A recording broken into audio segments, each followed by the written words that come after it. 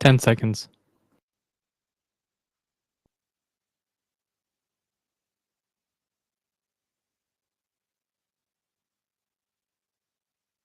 Market on open imbalance is S&P 500 buy side 89 million, Nasdaq 100 buy side 7 million, Dow 30 buy side 3.9 million, Mag 7 sell side 6.9 million.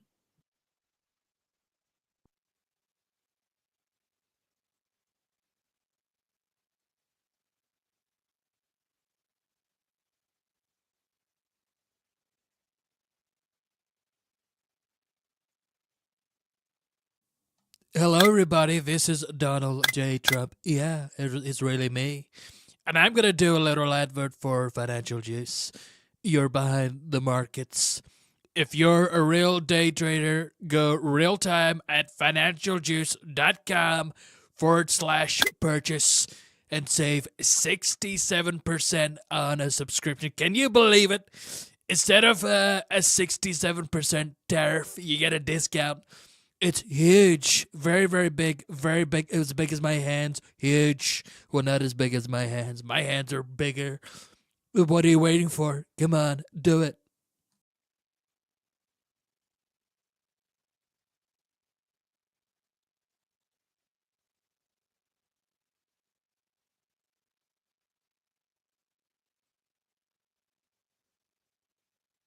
AMD shares fall 6.4%, the most since April 16th.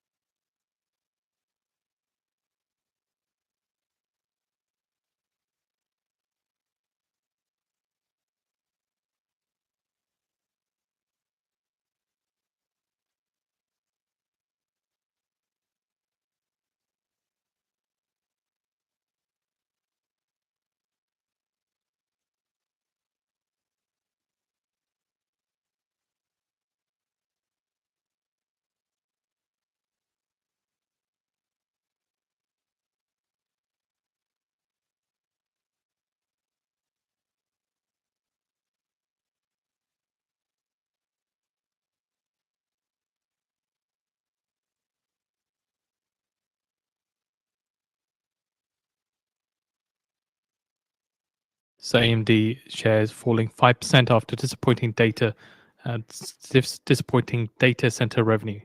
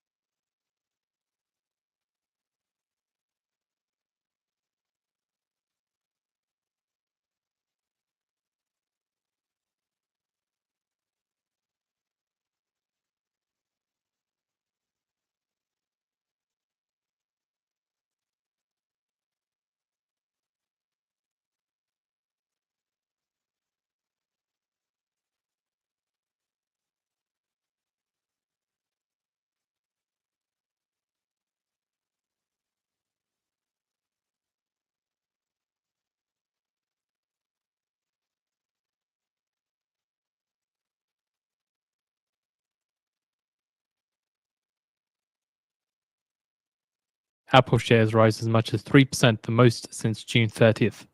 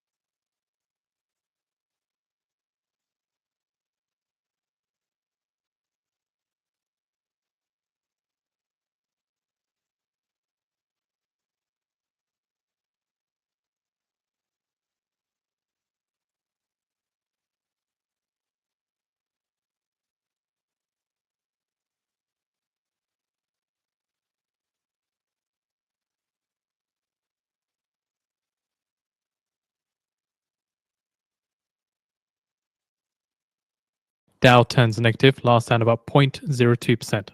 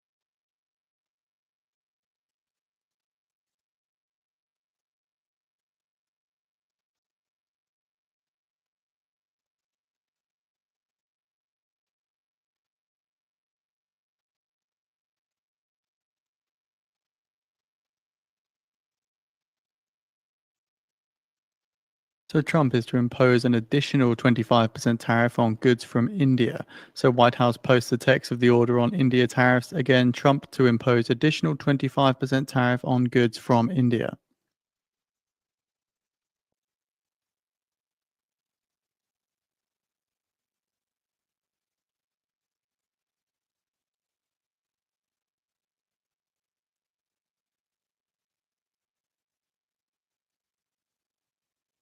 So for some context, this is based off of the Russia oil purchases by India. So again, the India tariff due to purchases of Russian oil, where Trump did previously state that he would apply an additional tariff to the nation for this. The number now out as Trump is to impose an additional 25% tariff on goods from India.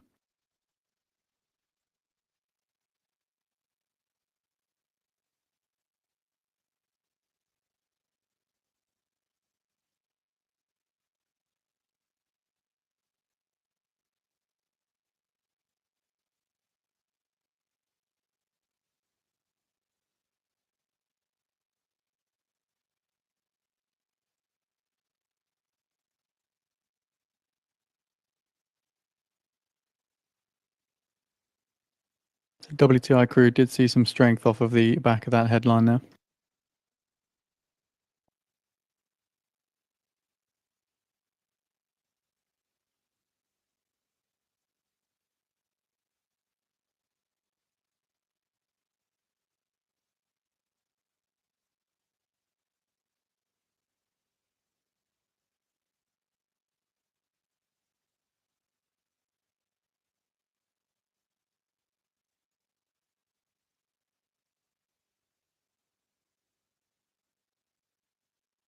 Yeah, the Indian rupee as well saw some weakness against the US dollar.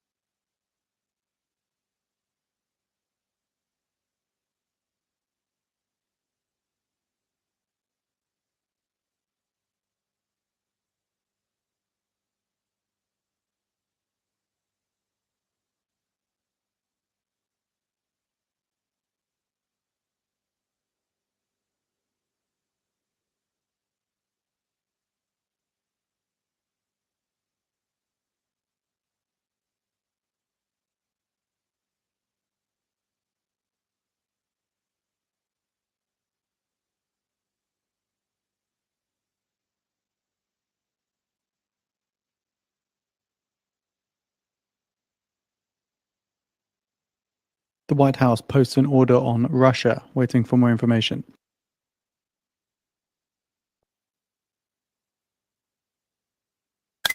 So the order is titled Addressing Threats to the US by the Government of the Russian Federation.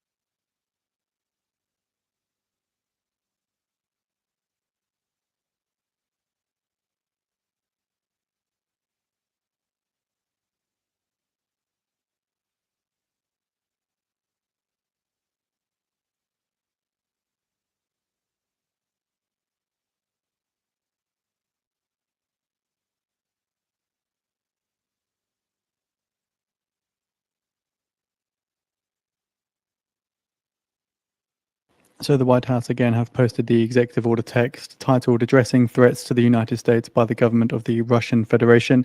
It's in this document where Trump announces the imposed 25% tariff on goods from India due to their Russian oil purchases.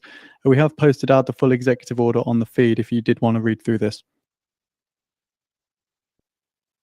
The dollar seeing a little bit of strength off the back of this as well. WTI just paring back some of the gains that it saw. WTI up around 1.8% still.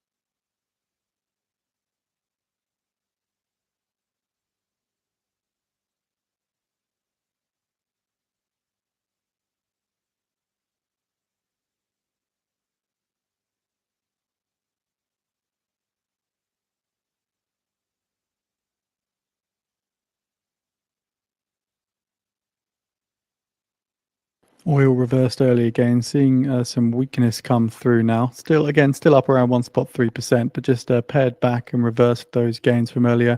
Just moving to the downside now.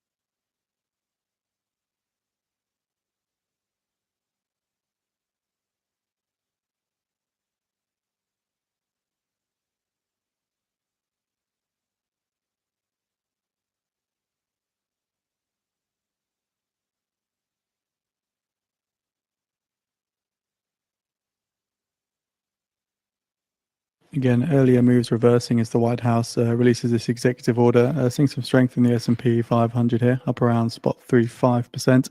The dollar still up 1%, but just continuing this weakness.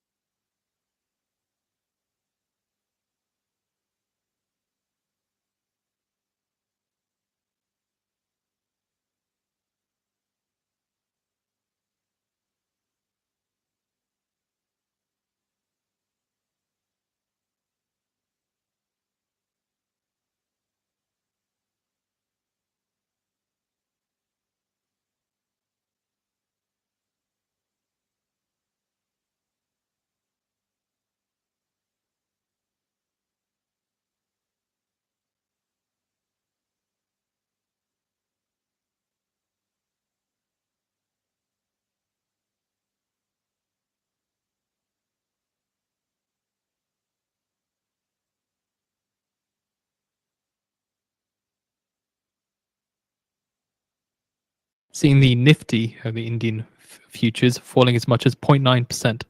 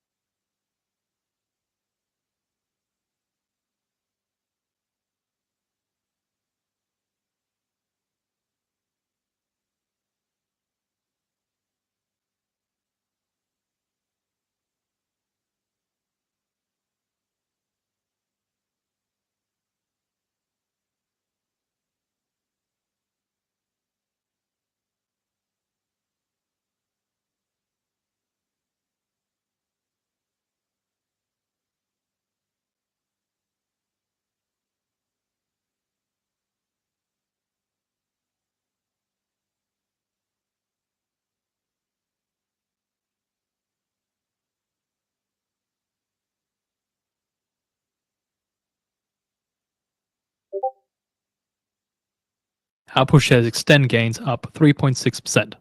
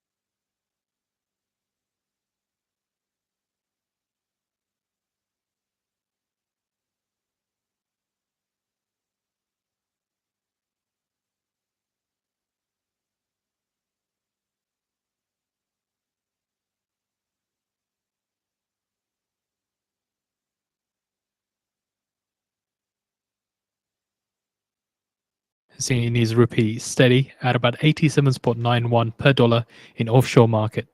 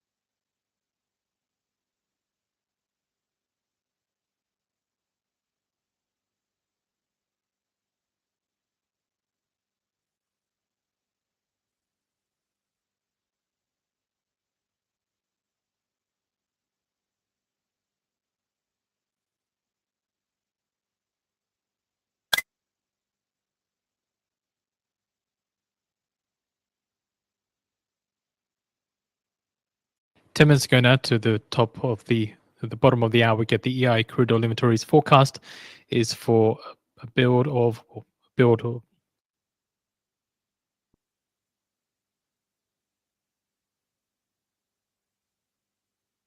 looking at the EI crude oil inventories forecast is for no change. Prior was a build of 7.698 million. Gasoline inventories looking for a draw of 1 million. Prior was a draw of 2.724 million. Distillate inventories looking for a build of 0.811 million. Prior was a build of 3.635 million. In EIA crude Cushing inventories, prior was a build of 0.690 million. Looking to last night's data from the API crude oil stock change came in at a draw of 4.2 million compared to the expected draw of 1.8 million. Cushing stock change came in at a build of 1.7 million. Gasoline stock change came in at a draw of 0.9 million, and distillate stock change came in at a build of 1.6 million.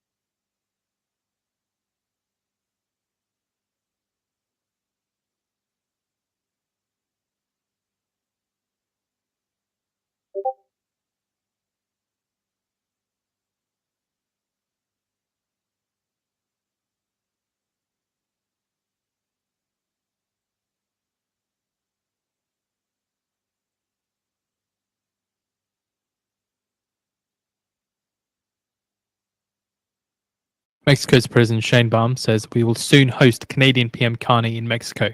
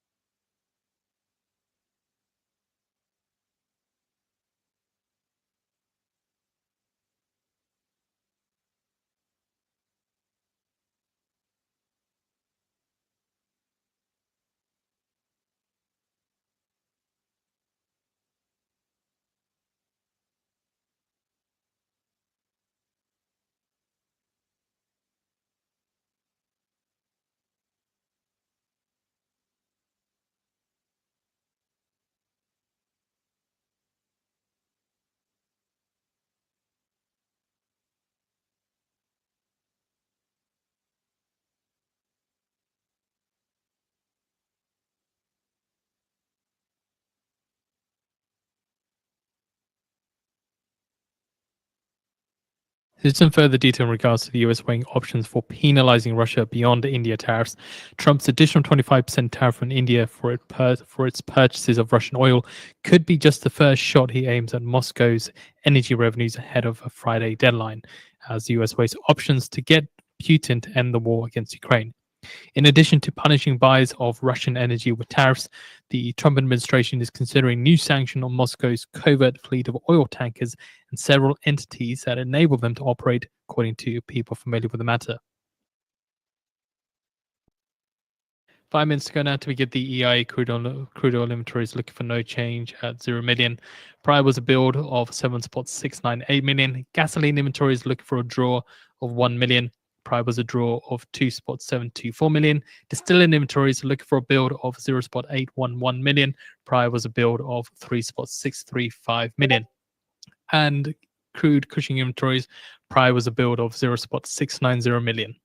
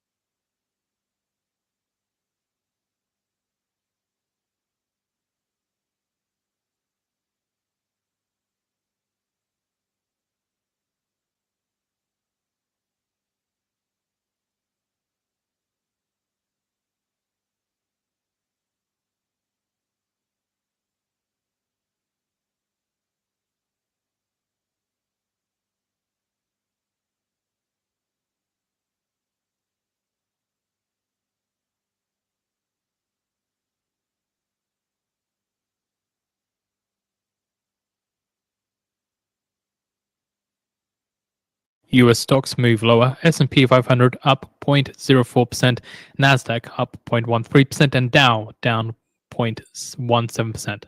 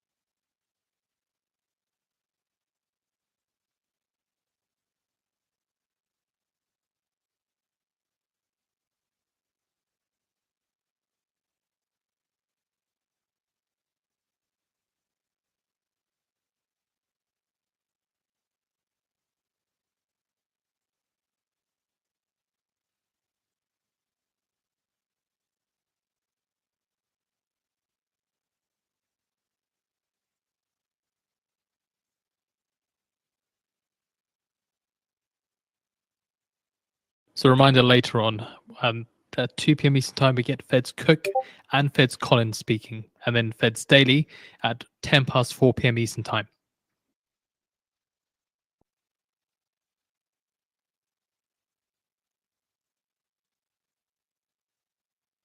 So according to a memo here, Trump administration urges nations to reject UN plastics treaty that caps plastic production.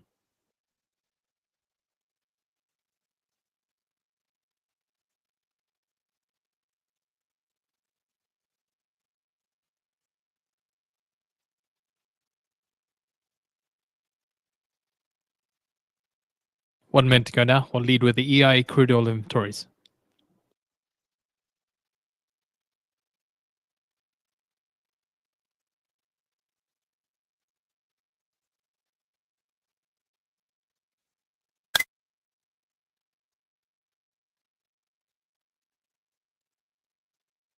Further detail into that, the US has sent letters to at least a handful of nations urging them to reject the goal of a global pact that includes limits on plastic production and plastic chemical additives at the start of the UN plastic treaty discussions in Geneva.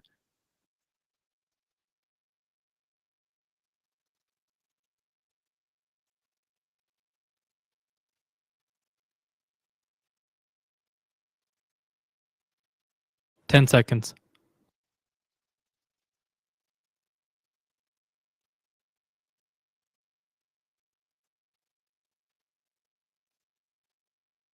draw of 3.029 million and draw of 3.029 million compared to the expected no change of 0 million. Gasoline inventory is a draw of 1.323 million, a draw of 1.323 million compared to the expected draw of 1 million. Distilled inventories, a draw of 0.565 million, a draw of 0.565 million compared to the expected build of 0.811 million.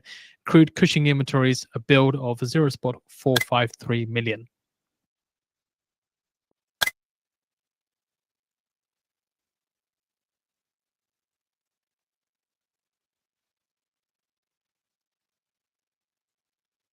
We have posted out the EIA Weekly Petroleum Status Report on the feed for you to read through.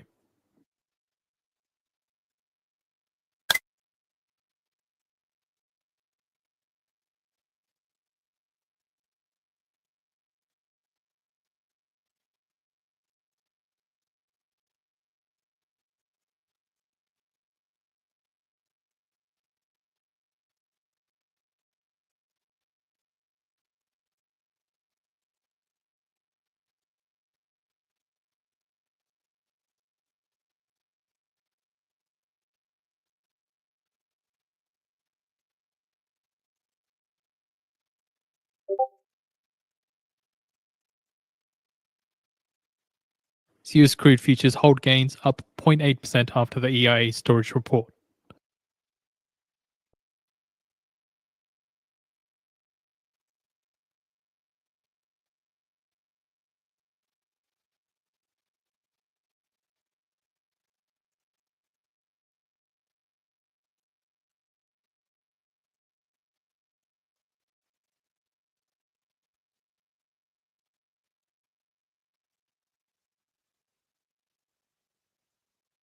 So back to the point about, or the headline, that the Trump administration urges nations to reject the UN plastics treaty that caps plastic production.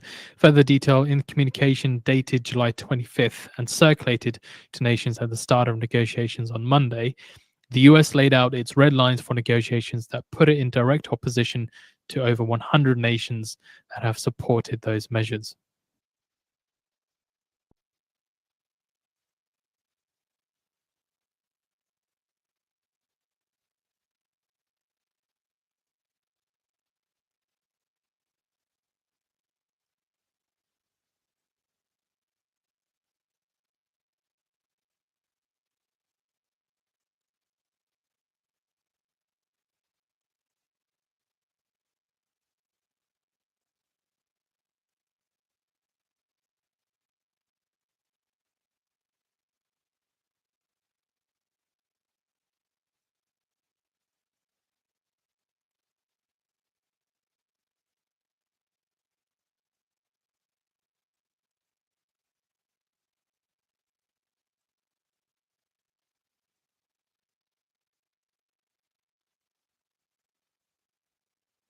And Brent crude futures extend gains up 1.1% after the EIA storage report.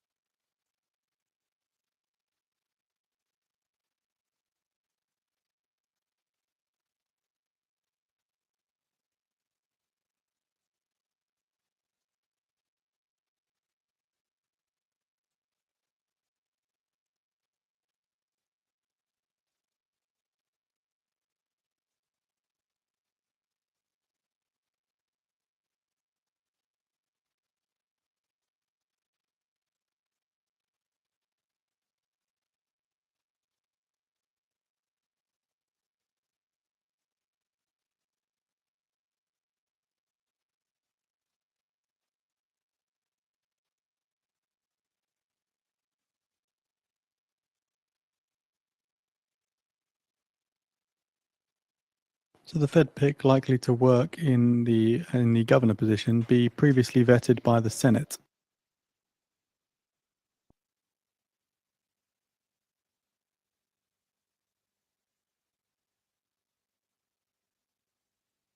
So Trump advisors are pushing for a temporary Fed governor to fill the seat.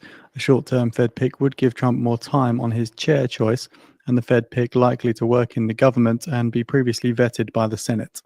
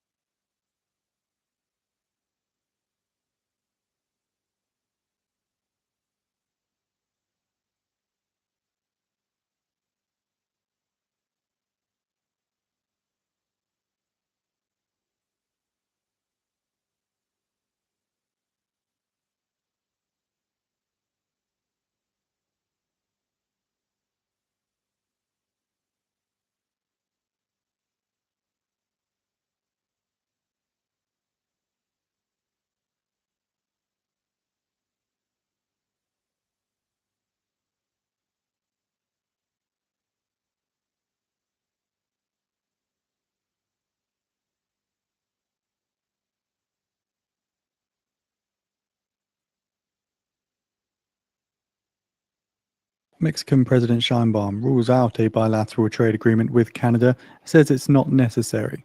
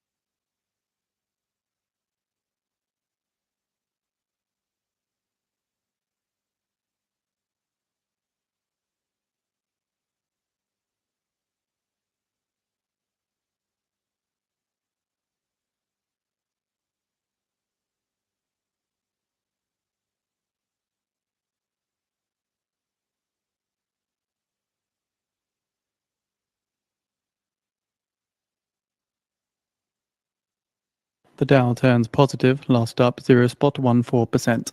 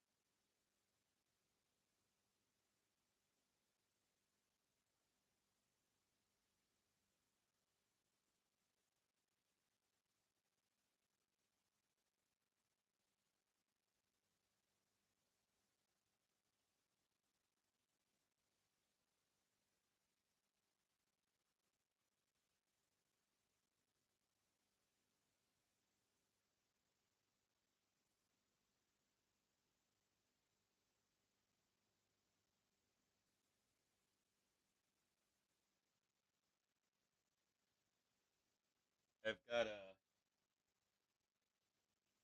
calls on for Friday, and it's gonna be an eye bleeder. Have some water, please. That ice water is really good for my throat. My throat has been it's the only thing that really soothes it. Tea doesn't help. Look how gross that is. That's disgusting. It's just wrong. We're gonna grind to ugh, that range.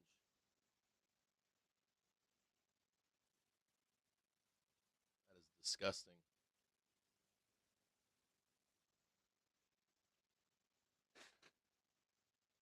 Data gang is like gross. They're in love. I think we said that we said something about a Monday putting on a fly. All right, we're almost there. Watch this shit all week long.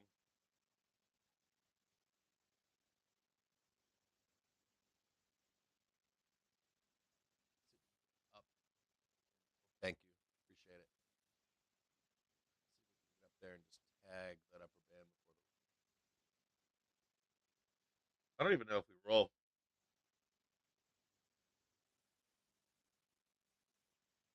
I think we roll. I think they save it for Friday.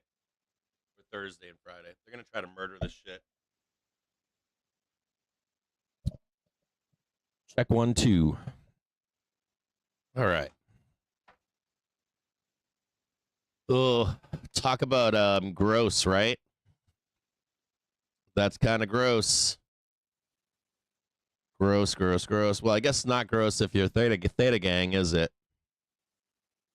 Just 1 second here, guys.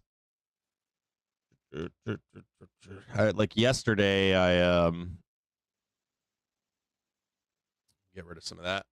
Yesterday, I was like yesterday morning. My kids are going to camp and stuff, so I'm like running around doing stuff for my children. And my oldest is going to college, so like spending like late nights with her. Like, do you have socks? Literally, with someone that's supposed to be becoming an adult. We're like in our house, summer's kind of over. We're doing like the August get kids finished with their summers, ready for their falls. I have my youngest plays a musical instrument. You probably already know that. So she's at like band camp, and then we're working towards starting up first robotics for the fall, and the oldest is going to college. So in our house, like vacation's kind of over. Indubitably. So yesterday morning, I was like, I don't even want to come on this stream because I already know we're just gonna like pump and fade, pump fade.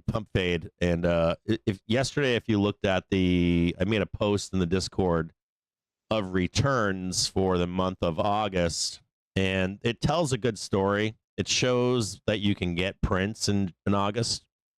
The closing month print, though, should be low, right? So there's like places you can work to make money inside of August. There's a lot of low print days, though. There's like, negative 0.01%, 0.02%, which screams to Theta Gang, right? And I think last week or the week before, I had like talked to you guys about how we're rolling calls higher, right? We're in the bottom in springtime, you're constantly rolling calls higher, and we're chasing, right? Chasing. And then you get to the summer doldrums where we grind higher slowly, and then you enter the season of volatility. So when you get from the summer trade to summer volatility, normally, and we're kind of following the normal path, there hasn't been too much craziness, to be honest. It's been like fairly in line. Watch me be proven wrong at some point, but even so, if you take the whole, it's been fairly an easy market. And as we come into that summer trade top, I think we printed. We wound up printing 62 or 6427, and you got to think about like the calls that are above. They're at 6500. None of those calls have been rolled higher. I don't know a single bull that is like, oh yeah, bro, I'm gonna roll to 66. 67's coming next. There's none of that. So you have the market still positioned at 6,500, no roll higher.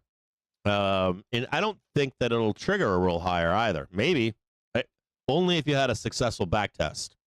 You'd have to like trade 6,500 or near it. Maybe you trade. Maybe we trade 6,480.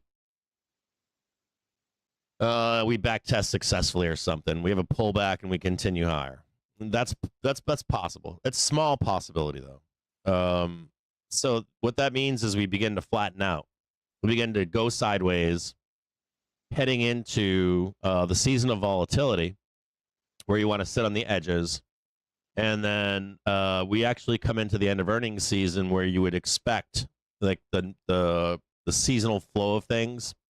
You're going to expect people to take profit and look for a seasonal low to buy, and mid-September, mid-October, somewhere in there, in that ballpark, the side of that barn, right? So we're kind of in line with all that stuff. None of this seems wow to me. The only thing that I would say to that, or a few points I would say to that, would be, is the high in? You can't tell. It may be in. We may not trade 6,480 or 6,500. We could trade it for a brief moment, just like touch it and then roll, or we could roll early. I always say things like time or price, right? Like you've got a window to hit that number up there, and if that window passes, we get into like mid-September. I think this morning on Twitter I said 17th of September is probably the official start. Maybe not the 17th. The 18th would be the seasonal official start to bear season. We're in the middle of volatility season right now. So you have until that time period basically to get the print. Now this week and next week, let's just look at this really quick. So this week here, we're in like, we're pinned in here, kind of hemmed in here. So if we look at this on an hourly basis here, we're kind of in this, like kind of roped in, right?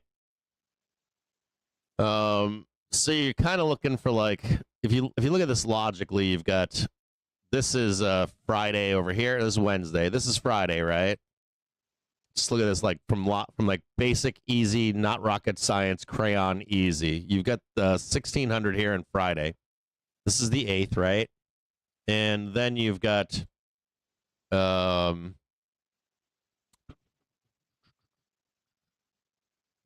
here, right there. So I want you to think about the next 2 weeks.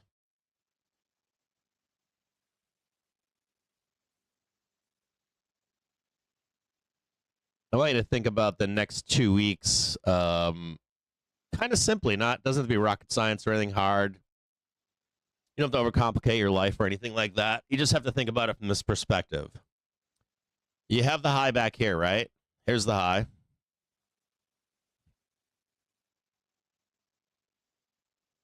Right? You're at the top of summer season right here. You enter the season of volatility, you get a drop, right? This is actually normal, right? Expected seasonally. And then they're kind of giving you a range over here. And you got to remember that you don't have the rolling of calls higher. You don't have the instigation to roll higher and chase. You don't have anyone in market here. We're coming into the largest reports of the quarter right in here, and then right in here. And so if you're a dealer, you want to service these people, right? So what are you going to do? You're going to murder them as much as you possibly can, potentially give them a print to the upside on a Thursday or Friday, dump it again down here, right?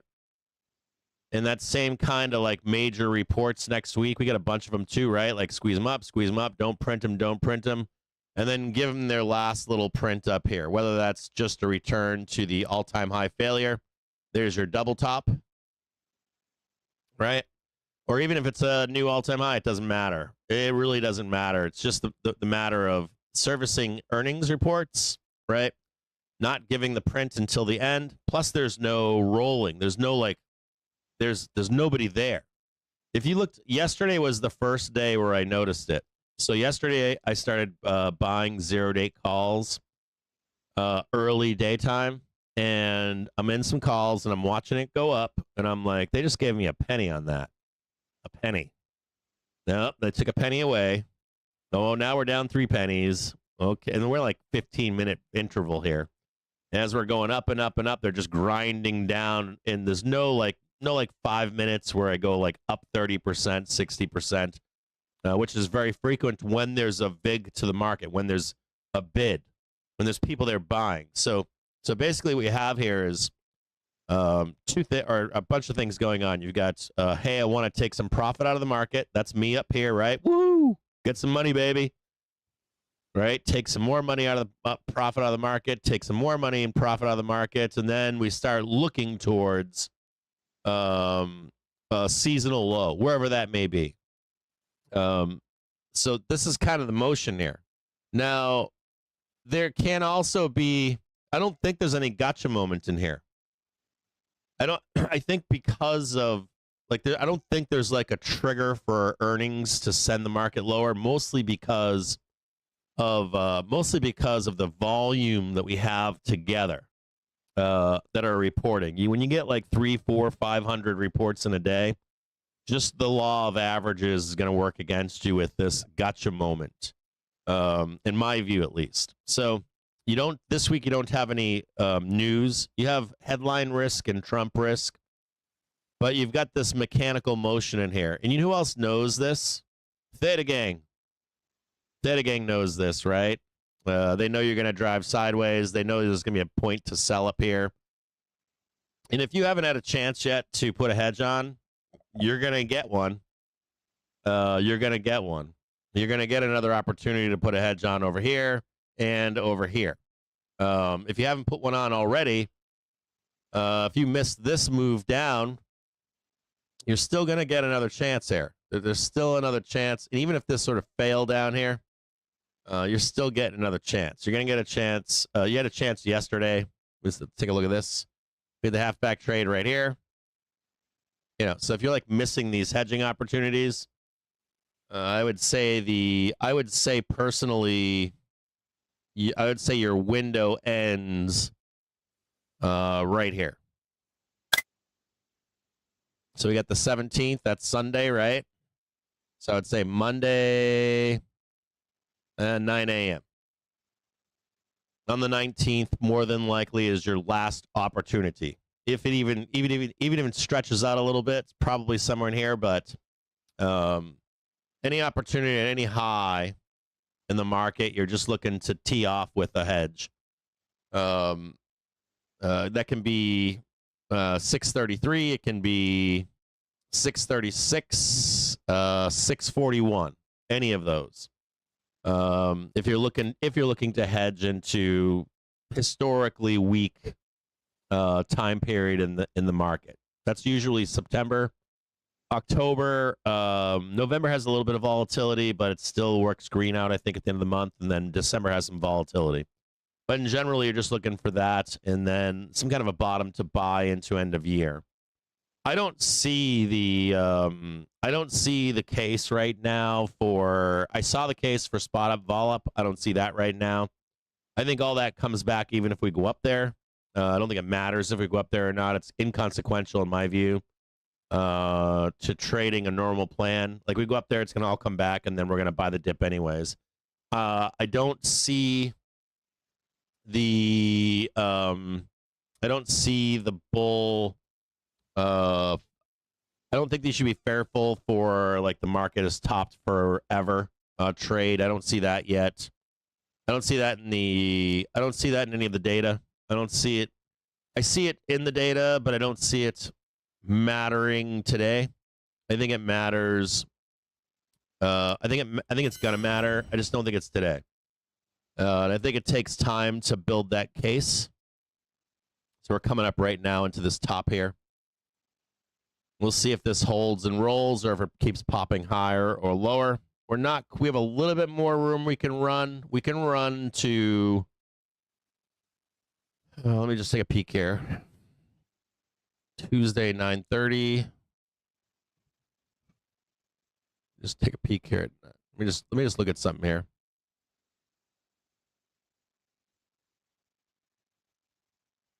$9.55 on Tuesday. We're right there. We're fairly close to where we need to be here.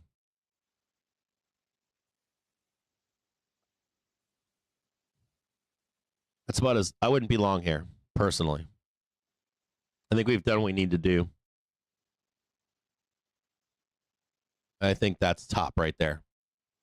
So, it's more motions right now. The market's mechanical. There's some discussion on there's some discussion, like Pravorsky came out and said some stuff today. But I don't think it's actionable. It's more of this is where the market is and this is where we're heading. We can kind of see it ahead of us. I don't see any like gotcha moments. I don't see any like data is going to deteriorate to where the market doesn't recover in October. I don't see that either. I think that takes like 3 to 6 months at least for that data to deteriorate. I even think that Jerome is probably. I posted something this morning about Jerome Powell on socials that he's. If I had to guess, if I had to really truly guess, he's going to leave all those cuts to his replacement, and his replacement is going to need to cut almost when he enters office. It's kind of like it's not quite a shit sandwich, but it kind of is. In the face of it's not really a shit sandwich because he shouldn't be cutting. But by the time he's replaced, or his term is up, it's roughly where like you figure the bottom of the summer market, or even if we fail to get a new all-time high next summer, in the fall you'll get real screaming for rate cutting. So I would suspect a series of cuts into. I would suspect a series of cuts into September of next year, October of next year, and so it kind of fits. It kind of like the stock market has a lot of like. You ever notice that? I posted this on Twitter like a week ago too. I was like, you're gonna hear all the bad news. I was like, you're gonna hear like all the bears. The bears are gonna write you like a fucking like a big ass book, right? And you ever notice that all that stuff wraps up with a nice bow every single season? Like you come into the end of that season and all those arguments either disappear, fade away, or they're magically resolved, and literally magically. I read a story this morning from Bloomberg saying, or talking about the inflation numbers, and like it's like harping on BLS numbers. All that fucking data is there. All that fucking data is like sitting right there. Like probably a sign. I didn't have to say not believe, but Fall Wiz used to tell me all the time. He was like, dude, you have no idea how dumb these people are. He's like the analysts. He's like the people on the street. He's like some of them are really fucking smart, but a whole bunch of them are just not as smart as you think. And I don't know how true that is. I don't know if I really believe that. I think they have some intelligence to be in finance. But I think it's more a different sword. That different sword is I don't actually look at the data. I consume media, or I consume social media. I feel like it bleeds into everything I read right now. Like I'm like reading a Bloomberg article, or I'm listening to CNBC, or I'm listening to Fox Business. I'm like, these fucking guys are regurgitating shit that they get on socials. I'm like, they don't even bother to look at the fucking data. They don't even bother. Forget about extrapolating something from the data or learning how to extrapolate anything from the data. They just don't even look. That's where we've got with the point we've come to. And then not only have we come to that point, but then you've got two other insidious things, one more major than the other. One insidious thing is AI. It's insidious. It has forget even the I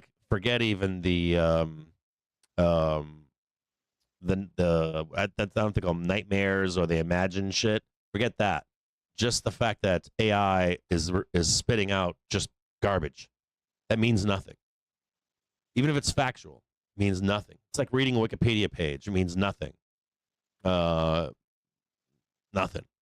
Now the real other problem is the editors and the people that run these news organizations. They don't care about the data. They want the sizzle. It's like the 1920s all over again. They just want a story. They want whatever's the zeitgeist to be spoken about. You literally get zero. It's all low context. All low context content. That's what it is. It means nothing. And then they chase their tails as to why it doesn't matter. The last time I saw this in a major way was when Jerome told reporters in a Fed meeting what they should be concerned about at the beginning of the Fed meeting. I think it was not this past one, but the one before. And right in the beginning, he was like, this is what you need to be worried about. And it went right over their heads. And they were like, nope, I was sent here by my boss, or I've been on fucking Twitter, and I have these questions. The people demand an answer. And I remember it had to do at that time, the reigning question was, why does the soft data not match national interests? Voice news disconnect. Why does the soft data not match the hard data? And he tried telling them repetitively over and over. He said it like over 3 Fed meetings. It's political. It's political. It's unreliable. The Michigan consumer sentiment is garbage. If anything, the Michigan consumer sentiment, if it's telling anything, if it's telling that most of what we're consuming today is fucking garbage. Because of where sentiment is. Sentiment is now all about identifying with some dogma. You can't have a gray opinion. You can't say today like, oh, I agree with Trump and what he wants to do, but not how he's doing it. You can't say that today. You're not allowed. You'll be ostracized by both sides, right? It's not acceptable today. So anyways, you get the point, right? And I think that Michigan consumer sentiment is a glaring example of why we're here with jobs and inflation and even these garbage articles literally pointing a finger and the 3 fingers pointing back at themselves. These are vaunted institutions. This is Bloomberg.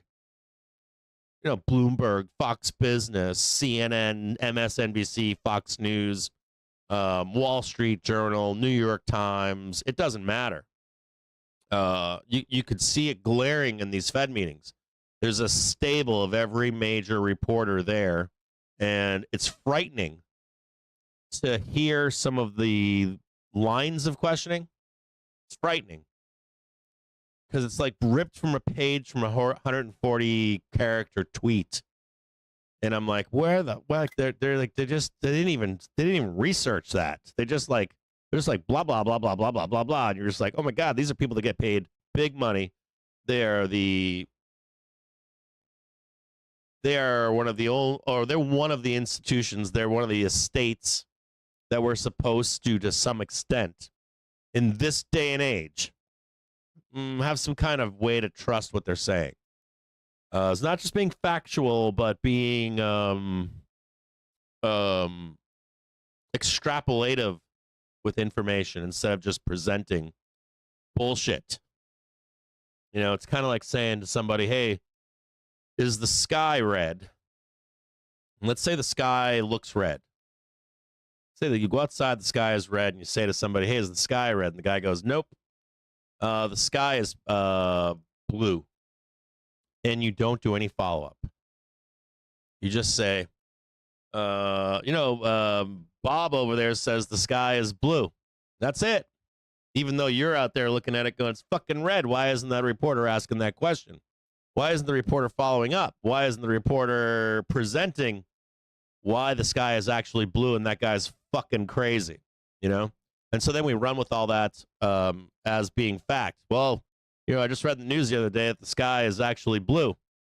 And then that morphs into more disinformation or whatever. And whoever the proponents of this stuff is, it's vast, right? It's likely state actors that don't have a military budget. It's likely political actors. It's likely corporations too in this day and age. And they all have their hands in what we're consuming.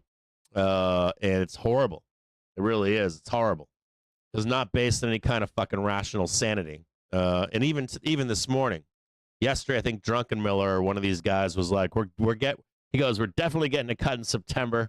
It's extremely likely. And he saved himself at the end, saying we're getting a cut in September. We're not getting a cut. We ain't getting a cut. If you got a cut, the only way we get a cut is to appease Trump. That's it. There is no valid data reason for us to cut rates. There isn't. And what's the mantra right now? We're getting a cut. It's guaranteed. It's locked in. Not based in reality. In no way, shape, or form. And no one, or the minority only, is willing to say that to you. Because it doesn't sell, or it's sizzle, or because we're betting on futures markets, but it's not based in any kind of reality. And there's no one that you can trust out there that'll tell you that. There really isn't. Just look at them. Go out there and look at all these big talking heads. Then they're not going to tell you that. They're just not going to point blank look you in the face and tell you you're not getting a fucking cut. You're just not going to get it. So you have to navigate through all of that as a trader and as an investor, and in your own personal lives as well, right? Squeezing higher here. Just note that there's nothing above us. If we squeeze higher here, it's going to go. It's just like below. Let me show you this really quick. There's a little bit of room here, tiny bit. Let me show you this down below here. Just want you to see this 63 right here. See this 63.50 in SPX? There's a little more room up here. We'll monitor this closely. If you wanted to look at it on SPY, it is probably 631.37, somewhere in there. This target right here, 631.37, is R1. But just watch this closely. We'll watch it together. We're likely locked into somewhere in here, somewhere right in here. Even if we bounce up and reject or bounce over, nobody cares about that. A little bit more up to go. We'll watch that closely together with the main screen up here. I'll be watching it closely with you. Put this up here. I'm still long if you want to know. I haven't sold my position or anything. I didn't get to sell it yesterday. I didn't sell it this morning. I knew yesterday I was like, I'm going to be caught in this fucking trade into the weekend. Like Friday fucking bitter end. I was also thinking about what I talked to you about earlier about next week. It would not shock me to see us just ramp. If we're low enough to ramp that bell next Friday on OpEx. It depends on where we are price-wise. But if we are in a low, we might have a sexy trade up there next Friday, depending on where we are. Let's watch this closely here. Start seeing the small gamma wall is up to 63.50. Watch this red box right here. We'll do this one together. and we'll look for sellers at 12 p.m. We got some time here. 11:30. We got another half an hour. Go higher. So we'll see what happens here. So it's mostly the motions. Not only is most of the motions, like, you got to look at this too from the perspective of dealers. I just did mention that earlier, but a lot of this has to do with dealers. Like, we got to get all this stuff out of the way, clear all this stuff, and then head into bear season. So there's a lot of that going on as well, or the mechanics of why we're doing what we're doing, why it's boring, and all that kind of stuff.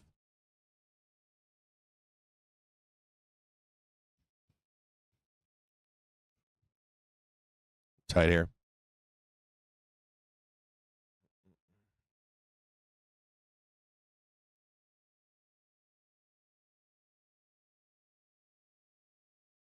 Go to my position.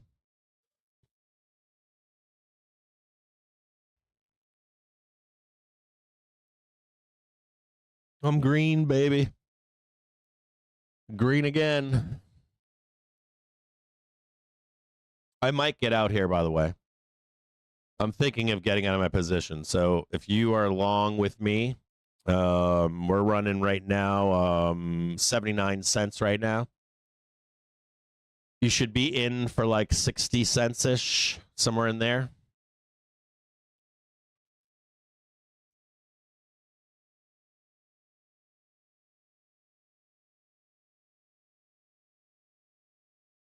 If you're looking for a target on spot SPX, it's 63.39.90. We'll get out of this long, and we'll look to buy another dip. Hopefully, we can grab one tomorrow. Today, maybe today in the day, or tomorrow open for a Thursday print. I'm short shop. I'm just kidding. No, can I cover shop? No. I want to. What I want to do is cover stocks that could rip like shop. I'll do that. I would short it. I'll be honest with you. No, short it. I'm being serious. I'm not joking with you. Short it right now. Buy yourself some puts. No, the answer is no. But I will look at something that will run if you want. Or I can do that today. I looked for some yesterday. I'll look again today if there's anything for today. Short it. I'm being dead serious. Short the fuck out of it. Buy puts. Buy puts dated for, you want some shop puts? I'm going to tell you what to get. I'll tell you right now. Hold on. You ready? Hang tight here.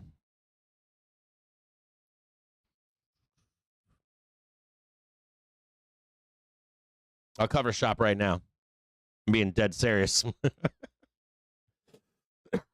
Hold on.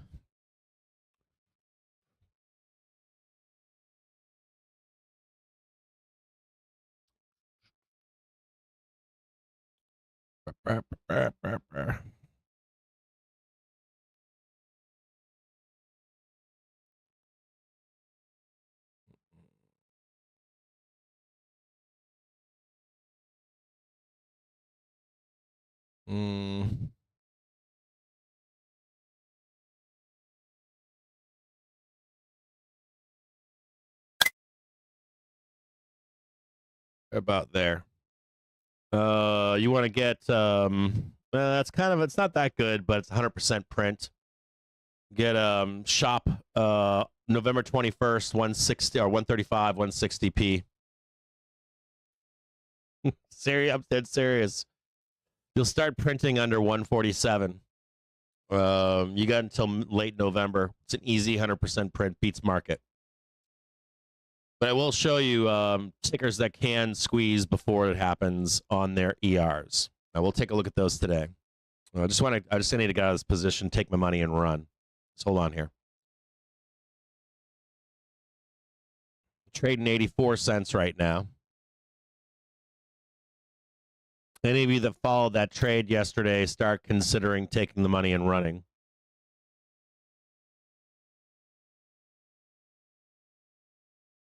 You can see us right down here. Right here. Just watch this closely here. 88 cents right now. Give me 90.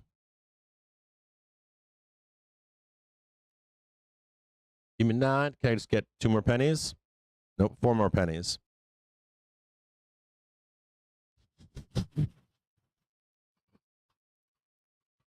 Want a little bit more.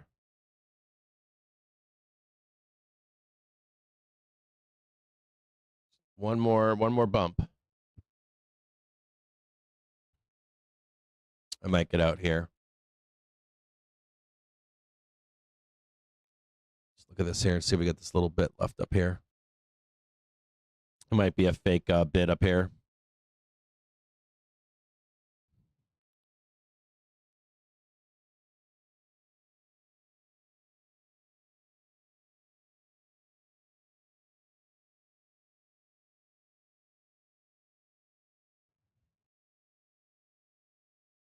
Come on, baby.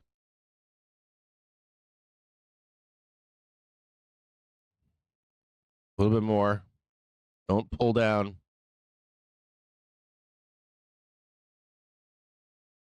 Trading 88. We 2 pennies.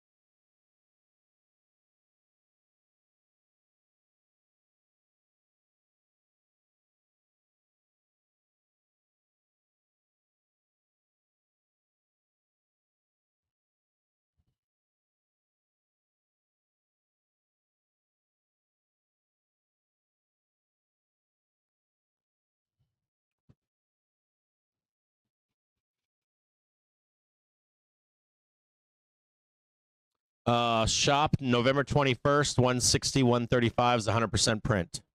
You just got to get underneath between now and November. You have to get underneath 145-ish or so. You could wait to put the trade on until OPEX if you wanted to. You could do it a little bit later if you wanted to, but it ain't going to matter.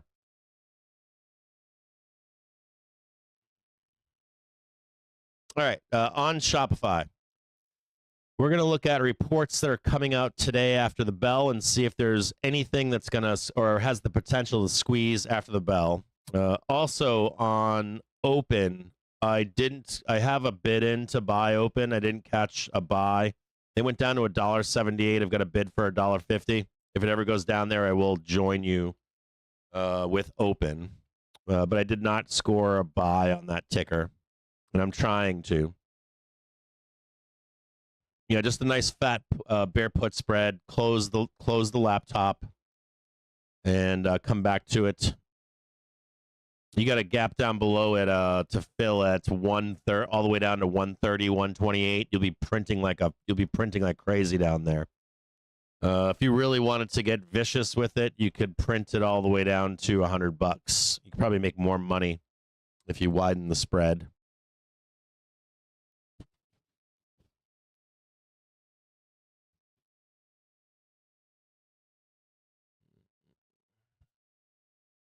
Yeah, I think the 130, I put in 160, 135. I think 160, 135 is reasonable.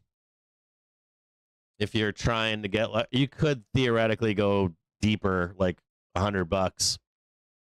Or there's another, if you want more risk, you could do a convex put spread where it's like deep, like 100 and 105 or something, 110. I bet you it's cheap and prints a bunch. I haven't looked at it though, so don't look to me for that. Like they may not. So you gotta check. You gotta look into it. I'll make this one yellow so you can see it.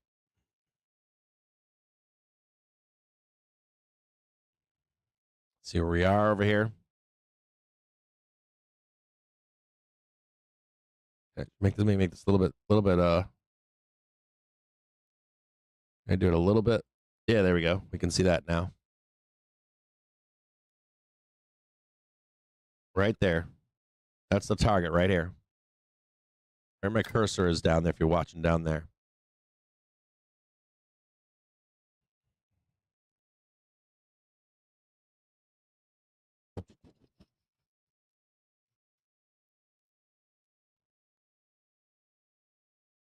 What else am I looking at? Give me a second here. I just want to look at a few things.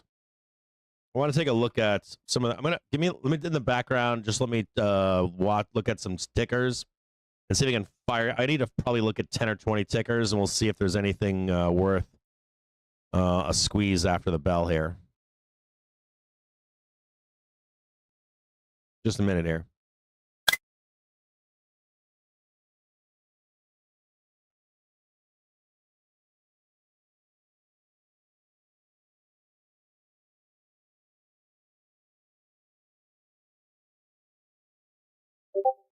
Little bit higher.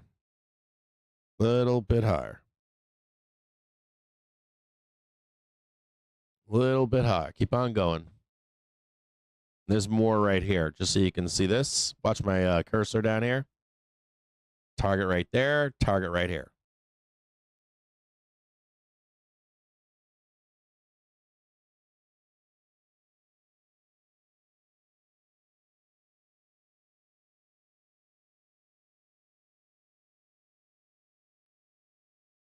Oh, God, there's my 436 right there. So close yet so far away.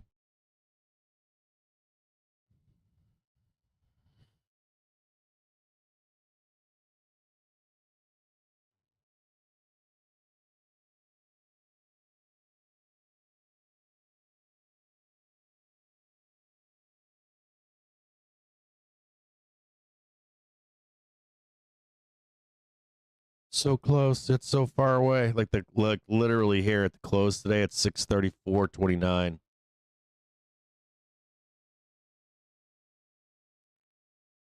Of course, so close to a full print.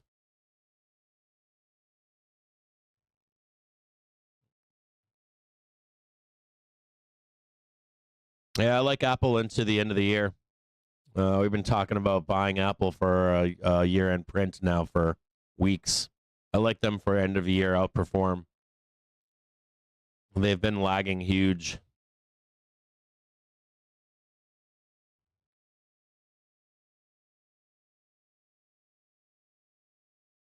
What am I looking at here?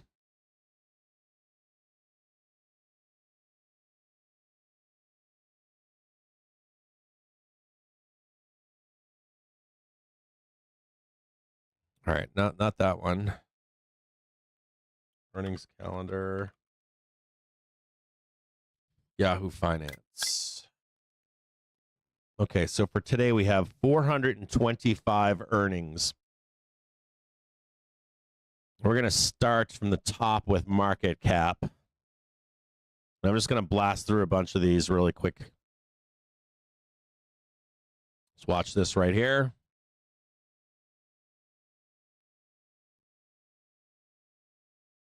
Put this over there.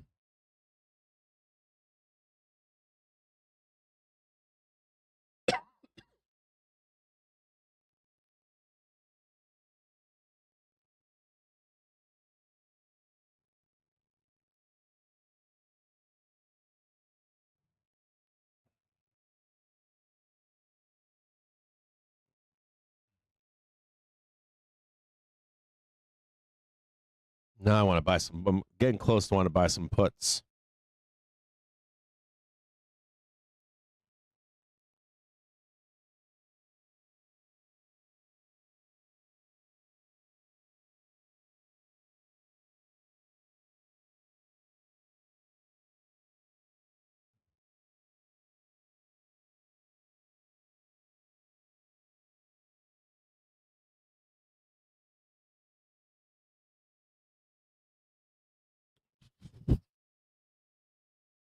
Yeah, it's like I'm reading something here really quick.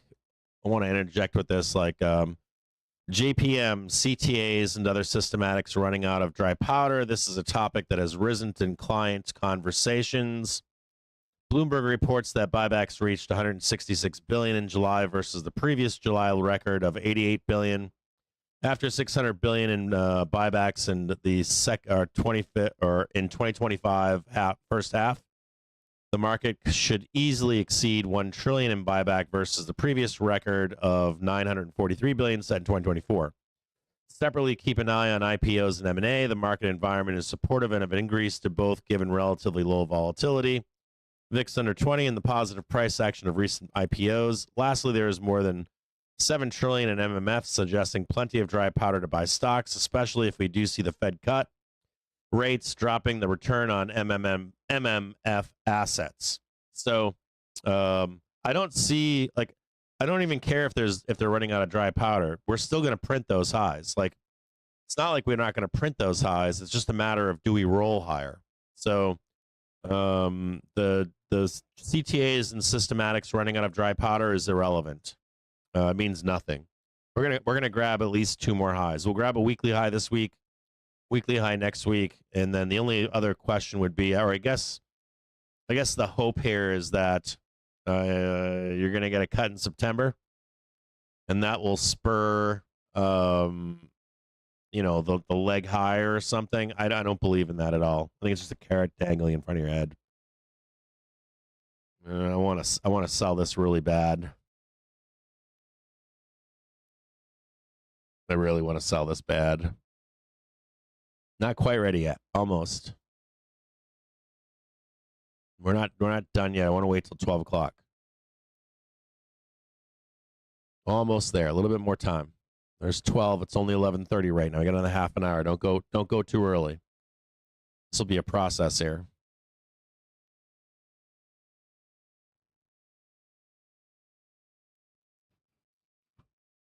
What else do I have here? SPX. Let me just check the 1-day gamma. See if there's anything important here. 63.20, 63.25. We're slightly higher than that right now. Lots of puts coming into play again. People buying puts right now.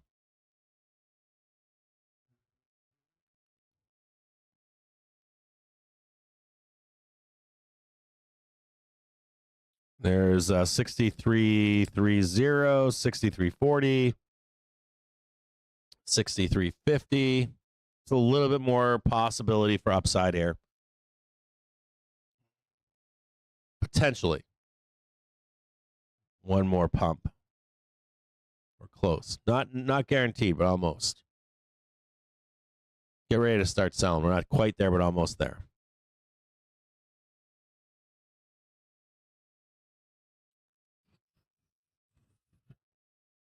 What else we have here? I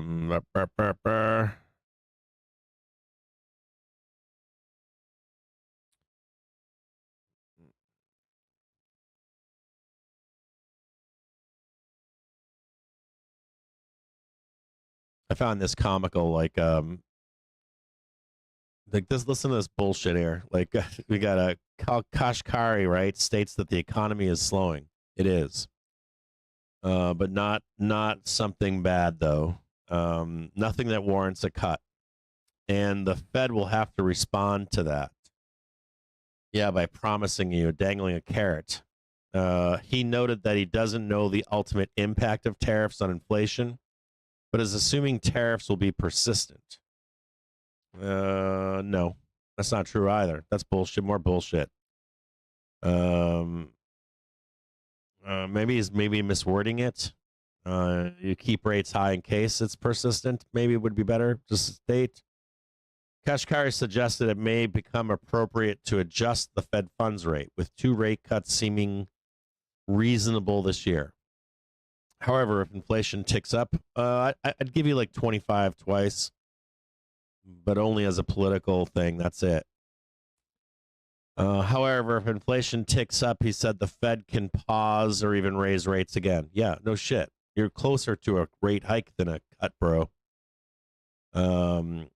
We are literally at the bottom of the inflation curve. This guy already knows this stuff. He also observed that companies are working down inventories they stocked up ahead of the tariffs, and that the labor market is cooling. More garbage.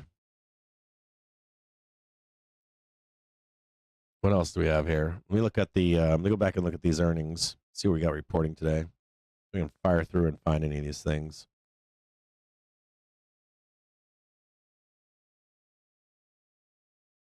Look at an hour. Go over here. Get rid of this. Okay. We start firing through some of these. MCD. McDonald's. I like McDonald's. I like them a lot. I like their earnings today after the bell. Bullish MCD. Just quick looks. I'm going to give you like what do I think. I'm bullish on MCD. Matter of fact, I'm going to write these down because we'll chart these. Now this is if I had like I'm going to have 3 baskets here. I'm going to have hold on here. Give me 1 quick second here. I'll be right back.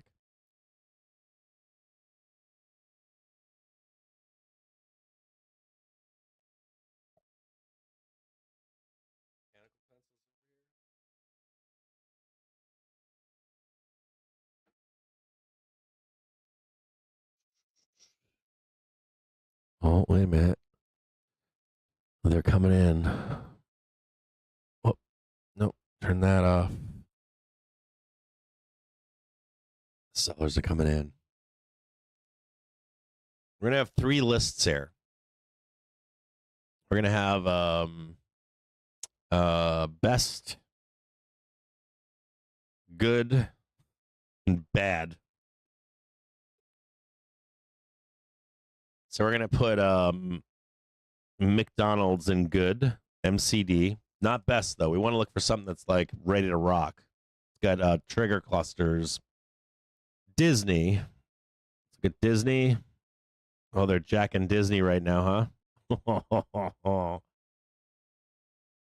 It's crazy is that, oh, we should see what we had here for Disney. What we charted for Disney here is kind of crazy. Let's go back and look at it. Not quite perfect here, but go look at it here. We had this coming down, right? Down. Big squeeze up. We didn't see this squeeze here. We had this one coming down, though, and that coming down. We had this going up over here. Disney, though. It's gorgeous. I love it. And you're getting a price discount today. This breakout is huge. This is an absolutely beautiful. Like, just look at this down here. Accumulate, accumulate, accumulate, accumulate, accumulate. Higher lows. A little bit of a dip down below. We saw that one a little bit before. Happened after. But this is a gorgeous buy right here. Absolutely stunning. And Apple dealers jacking. Like straight jacking. Call buyers today because they know they're going to print awesome. I would seriously consider with this selling in Apple. I would seriously consider longing this on the bell. This is probably the best one I've looked at so far. Disney. You can see right here, they definitely know that this is going to rip some faces off. And just looking at this stock, I love stocks that look like this. Just beginning to break out. Told no, right? Like told no, told no. Big old back test down there. Back up again. This thing's gonna fucking rip your face off. I guarantee it. I even like this just to like if you can buy this on a low and just sell puts to people. I just own the underlying and sell puts. And one more thing on Disney. If you see any like participation, like if you see this like nice rip higher, and if you see any kind of like downside, I would put this on your list. For no, that's a little bit far away, but I would put this on your list for any kind of September, October low. Like set an alert. And I would set an alert somewhere right in here. Right in here. $100. Any chance to buy this stock at $100 and sell puts, I think it's a kick-ass long. So Disney, love it. And I love that they're jacking the call holders today to some extent because not because I want to see them get jacked, but because you know it's going up. I know it's going up. Everybody knows it's going up. So Godspeed to you, and however you have that structured, you're getting jacked today. Horrible to say. I think I saw Winky mention it this morning. Utterly bullshit price. It's a literal bullshit price. That the Disney is gonna moon. It's gonna straight moon. So far I've got Disney as best. McDonald's is good. NVO, we'll look at that one next.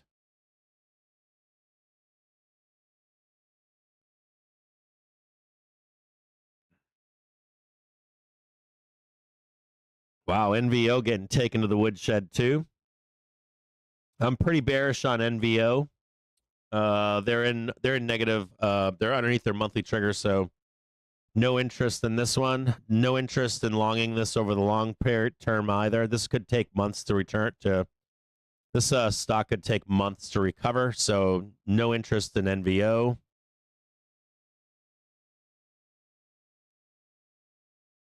I wouldn't say I'm bearish on it. I would say more that I don't want to catch knives, and I don't want to sit in consolidation for 6 months.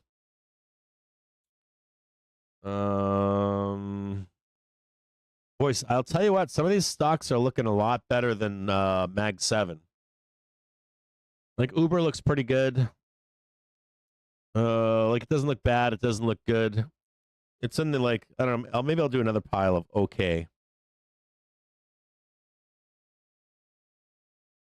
And then bad. NVO is bad for me. Okay, I'll put Uber in there. Should I just write this on the I'll write it on, I'll do it over here. Maybe we can do it like this. I'll do a notepad and I'll put it in the Discord.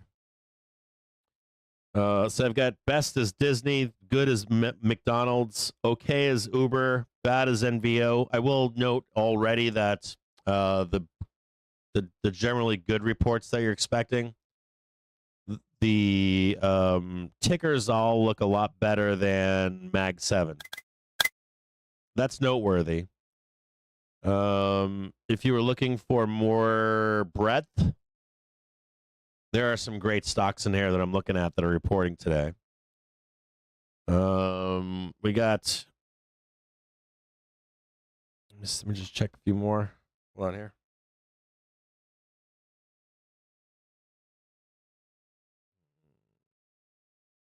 I don't like AppLovin. I'm bearish on them. I did bad, and then I'm going to do bearish. AppLov, is it AppLovin? Yeah. APP is, yeah, it's AppLovin. Not a fan of them.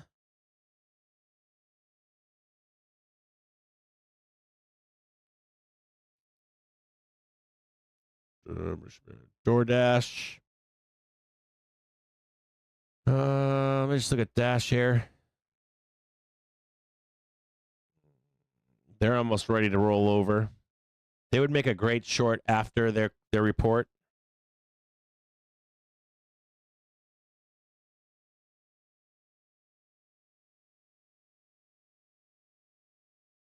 That's Dash.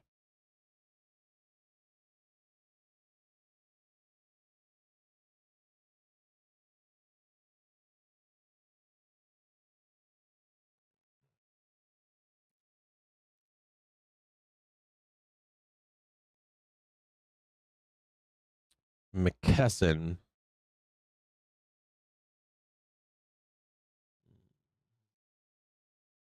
neutral on them. Try. TRI.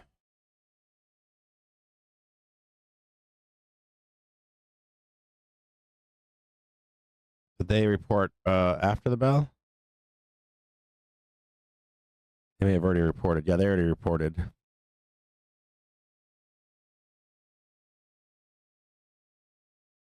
Uber already reported too. They reported this morning. I forgot about that. McDonald's already reported. Both of them already reported. And NVO already reported -7.4. I'm still bearish on them. McDonald's, I had them as good. And I've got, what do you call it? Uber as good. Okay. I've got them as okay. Dash, I've got them as great short after the report. They haven't reported yet. McKesson, I've got no thesis on them at all. Try already got hammered down to the downside. Look at them.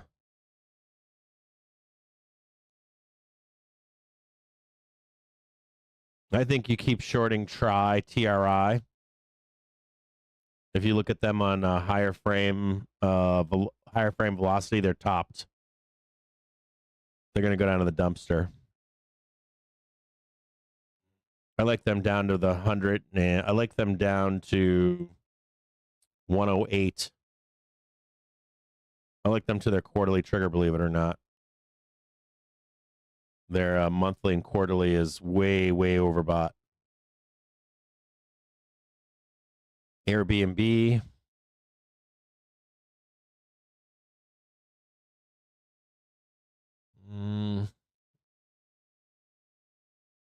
That's a messy one, huh?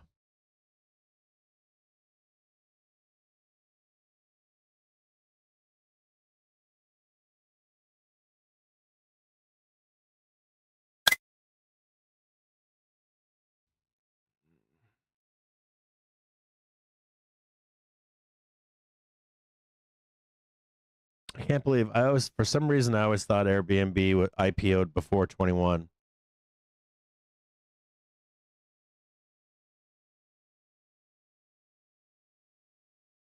I feel like they've been around forever. I'm bearish on Airbnb. Shouldn't be, but I am. Just look at this closely here.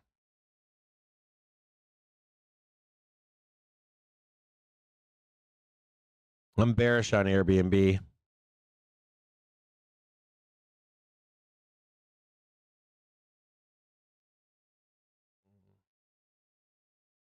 I wonder why that is. They spent a lot of time at $100, 130, 125. They spent a lot of time here. Am I like missing something on them?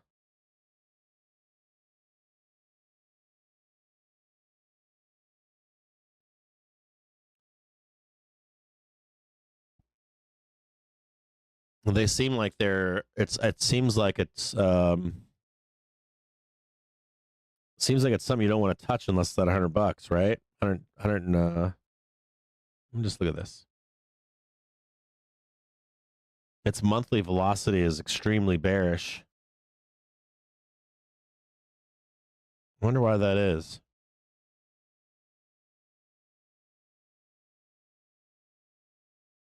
What is this weekly and daily saying?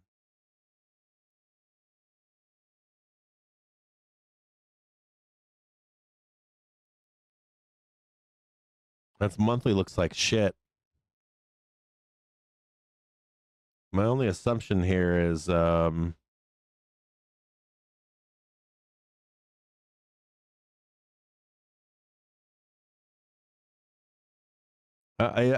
said bearish on Airbnb, but I think I have no commentary on it.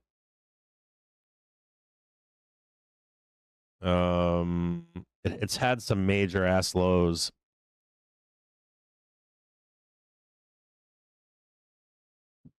It's in discount right now. I mean, it's in discount right now, but Give me one quick second. Let me just check something out.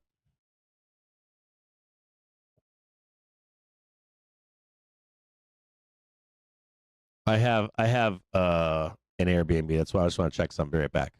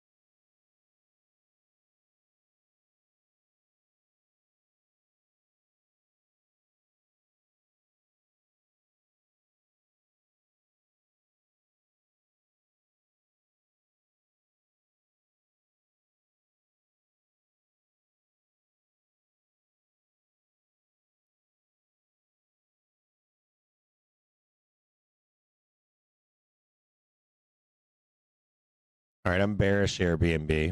I took it off my list, but it's back on.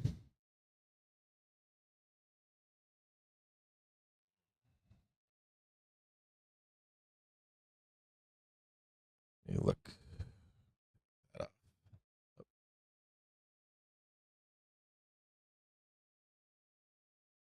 FTNT.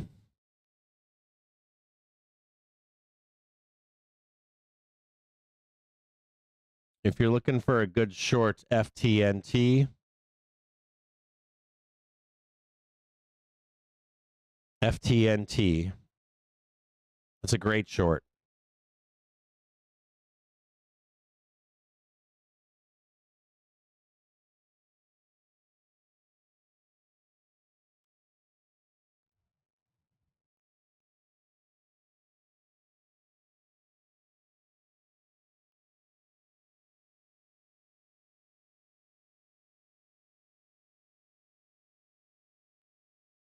Emerson Electric already reported, but they're bloody. They got shanked. CRH.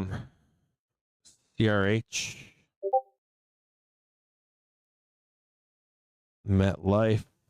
American Symbiotic. Who else we got here?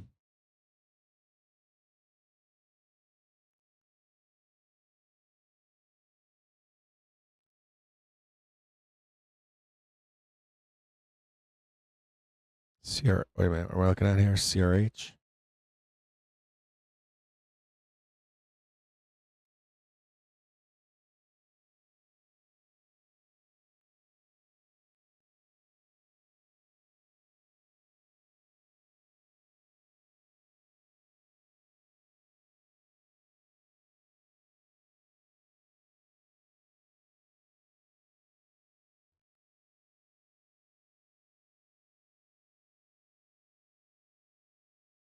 I like CRH. They're in my best column with Disney.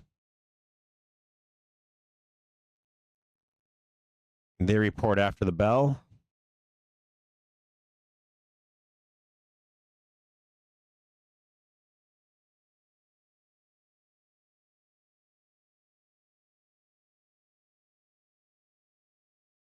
Jeez, these guys went moon too. No opinion on ET.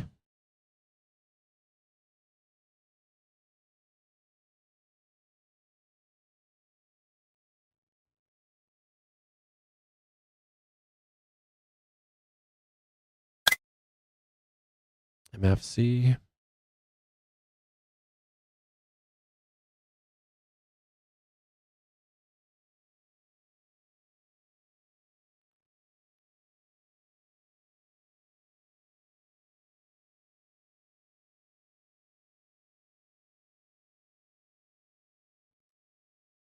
I like MFC for their report today. MFC.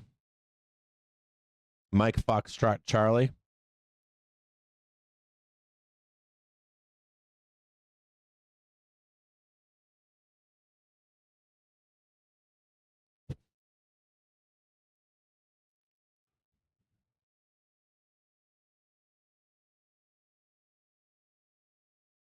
Oh, I like this one too.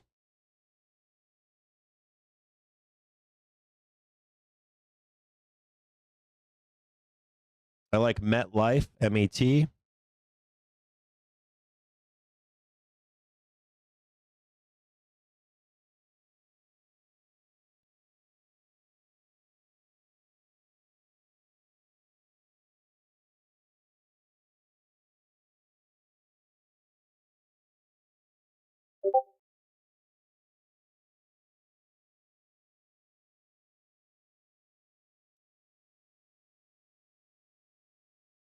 I like Realty Income Corporation, O.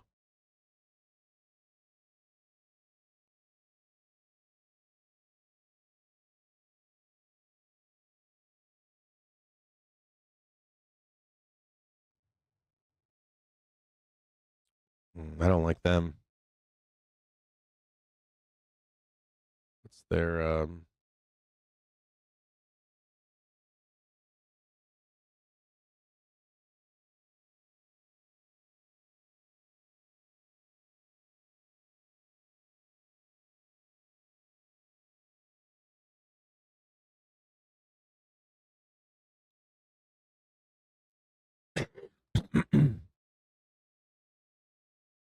AIG, CTVA.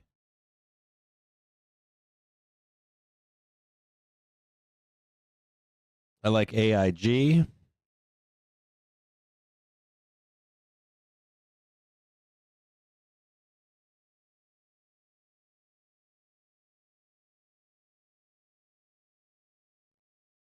Short CTVA.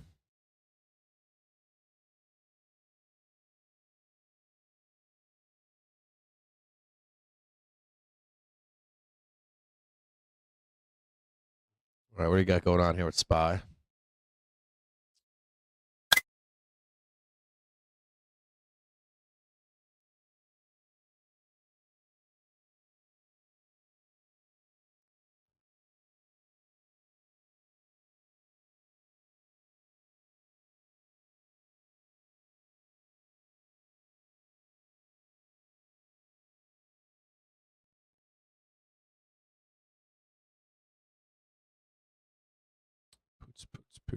Poots. 28.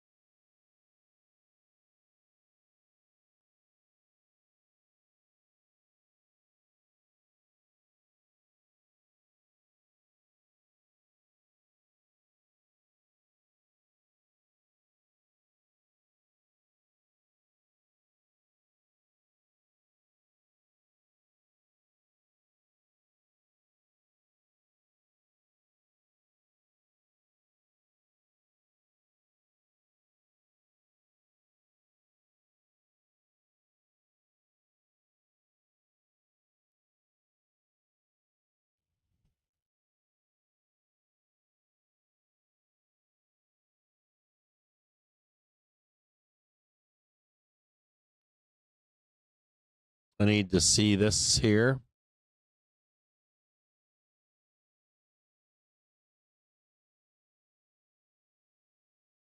To instigate the trade.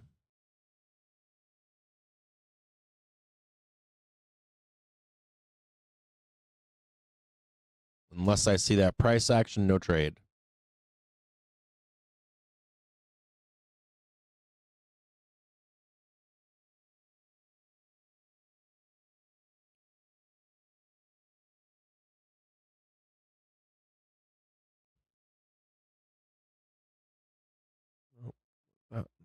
Oh.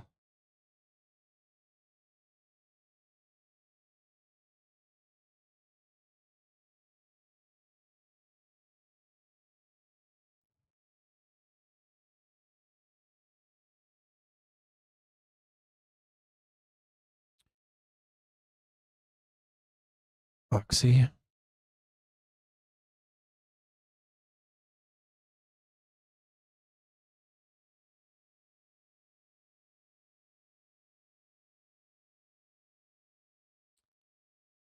It's weird. Like I kind of like Oxy, but I want to see one more low in it.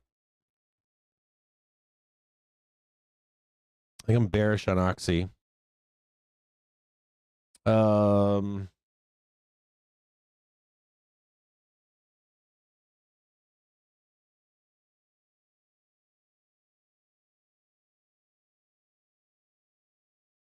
Write a note there on Oxy. Oxy is kind of weird. I'm not necessarily bearish on it, but I would really like to see one more low. It could be pretty deep. It could be $12 deep, $21 deep. It's trading 43 right now. But I don't know that I'm necessarily bearish on it. I'm more like wanting the low to get long in it. Sim, I'll just leave that one to the side.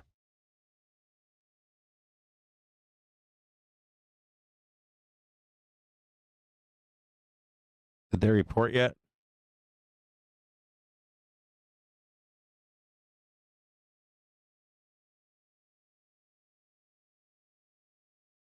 Sim would make a good short after their report.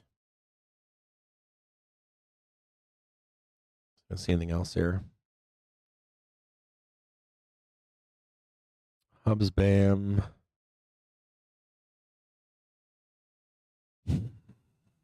DraftKings, DKNG.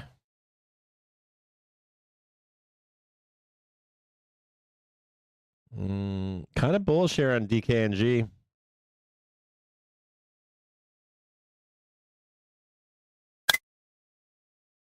Bullish on DKNG.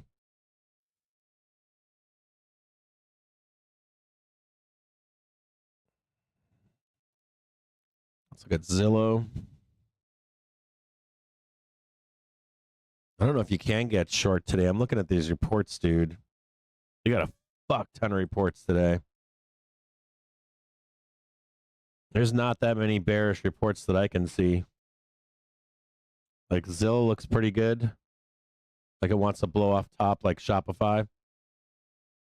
Like DKNG, Zillow both look like they want to squeeze like Shopify. They have not reported yet.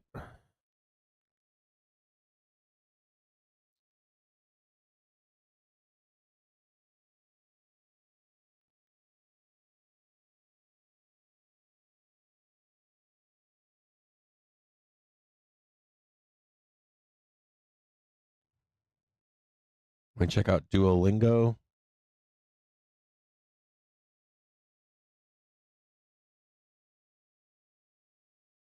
No short here. We could easily squeeze up here.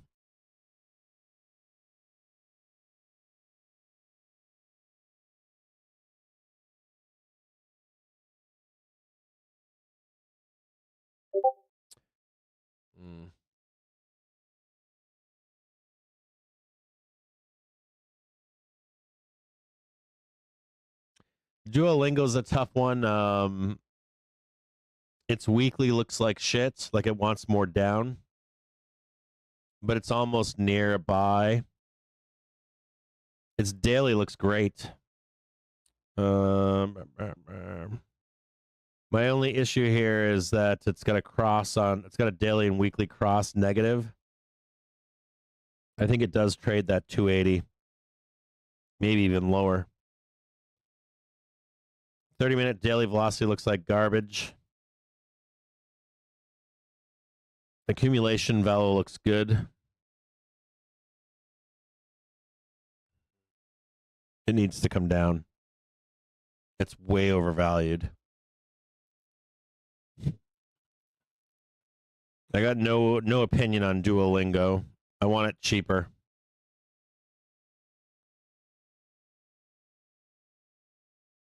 We ran that one up this entire bull run. We got TKO over there. Unity. I already went over Unity.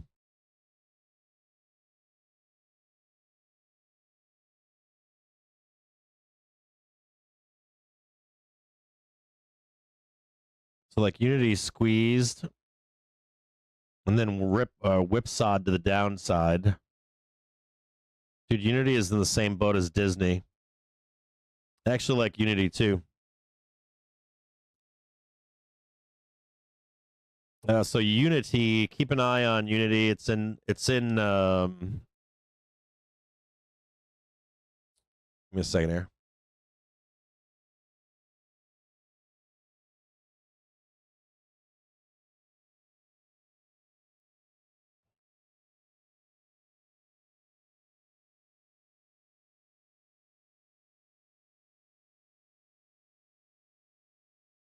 So they did. It says here they report after market open, but here it says before market open this morning. They got blasted to the downside. I still like Unity. I might actually add Unity here. Hold on here. Dude, I want to buy this fucking thing too.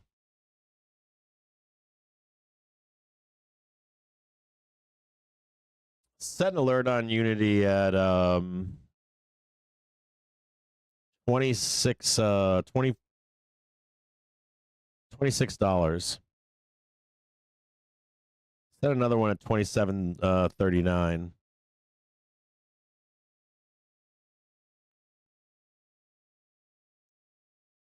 Add an alert.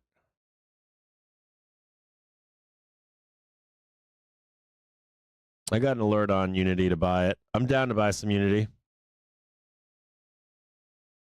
So that hourly or that weekly trigger is coming up on it. It's gonna moon. I like Unity a lot.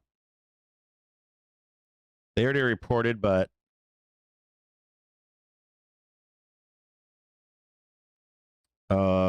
keep them on your radar for a late year print. Oh, here we go. Oh, come on, do it. Yes. Pound it down, baby.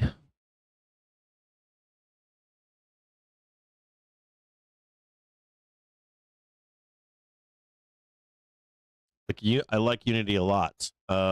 They did squeeze up and then sell off, but they have like the daily trigger is crossing the monthly trigger. The weekly trigger is coming up. They're likely going to close the gap at they're likely going to close the gap here at 29.62, bounce, and then they'll trade down to like $27, $26, and it's going to rip faces off. I like Unity a lot. Not at the moment, but I like it a lot. They did get a high print up there. They didn't catch the high tick. I don't like that, but I still like I like the stock a lot. Nice retail favorite in here.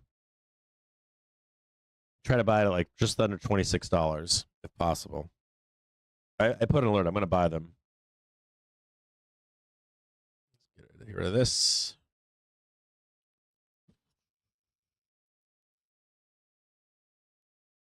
Line, I haven't heard of them in a long time. U-Haul, look at that if you want.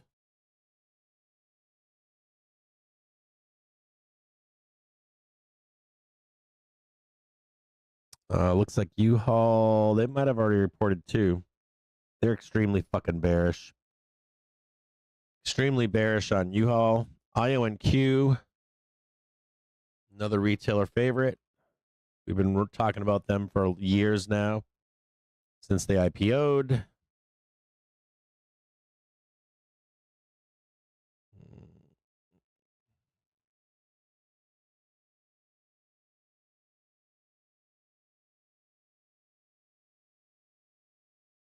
I'm fairly bearish on them right now.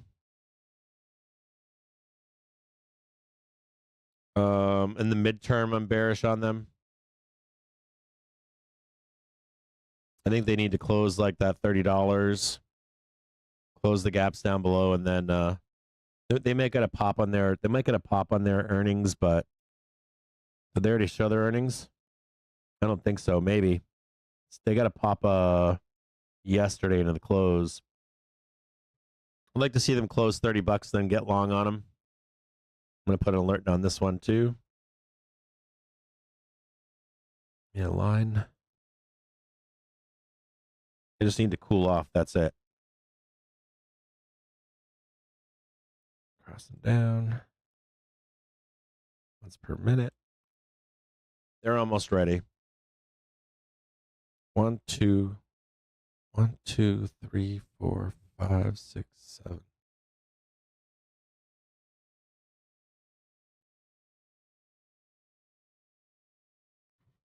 Do not short this yet.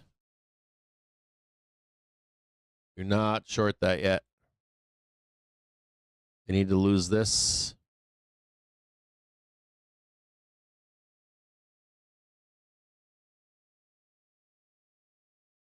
We're almost there. Not quite there, but almost there.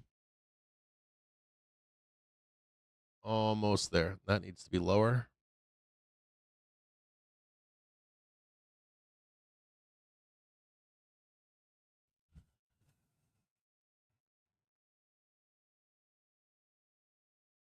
I can't believe how many fucking reports there are today. Bros is reporting today, BROS.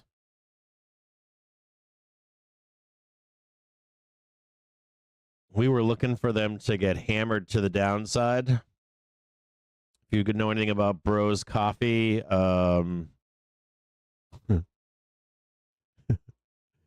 were worth like nothing. They were trading like $20 or something. We traded it up. Let me show you this right here.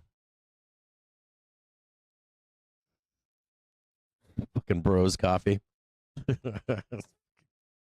Okay. So this is what we drew here in for Bros Coffee. This was on our list for a long time. They're in an accumulation in here. Beautiful, like IPO high, sell it down to the depths of hell, and then just watch this accumulation. So when we say things like catching a knife, when people are like, oh yeah, I want to catch a knife, you don't ever want to catch a knife. Normally what happens is you spend a lot of time down here. And then it eventually prints. So you get stuck. There's so much other trading you could be doing. When you hear like people on not FinTwit, people on like stock twits and like, bro, it's going up, bro, it's going up. That this is what they're talking about right here. And so you just hear this bullshit for months on end. You always want to be watching like distribution, some time spent in accumulation on a major low. And then as it starts to put in new major lows, higher lows, you start to consider getting long in it, which we did, and it was beautiful. It went from like the 20s, traded almost $90, 400%. It's a massive move for them. Now, our bigger question here became,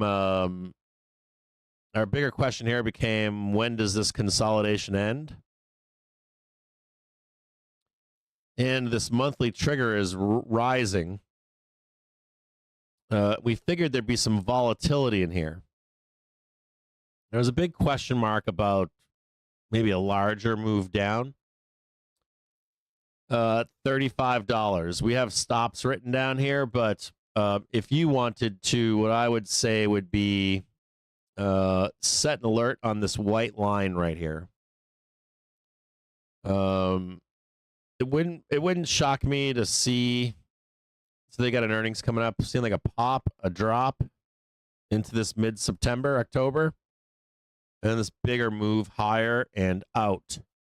And we've got some pretty lofty targets on this. I want to see. We already have this prior high up here, so you can see it right there. This is at the 84. And then what we're looking for here is some kind of a breakout into the end of the year. All right, maybe we catch that, get back up there, get back up here. You know, some slam, big February print into the $100 mark. And of course, they're going to try to sell you down again. There could be some traffic in here. You know, you hit the 96, 98, come back down. They throw you down over here, back up here again. To break above $100. I'd be trying to get out $100. I don't think you need to be in for the $100, you know, instant sell shit up here. But, you know, like down here is $40. That's 100. That's a really nice trade, okay? Bros Coffee, BROS.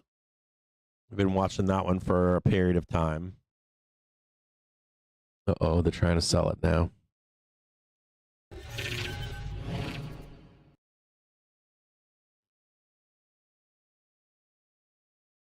This was my target right here. See if we can roll this over. No roll yet. Do not short that. It's still bullish. You need to like start breaking down this stuff here. You need to get underneath this green box right here. Do not mess with this. This is bullish. You got bears like this isn't bullish. Yeah, it is. A little island right here. Poop. As long as they hold this, they can go higher. Is the yellow? This one's still valid right here. Still valid.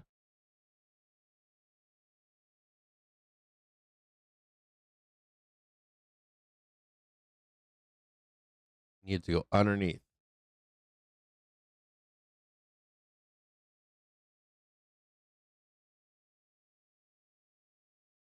Do not put puts on right now. Don't touch it. You'll squeeze your balls off in here. Don't do it.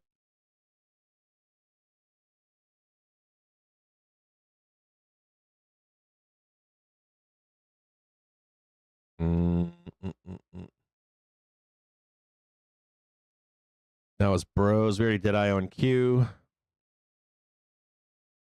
We'll look at Planet Fitness. I haven't looked at them in a long time. It's an old school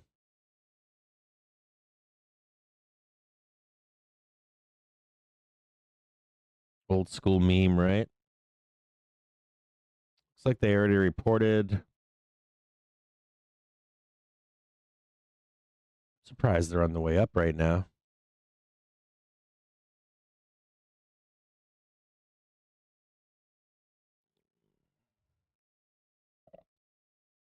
And if you're looking for stocks for the fall,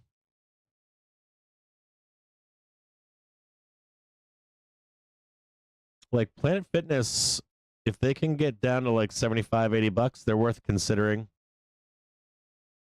I don't think they can get that low, but like if they get down to like 92.36 or something like that, I like them. Planet Fitness. I don't like them as a company, but I like the idea of trading them. They had a low today. I don't know if they reported or not. It says that they have not reported, but they're getting bled out right now. They had a low of 97.90. If you can see like 75 bucks or something like that, worth a long. They're not going bankrupt. Here comes the roll.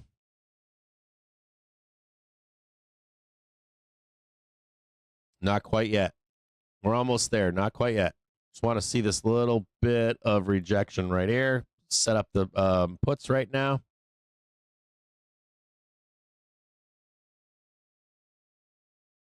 Yeah, the same price, $1.14 right now, $1.15. Just want to see a little bit of slippage here, a little bit of red barrage. You don't need the whole trade. You just need to see the red bar first. Something like that. A little bit of green. Wick. Underneath this one.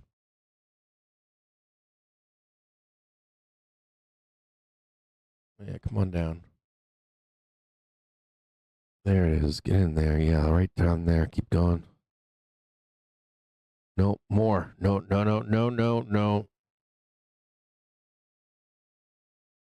All right, we're good here. That triggered it. Now we're just looking for a rejection. A rejection here.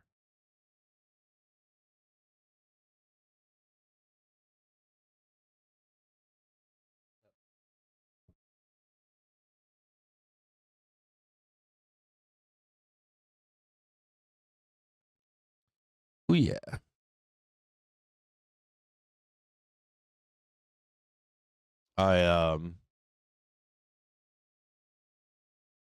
You know what I do? I ladder. If I have money that I'm not, let's talk about that.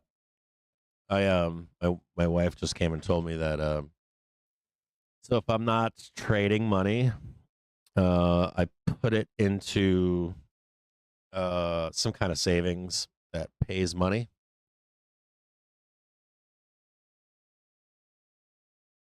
And she just gave me back some of it. So I'm kind of happy right now at this moment. They try to take money out of the stock market when I can, and if it ain't working, it better be working. It better be fighting inflation. Oh, sorry for the interruption. Sweet.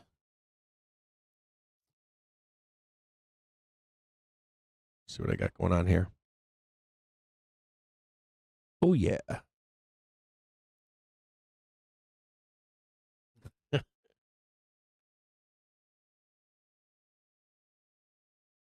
Planet Fitness. All right, hold on here.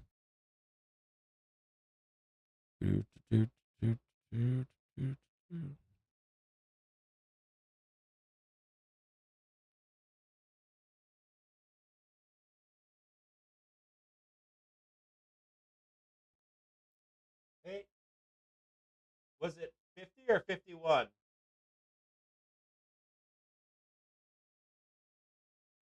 Oh, there we go. Oh yeah.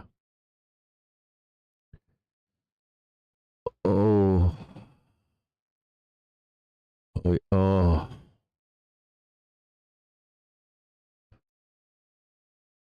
Ooh.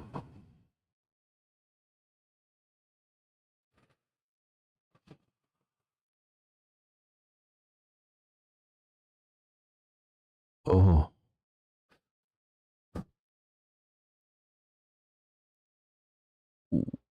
Ooh.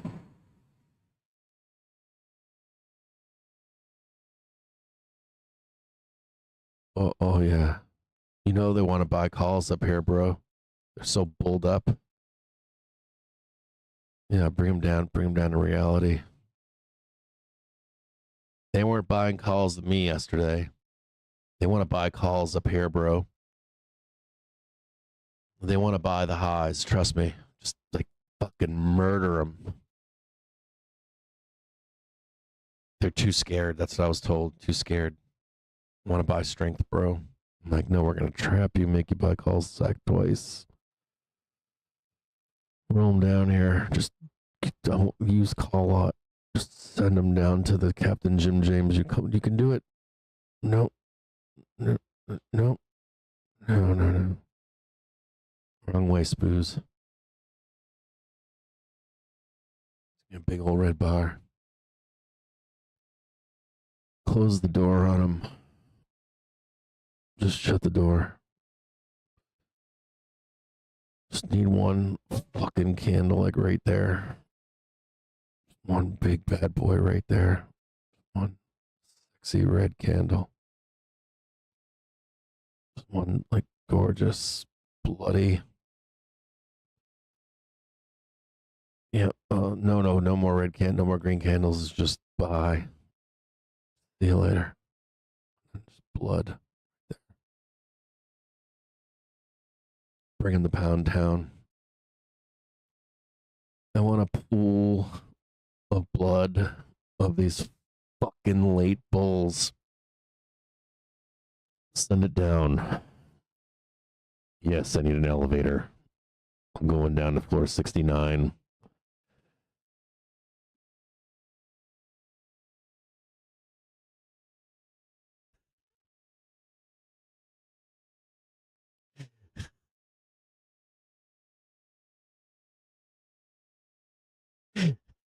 Earmuffs, children. If you're in the house right now with mommy and daddy, put on the earmuffs. Dr. Seuss is here.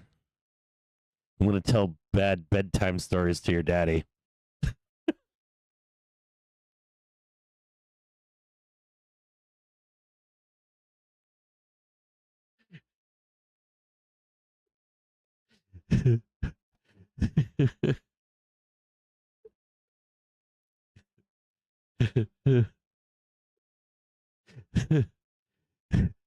Your daddy is a paper-handed daddy.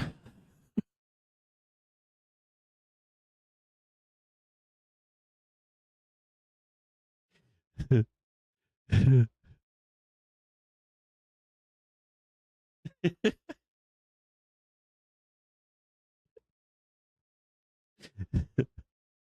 going to teach him how to diamond hand, though, I promise.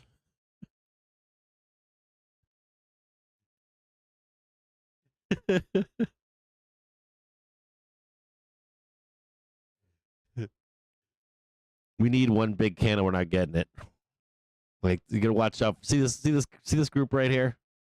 See this group right here. These guys are holding on. See this this group right here. See that group right there. This is so like if you're like counting candles, right? Hold on, let's go to this over here. So what I want you to see here is this right here. I want you to like always be watching candles, like hold on here. Like always think about like push higher, right? Down, buyers showed up, right? So this is where demand is, right? So you push up again. Now remember this set of candles over here. So you got like sellers, right? And you got buyers, right? And you don't know yet, without any history, you don't know who's stronger, right? The supply stronger than the demand, right?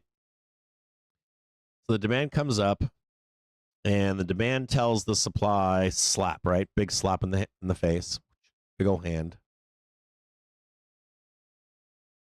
Think. Smack, right?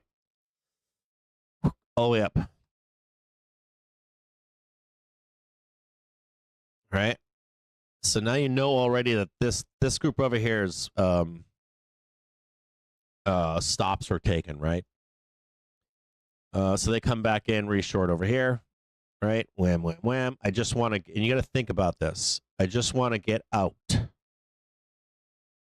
want you to think about that. So I just want to get out, right? So, you know, I talked to you about stops.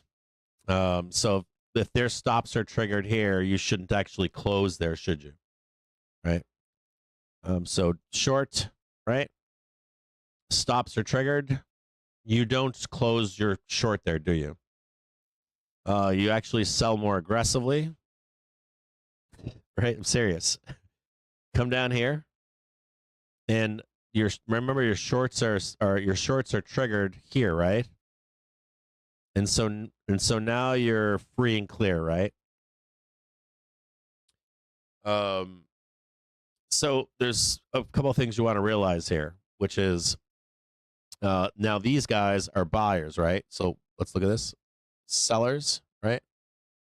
Buyers. And remember, you like took their stops up there, supposedly back down over here, We can go down now, right? But you're also watching this group right here. Remember, there's got these two groups, like fighting over here, now fighting over here. So you want to watch this closely here, this zone, because this is the same group of buyers. Okay, so you want to flush them. You know what I mean? You flush these guys, right? They'll try to fight back. They'll get out of their longs, and then we'll go to the downside. So watch this closely here. There's two groups of buyers and sellers fighting right now. I'm going to bring this one down. And this one no longer matters. It doesn't matter. The only thing that matters here is this group right here.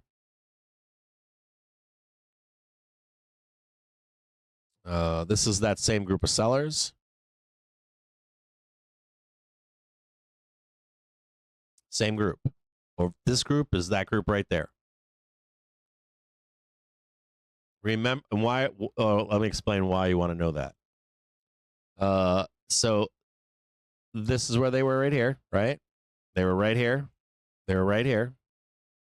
If this group actually is stronger than the supply, the demand is stronger than the supply, what they'll do is they'll swoop back in here, right? They'll punch this higher. Bing, right here. Come back down. And if that's not the top, they're going to squeeze it. Moon it. We're not there yet. But what you want to do is this group, you want to flush them. Take them out. And then send them to the downside. Because then that does say that this group of buyers and this group of buyers, and that group of buyers, they're weaker. And so if that's the case, that they're weaker, then we will trade to the initiation of the trade all the way down here. We'll hit this one. We'll hit that one. Oh, wait a minute. And we'll likely take all of this whole trade. They'll take it to somewhere in here. Take it to right about there. And over here.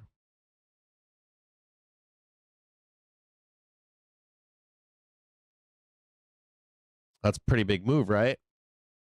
If you're able to flush them out, you'll bam down, just like that. Wham, wham, wham, wham, wham.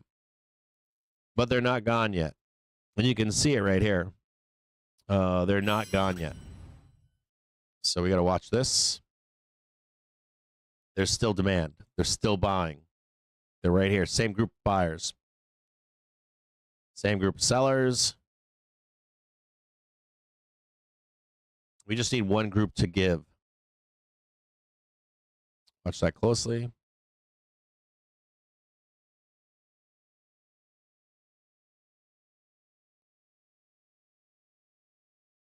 They still haven't lost this. No loss of that yet.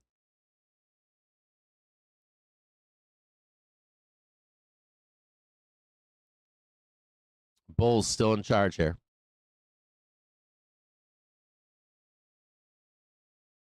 Still demand.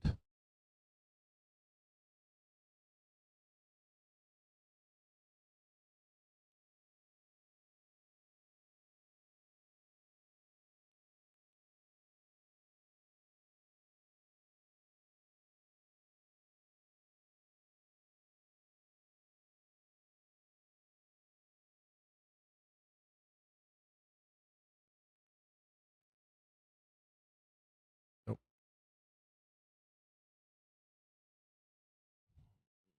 They're going to squeeze all these guys out now.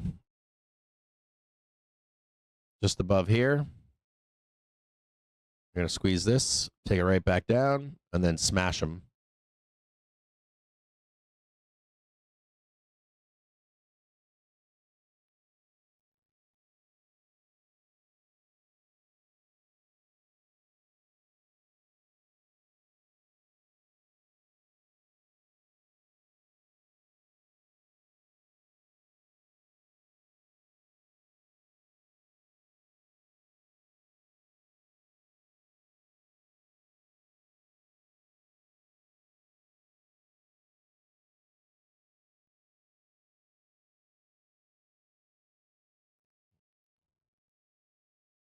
Still no new high on SPX. New high on SPY, but not SPX.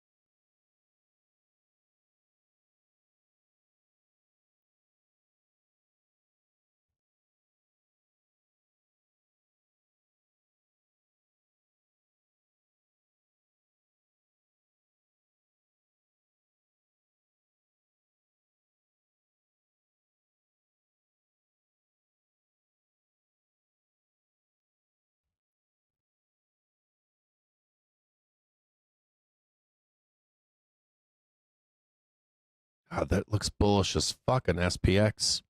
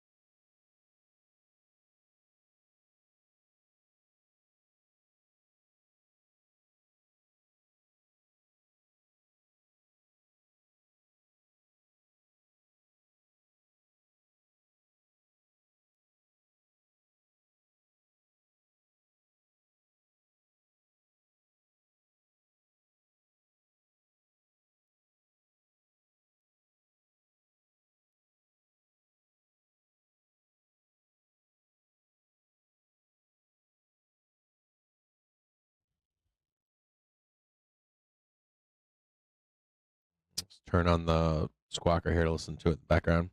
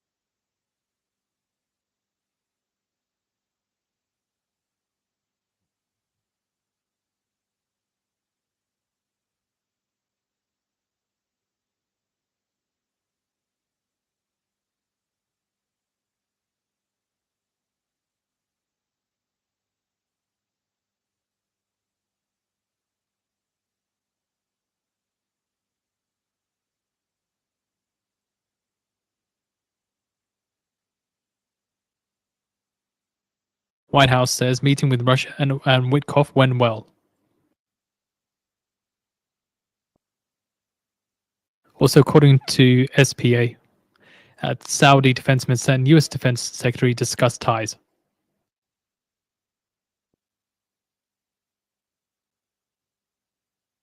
God, ES is like bullish as fuck here. A White House official says that Russia is eager to continue engaging with the US.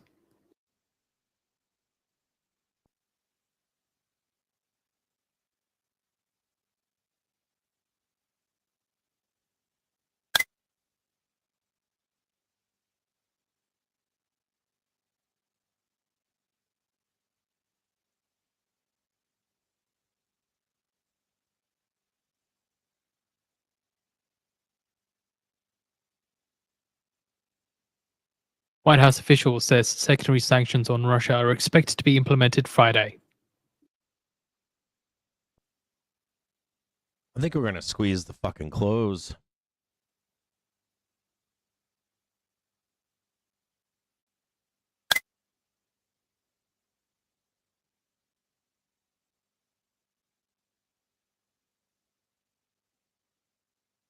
Well, it's me again. It's Donald J. Frickin' Trump. I don't think it's just yet, but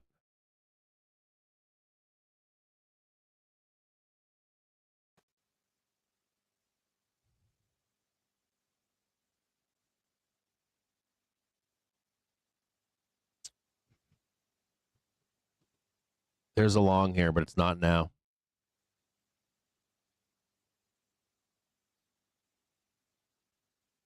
Where is that Harley trigger? There's that 628, 629 down here.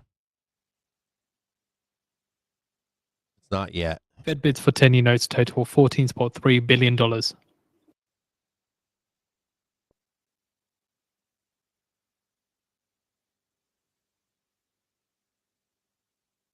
I got this cranking.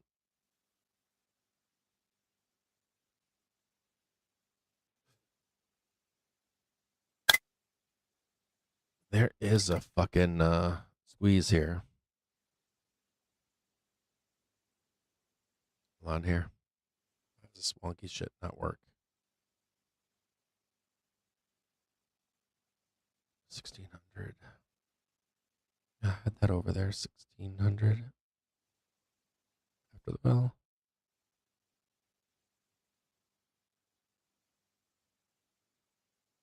Here. Got them up.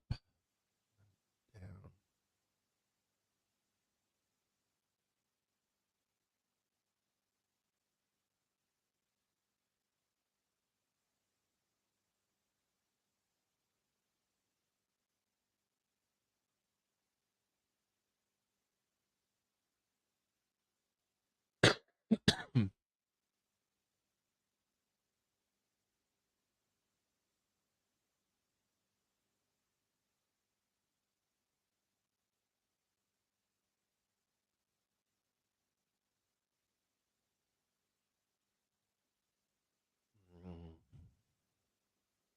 I'm looking at all these Swiss reports president today. set to leave DC without reaching a tariff deal. So again, Swiss president set to leave DC without reaching a tariff deal. So I'm going to hold that over here. Starting to roll right now. Just keep an eye on the Swiss franc, seeing a little bit of weakness coming off over the back of that. There's still a monster fucking squeeze in here. We ain't seen shit yet.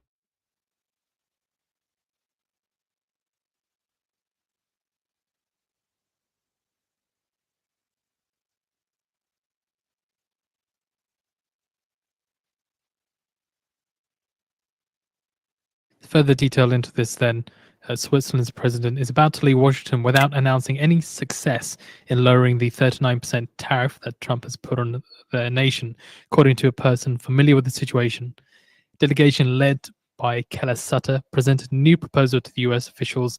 The person said that they also said that they don't expect to clinch a better deal for the nation before they depart.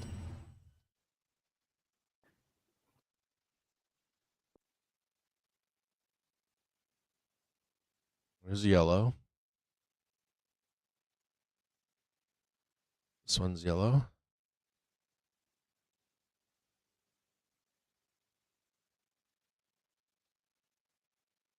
And this one is green.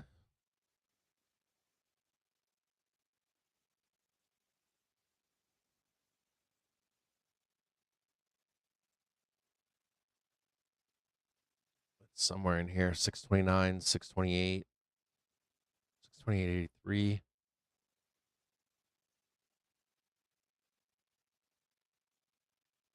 Here we go. Here we go. Oh, yes. Close the door. Close the fucking door. There you go. There's one right there. Send it down to the depths of fucking hell so I can buy a goddamn dip again.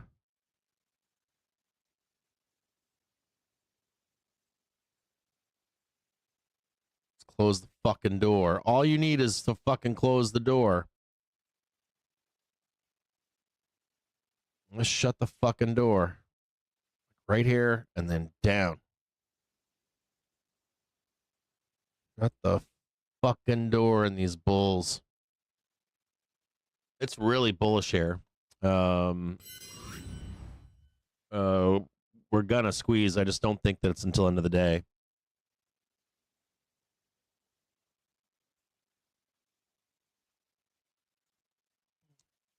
That's red, not green. Wrong color. Just shut the fucking door. Send it.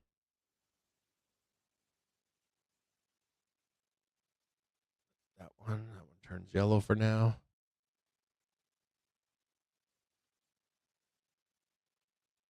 We need dealers to send this shit to the shit pile. We gotta go lower than that one right there.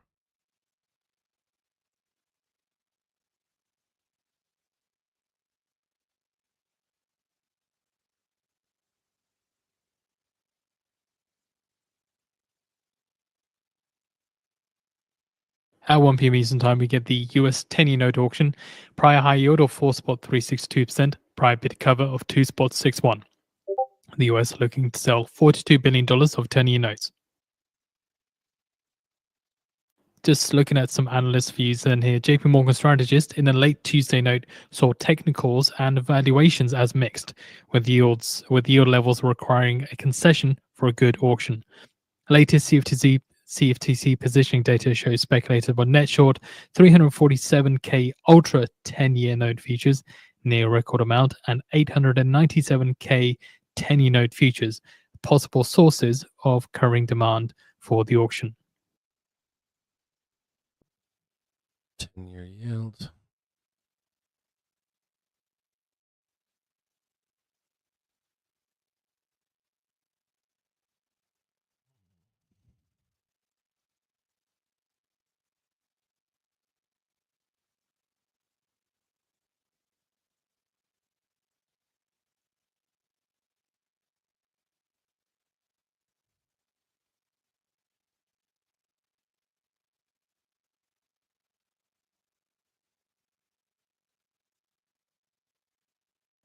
The Swiss franc curbs gain against the dollar as no tariff deal with the US.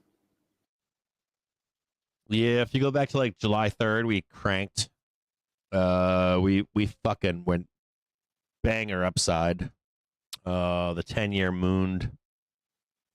We're about to squeeze. I don't know if it's now or after the bell, but the market wants to squeeze tits off. I was going to put some puts on here, but I'm afraid to.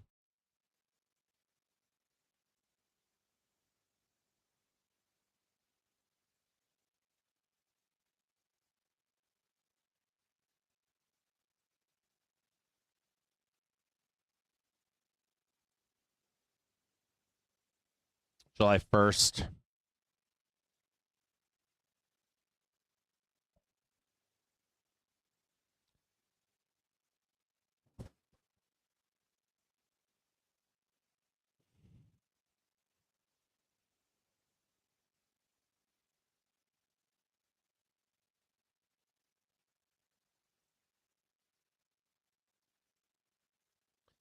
Dollar's sitting on. I mean, we're a little bit different situation right now. The dollar on the first dumped. We would need the dollar to get hammered right now, and it's on pretty much on support right now. It's not the same exact setup.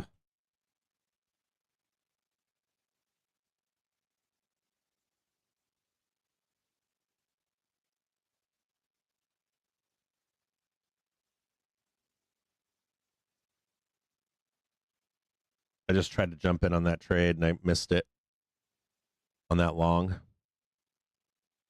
I tried to buy that right there.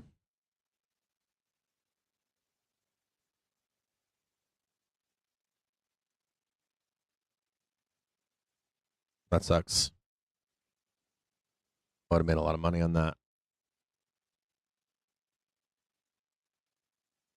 That was a $500 trade right there. Just these 3 bars was $500. I got caught chasing this. It was a $500 trade just right there.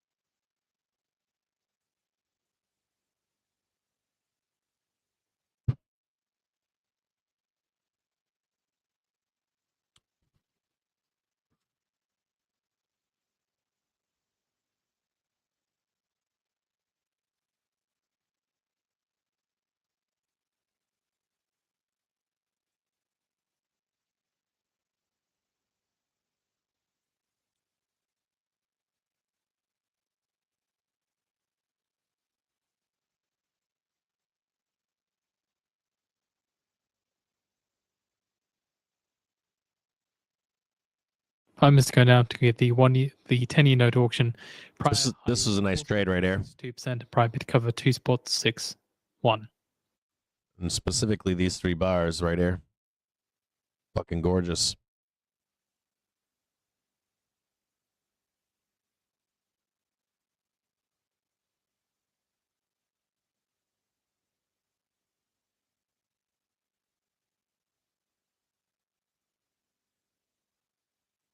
I'm looking at 633 Cs.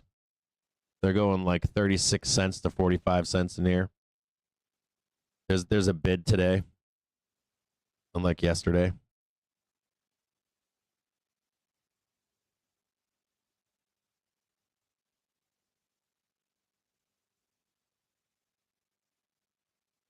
No, they're still holding that right there. Bull's still in charge.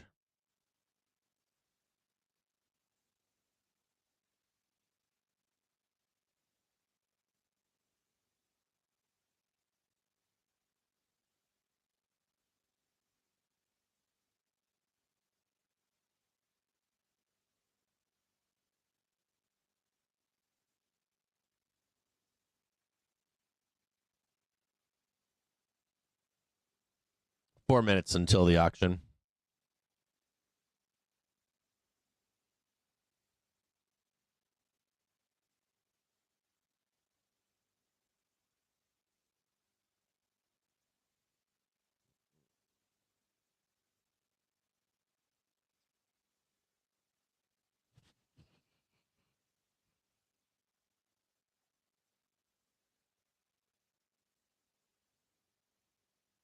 And your note, Fed Cook speech 2.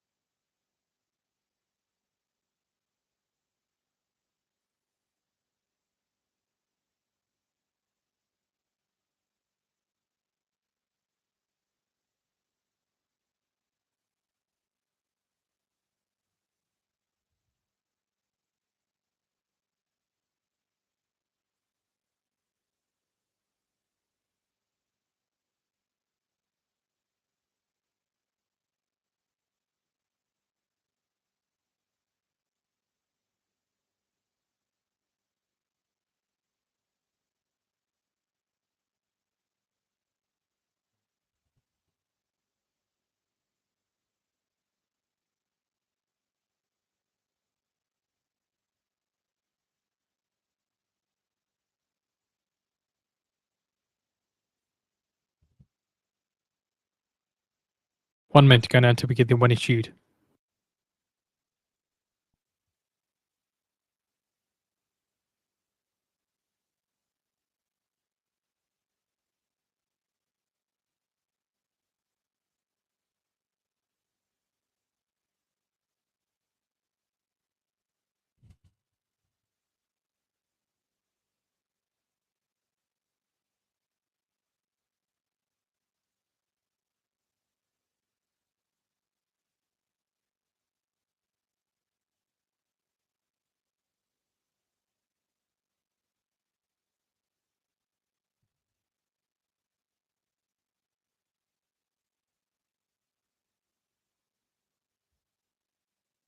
Ten seconds.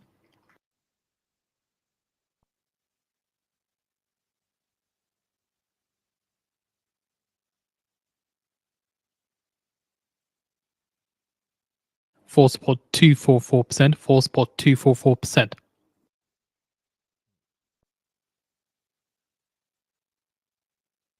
I don't see what the prior was 4.362. Hold on here. Hello, everybody. This is Donald J. Trump. Oh, I gotta reset this.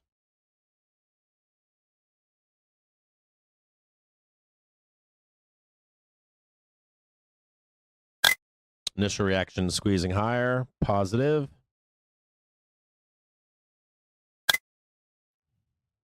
Squeezing higher now.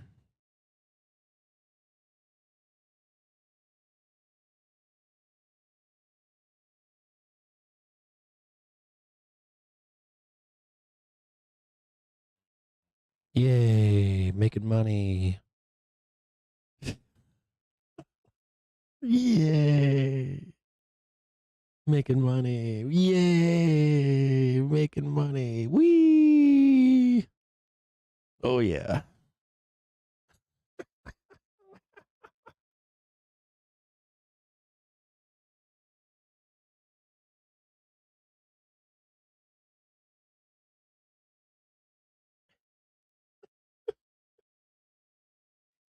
Yay.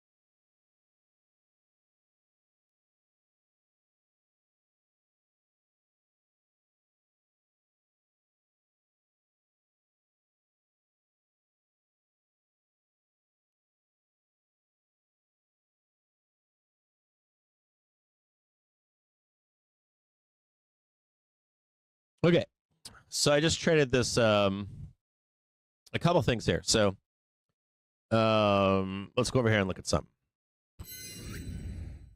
Okay. So we're gonna do some explaining here really quick. So just as a side note here, we're very light on data or news. There's no economic news. When you come into the middle of a day, bill and bond auctions introduce volatility into the market. They're not bullish. They're bearish as a rule. You just write this down on a piece of paper at home. You're watching this show.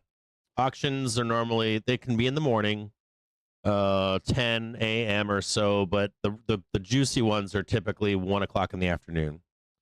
And they sometimes, if you're in like an uptrend, they'll provide some relief, downside relief in the middle of the day. If you're in a downside move, oftentimes you'll get the bloodbath on the bill or bond auction, then we go higher. Now, as a general rule, I consider auctions to be bearish. They're a bearish setup. The market goes up and to the right, generally speaking. So you look at those as bearish events, or at least like a hedging risk. So you come into a 1 p.m. Auction, you'll often see the market stop going higher, pause, go sideways, and more times than not that it's going to go down. Okay, more times than not. Enough that there's an edge. Now, if you get the good auction, which we did today for a minute, right? We have the upside action, which we took here. Bam, right? Traded that. I just made some decent money. I just bought like fucking $5,000 worth of calls. Maybe not 4,400 or something like that. Made like a quick $500 up here. And now we're back into the zone again, okay? This was a positive reaction, not a negative. So if you're just if you're at home, if you ever see an auction that's coming out like a 10-year, 20-year, 30-year, don't fuck with it. You just go hands off 9 times out of 10. You're going to get some movement. And it's always better to trade the reaction, either sell the squeeze or buy the bottom on it. It's never good to be in here. I was in there today. But I don't recommend it. You lose more than you win by guessing. That was a guess. Educated guess, but nonetheless not worth trading again and again and again and again and again. So I was lucky. Can't take credit for it. And I'm not going to take credit for it. So now that event is over, right? So we got to reset now. Now, I was being asked, when's the next degenerate trade? We need something. We need an action. And I have some rules on this. I want to show you a few things here. So, SPX.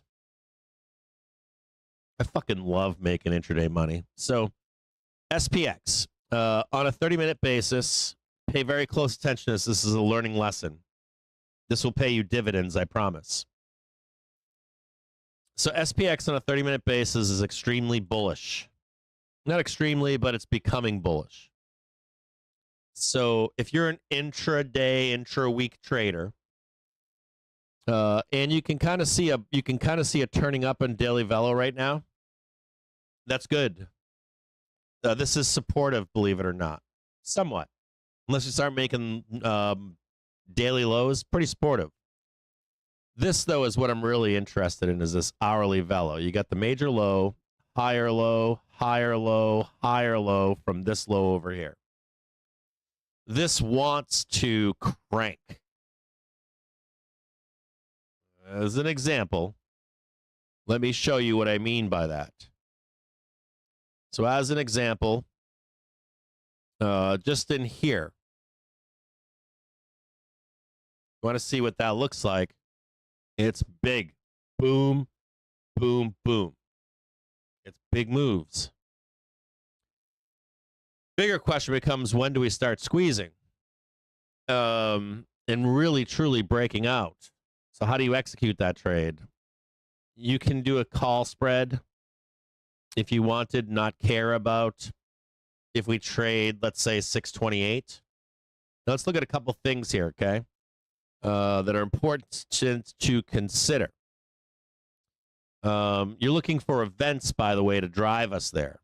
Auctions, earnings, whatever that may be. Could be anything. FOMC meeting, could be anything. Now, just looking here, as a rule, this wants to squeeze. I can tell you right now, this thing wants to fucking explode. It wants to fucking move. Now, as a rule, I don't like buying here. Just like yesterday when I was like, I'm going to buy some calls. And people in the Discord were like, I ain't doing that. I'm too scared. And that's okay. I think I'm not shitting on you for whoever typed that yesterday. I'm not shitting on you for that either. I think that's the normal reaction from people is I'm scared. And that's a valid, people will tell you on socials, I'm never scared. I'm always this, I'm Patrick Bateman, and, you know what I mean? Like, I got no emotions. I can buy and sell. I can do this. I can do that. That's fucking false. They're lying to you. They're lying. So, it's a normal human emotion to be scared, all that kind of stuff. So, I've got some rules here, though. And I like to follow these rules. And this sucks because you can be left behind. Oftentimes I'll be left behind in a trade and I'm kicking myself and I'm like, and then you get into like the hindsight trading. Why did I doubt myself? I knew it was going up. But why didn't I take the trade? Because I have rules because of past experience. Like, you got to have fucking trading rules. I'm telling you. And sometimes you can wing it or you can lotto it or you can know you're going to say, I'm going to, or tell yourself, I lose all my money, I'm okay with that. But that's between you and yourself. But rules, you make rules for yourself for a reason. And that's because you've been fucked up in the past. And not only that, you've likely gotten caught in what's called hindsight trading. Hindsight trading is one of the most insidious. Outside of emotions, it's one of the most insidious. It might be number one. Most insidious thing a trader can deal with. And that is when you're looking in your past trades and saying, I should have done this, or I should have done that, or I should have done this, but not having a set of rules to compare that I shoulda, woulda, coulda against. So you have the variable of outcomes, and then you have the constant of rules. Think of like that like a math equation. I have a constant in rules, and then I have the variable of outcomes and decision making, and as that decision making interacts with those rules. And what that'll do is give you a baseline of outcomes. So you have, is that where I'm at? Sorry, hold on here. So if I have no fucking rules, right, that's chaos. I look in the past history and this happens, that happens, that happens, this happens, this happens, that happens. This is chaos. It means nothing. You need to have like, I got rules and my rules were met. I made some money. Right? My rules told me to buy a dip here and it failed. Uh-oh, my rules are wrong. I have to add another rule in here. If this and this happens, no buying calls there, right? Okay, added some rules over here. We went up. Or I put some stops in here, and I didn't get annihilated to the downside. So you need this like constant rules. And the more insidious thing is that whenever you get away from your rules, you can get annihilated. Whenever you succumb to prior history, hindsight trading, you might self-doubt your rules. Like, well, I got a rule here. I got rules. We went up. I got rules here, and they didn't meet my expectation to get calls. We went up. I got rules here, and it didn't meet my expectation and went down. right? Come back up here. I got rules here, and they didn't get met. We went down. All of a sudden, you have a rule that's giving you outcomes. You know, you have a rule that worked, that, yes, that was good. You made money. Awesome. 100% trade. You got rules and it didn't meet what you wanted. It made 100% trade, but you got nothing. You got rules and they weren't triggered. You didn't lose 100%. That's good. You got rules. You didn't lose 100%. That's good. Now, you didn't get to partake of this one. You got to partake of that one, but you didn't get annihilated down here. So your rule is working. Now, you can go back in hindsight and say, oh, man, if I had just done this one right here against my rules, I would have been rich, bro. So you come into this one right here, break your rules, annihilated. Break your rules, annihilated. And now you're like a dog chasing his tail. So you want to keep a history of your rules and outcomes based on the rules that you write for yourself. And not only that, but did you stick to your rules? So if I traded this trade 10 times and made a decision based on rules 10 times, 100 times, what were those outcomes? Well, I got cut up in here, got cut up in here, but I had a winner over here. I didn't get annihilated over here. I didn't get annihilated over there. All of a sudden, my rules were met. Boom, there's another 100. Woohoo! Cut up. Missed that, but I'm up 2. Maybe I'm up 180 because I got cut up over here. Do you understand what I'm saying? So hindsight trading means nothing. Now, hindsight trading can come into focus if your rule begins or is making you money over time, over months and years, or even seasons, and then it changes a little bit. Well, there's no premium. Well, there's no buyers. Well, we're in seasonal weakness. Well, we're in this or that or whatever. You can adjust your rules, and you can readjust them to bring them back over time. But remember, you want to be rule-based. Like, rule-based is important. And never succumb to the I missed this or I missed that or I missed that. The reason I bring this up to you is because of this. The market wants to squeeze. Hold on, I'm on the wrong page here. The market wants to squeeze to the upside. So what do I do here? What I would do is, history is not the same, but it rhymes. And I got some rules. Like, if I want to put real risk on, I always want to buy a successful back test of the hourly trigger. That's a fucking rule. Half-hour trigger, I don't care. I don't want to just buy it either. I want to see it come down, make a high or bottom, that diamond, right? Or what we need a word for triangles around here. We need our own word for triangles. So we think as a base, we get a bottom, a bounce, and then the new high. I can then begin to consider buying that on the hourly trigger. That's a rule. That's a rule. Now, what if we start squeezing here, breakouts, and leaves me behind? That's okay. I missed it. Sucks. Doesn't feel good to have everybody going, I was long. Or at least the people that were long screaming at you, I'm long, I'm making all this money. You don't hear from the people that didn't. You just hear from the people that were. You feel bad because you weren't in on the trade. You're always left behind. You're always afraid to buy dips. You missed the breakout. You name it, right? Now you want to get long up here. And then what do they do to you? Fuck you all the way down again. And you're the supply. You are the supply. So, in this case, I want to show you two things. I want to show you just on SPX. Remember time and price, right? Eventually, these two are coming up, aren't they? So if you're patient enough, we might just grind sideways until we actually get to those two things to meet your rules to squeeze.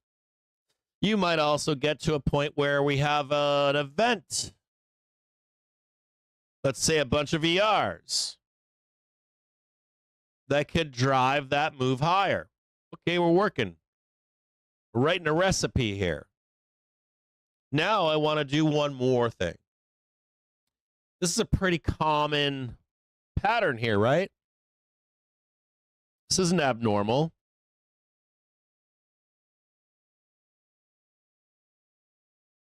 You got a W, right? AKA some kind of a bat wing to go higher, right? Something like that. You can tell a few things here, can't you? You know that you don't want a lower low than right here. You know you want a series of higher lows, right? Up, down, up, right? Easy. And then we can look at history. This is where stuff gets important. How do we start to jump on that trade? You can do it easily with a call spread. You know, if we go down here, you're eventually going to catch the print to the upside, right? Easy. I don't think that's a bad trade. If it begins to break underneath and you catch a new low, maybe you have to have some stops on the hourly trigger. Maybe you put enough time on the call spread so that even if it loses, it's eventually going to print. So you start putting a soup together, right? I'm going to get long right now. I might not get paid as much as everybody else. I may even get sent to the downside only to catch the print to the backside. When you're with spreads, oftentimes you're going to catch the print in the front end of time on the spread that you're in, or you're going to get stuck with it until an expiry. Listen to that closely. So if you're right, by the way, I got a massive thunderstorm over my house, and I could lose power. So if you're right, you're going to get a print in the front end of the spread. If you're wrong and you date it far enough out, that's why I say if you don't catch it right away in the first directional move, they trapped your ass, don't sell them. Put enough time on them because they'll likely come back and nail your target. You'll oftentimes find that on big expiries, OPEX, month end, expiration, week end. Sometimes they're really tricky. They'll do it a week after. So let's say you're putting more time on your call spread, and you go, you know what, I'm going to date them for, I don't know, August 31st, and I'm going to actually add an extra week on it, just in case there's some fuckery. Right? You catch the print right now, woohoo, awesome sauce. You don't catch the print, they come back down, swoop in, and get you. And in our case for this week, it's not that far out. It's probably Friday or Monday at 6:36, right? Another thing you need to consider is reining in your expectations. So if you're like, well, I'm going to get a spread over here, and I think it's going right to this tick, you're going to bring in your expectations, and if you outperform, great. No problemo. You can catch that.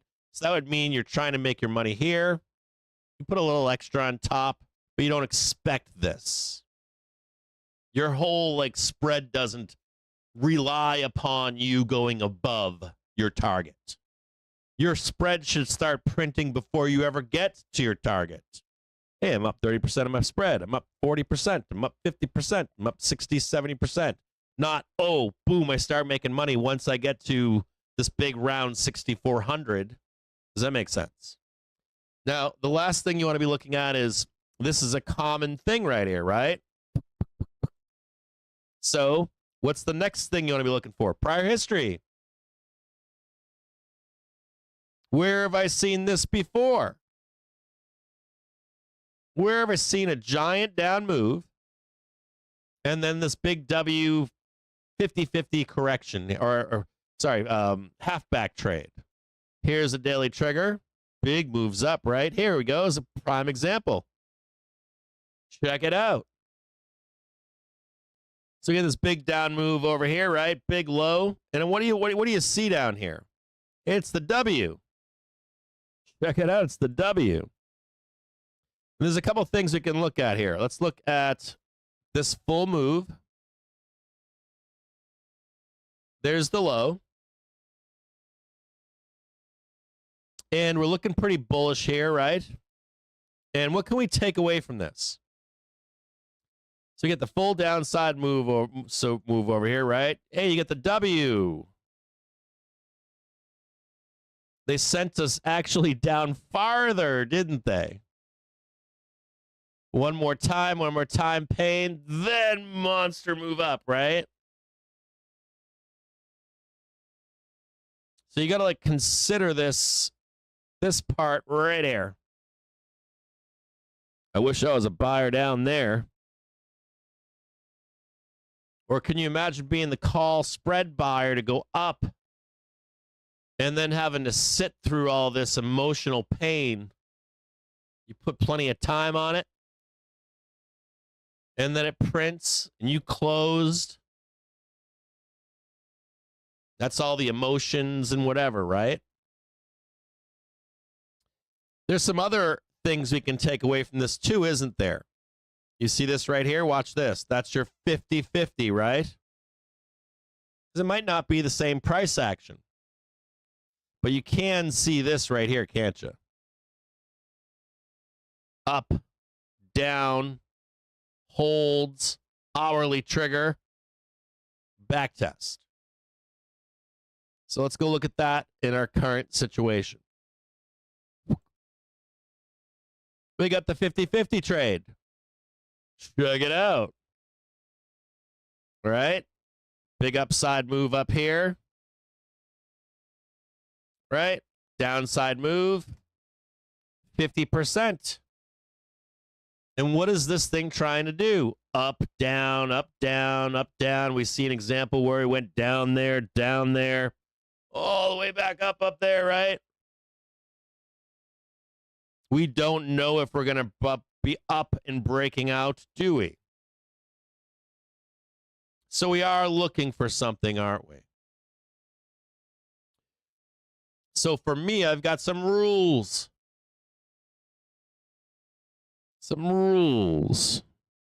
I got some rules. This is the door to the upside. This is the big wall. I can make some posits here. I can say to you that if we break up and over with a back test and a new high, I can likely get long in there. Big move. Big if true. What's something else I can look for?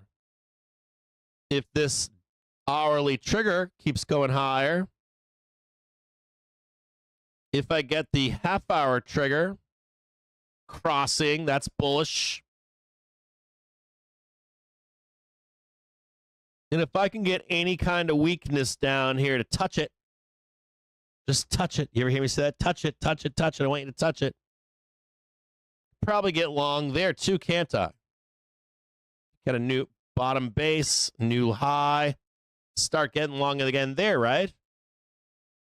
So I just got a series of rules here. So I have a plan to buy the dip here.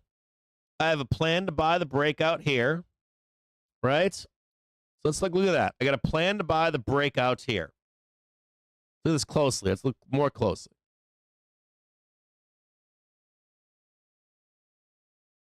I have a plan if we break over 63.50 with a back test and a new high to get long. That's my first plan number one. My next plan is I'm not long here for the breakout, am I? Why not? Because you're a sucker. You got no rules. I know you don't. Be out of your fucking mind to be long here. Maybe you could do pushes like boom, boom, boom. But I mean long for that. Be out of your mind. It's dangerous. Or unless you had enough time on it. You don't care if it takes 3 weeks to get there. That's fine, I guess. So what's the next plan here? Next plan is lower, right? There's my hour, half-hour trigger. If we lose support, we break down. All I'm looking for is a new high. That's it. and I'll get long right there. I'll ramp that thing up, get out of the trade, wait for the break higher, and get back into it again, and take this bigger and higher or whatever. What else can happen here? Yeah, we lose all this, right?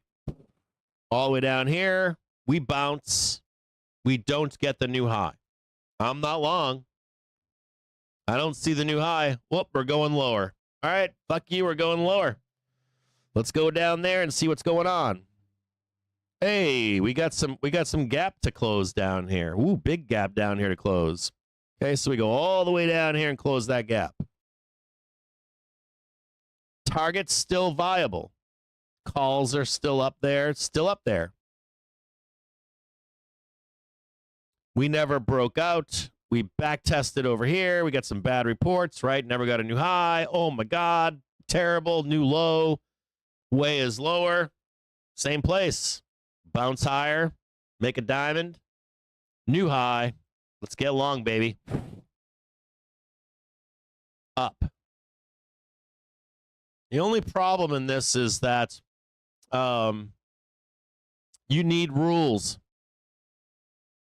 And you never want to get caught in FOMO. You never want to be a chubby chaser. You never want to be scared. You just know where resistance is, supply, where demand is, and the triggers for you to put risk on, and where to put stops. Does that make sense? So let's look at where we are. We have 63.50 up here. They sold it, right? Let's look on SPY really quick. This is the high, right? So somewhere in here, right? Or maybe roughly a little bit higher, but somewhere in there. We know that if we make a new high,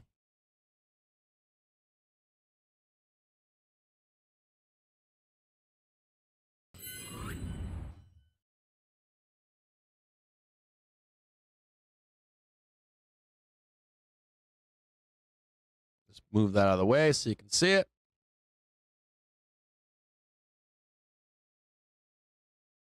I want you to watch this right here. And we're just, fuck it, we'll close them all. You know that there's a doorway up here to go higher. You know there's a squeeze up here, right?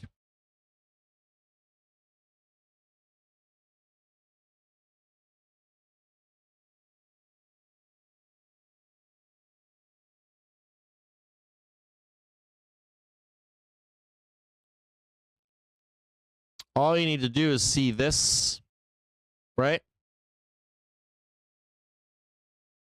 New high. That's it. You're off and running. You only need this part of the trade right here. Somewhere in here. Coming up. Up, down. Johnny on the spot. You see how close that is? You don't need all this bullshit. This is danger. Danger. You can trade this if you want. Squeeze up, squeeze up, squeeze up, squeeze up. But danger is like breaking above, back test, garbage. But that's the trade right there. That's where the money is, right there. So you need to see the breakout. If you don't have an event or whatever, you got 1600 over here. You got an event here at 1600 for it. You got I'm looking at earnings right now. Like a ton of the market is going to report. I find it ironic that they think they're going to stop a rip. Maybe not. When I went long on SPY yesterday at the bell, I was hoping for AMD to print me. But I also knew that there were so many reports. I said this to you yesterday. 80% of them are going to be bullish. As a dealer, you can't really dump the market on that. You can blunt it or make it go sideways, but you're not going to fucking stop. You're not going to just come in and pull the plug in the market and go, look at that. We just reported a third of the market, and we sent it to the depths of hell. It ain't going to fly. Not when you count them all up. So we have that same situation today, and we probably have the same situation next week. Dealers are aware of this. Showed you that earlier in the stream, where you're probably targeting 636, somewhere right in here for this week. Thursday, Friday, print at the latest. Right? How we get there, I don't know. We don't have a trigger yet to get there either, do we? We're not above here, are we? There's no trigger to trade that yet, is there? We're in resistance right now, and I don't like fucking up this stuff. I want to see the high, the new high. I want to see the 1 minute coming up. I want to put some stops underneath there. And I want to trade this zone right here. New zone, right? So if not, then I'm looking for what? I'll just draw it out for you, like real simple. I can draw it really simple for you. Up, up, down, right here. One down, one up. Consolidate, then up. There's your 36 up there. Fairly easy. If that's not the case, and we have not done that yet, have we? This is not valid yet, is it? If that's not valid, then I'm looking for a roll, right? Give me a roll down here, break that down over there, whatever that might be. Why? Only to service that same thing. Up there, same thing. I shouldn't have drawn it like that.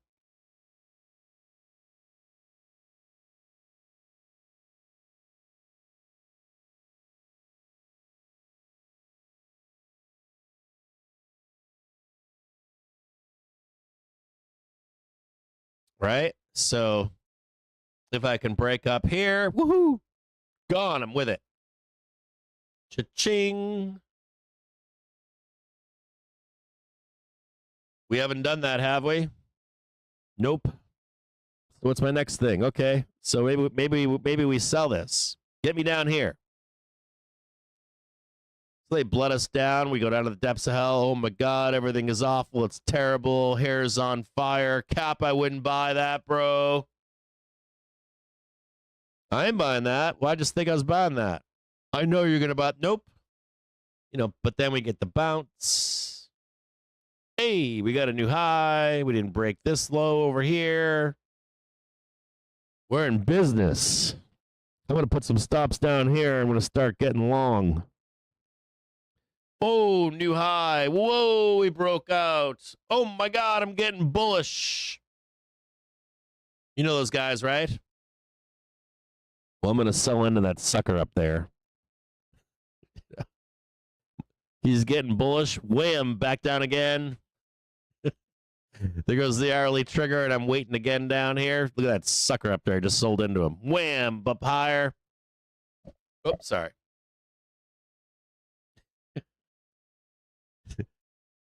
Now let's say I don't get the new bounce. It's lower, and I got this crap over here, and I'm like, oh my God, it's not happening. Oh my God, we didn't get the bounce. We got the bounce, right? Oh, it was a little bit lower. Oh, it was a little bit higher. That's looking bullish. Uh-oh, we broke down below the prior low over here. That's not good. Uh-oh, I'm not buying yet. Right? Oh, my God, we got a new low. Right? It's okay. We got all this gap to close down here, right? Close all that gap up. Oh, we bounced. Or even, hey, we unlocked the downside. That's okay. You locked the downside. Congratulations, Bear. But all of a sudden, there's a V-shaped recovery. Wham, right? You're like, oh, shit. And we held that back there, right? Bam, bam, bam. Well, I got to now worry about that door being unlocked. Whatever's up there is likely going to sell. We're likely coming back here and going to go lower. But you get this monster squeeze. We just did this, didn't we? You don't remember that? You don't have the hindsight trading? We did it right here, didn't we? Right there, we did it. They didn't unlock the door down here. Well, they unlocked the door, but they didn't close that when I was looking for that close. We're going to squeeze into the bell. Remember that day? Long. Give me 50K. That was fast, wasn't it? That was a big move down, too. Look at that. Right? W, right? Oh, there's W. There's the halfback trade right here. Halfback trade. Oh, yeah, bro, we're going up there.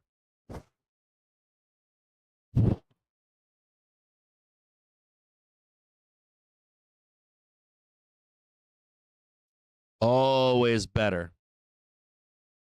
Always better lower. Go up. There's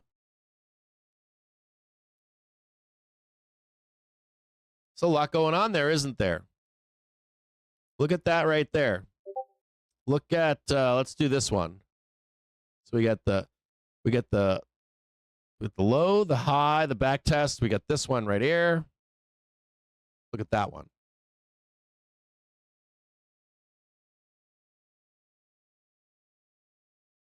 It's one of these threes, isn't it? One of these three. It is. I'm telling you right now, it's one of these three. So it's pick your poison, or it's time. I want that one. I will take that one. I'll take this one. I'll take that one. Target, 636. Next one is what? Where's the prior high? Over there, right?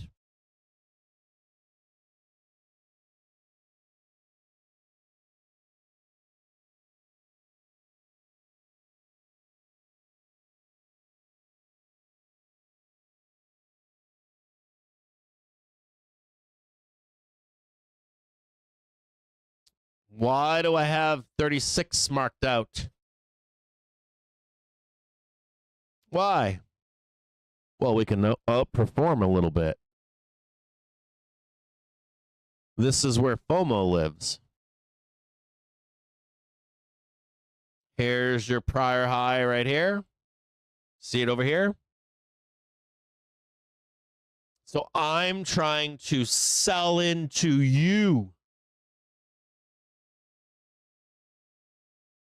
You're getting bullish right here. Price comes back down again. Hourly trigger comes up for next week. This is Monday, Tuesday in here. I get my big print on Thursday of next week on the rest of the reports. All-time highs, baby.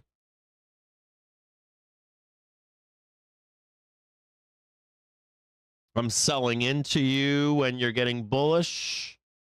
I'm buying when you're bearish. I'm selling into you when you're bullish. I'm selling or buying when you're bullish, but we're not going to hold that. We're going to go down. We only got so much time here. We don't have a lot of time left. You see it now?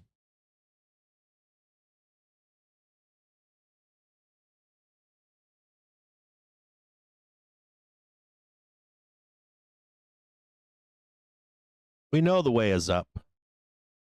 We all know the way is up. Just a matter of where's the trigger to go up? Where's the failure to go up? Are you breaking out from this right here? Up, down, new high, wham. We need that. Is it going to be a drawdown here to go up? Is it going to be a drawdown here to go up? It's the only questions that are left. Not if we're going up, not when we're going up. We're going up. It's a matter of how you structure your trade.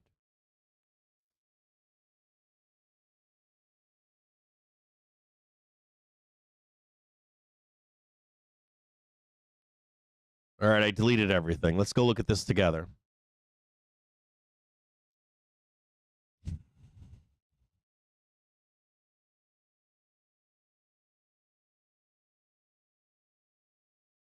We really don't need this.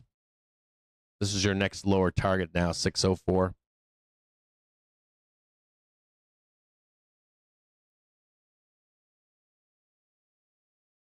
That's your target right there for seasonal weakness. That's your, like, you know, definitely going to get that. Remember, we closed out the month and closed doors theoretically behind us. Every month.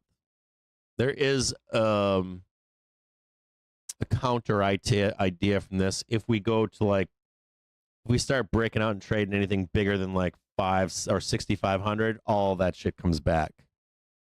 All of it. Normally. We do like spot up, vol up trade for season of volatility. If we slip into the bear seasonality, all that shit comes back. The whole fucking thing, almost every time. We're not there yet, so it doesn't really matter. We're still in this same grouping here. We're still in this like same June, July, up, down, right? Still haven't lost this one right here. More importantly, I want you to see this. If you remember on Monday, I was watching this close on Friday, right? And Monday to see how deep we went. This was the Friday close. I wanted to see if we had dropped down here. We did not. We did not. So this lower leg has not opened the door yet. There's been no doorway opened lower. As of Friday close, over the weekend into Monday, didn't happen. Did not happen. Let's look at it on a daily basis. Here's your week. There's your Friday. Do you see it now? There's your Friday low. Had we done this, we would have gapped the fuck down this week. We would have likely went higher. We would have likely slammed down here, went up here, and been cut off and started selling. This was your key that we're not done. That happened on Friday, and it proofed itself on Monday AM. So the way is higher, isn't it? At least for now. We're going to find out up here what that means. We're going to find out right in here. That's yellow. I'm going to show it to you real quick. It's really easy. It's like super easy. We did not take this out. That means we're going to go up here and find out. If the way is not lower to open a door to get down there, then that means the way is higher. And it's likely an all-time high. Or at least a rejection of all-time highs.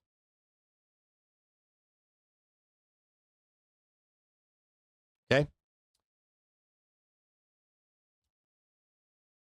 There are some other rules, but that's the gist of it. We have to successfully backtest. We don't want to be giving away candles on a daily basis, on a weekly basis. We're on a daily chart right now, but let's look at these candles. Did we take away 80% of that candle? Nope. We went up. Did we take away? We actually made a new high. We actually stayed above 80% of this candle. That's bullish. Right? That's bullish. Bullish, check. Bullish, check.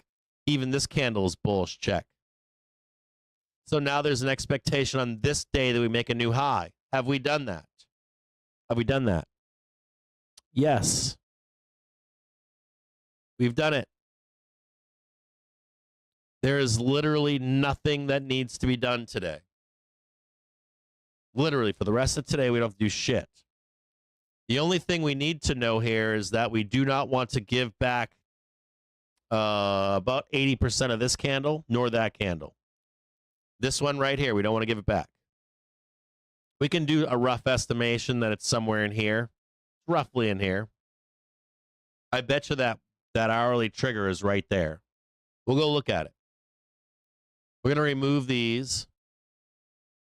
We're going to pop one down here. This is a daily.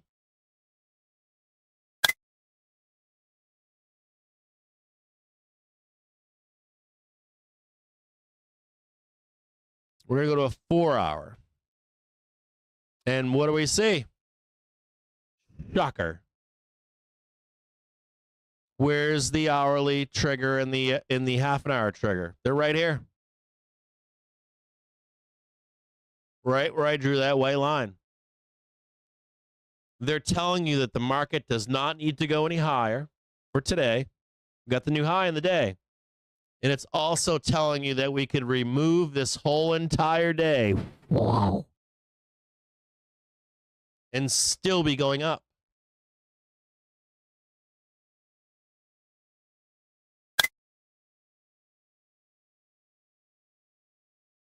Okay. All right. We got some good information here. It also tells you that if we come down here, remember that prior high that I told you about? Remember I told you about that breakout, right? If we don't go down to that 80% mark, and here's the 5-minute trigger, we successfully hold this and we go up here and begin to make a series of new highs, we get long. And especially what? Tomorrow's candle. Thursday's candle, if we hold all of this stuff in here, hold all this stuff in here, and hold all that stuff in there, tomorrow's candle should be huge. It should be epic. So we go back to the day over here and start thinking about this day right here. I want you to think about tomorrow. I'm trying to sound like the good guy from Batman that was the bad guy in Batman. You don't like it. Batman. Bat Bear. You don't like that I'm the good. Sorry. It's terrible. So if you don't give this up, I want you to think about tomorrow's candle. If we even go down here today or tomorrow, and this holds, what is tomorrow's candle? Tomorrow's candle is going to be like this, isn't it? Say yes, Captain Jim James. You know what you're talking about. What they'll do is come in here tomorrow and they'll do like that. So you then have your 636 up there. Oh, you come back on a Friday candle, and then the beginning of the candle on Friday is the 638. I don't think so though, but maybe. Here it is right here. Here's your actual target, like 639.63. So you got you hold that right here. All of a sudden you get that right there, right? There's Thursday candle, right? Come down here. Thursday top. Give back half that away, right? Coming to Friday. Oh, a little bit more on Friday. Right there.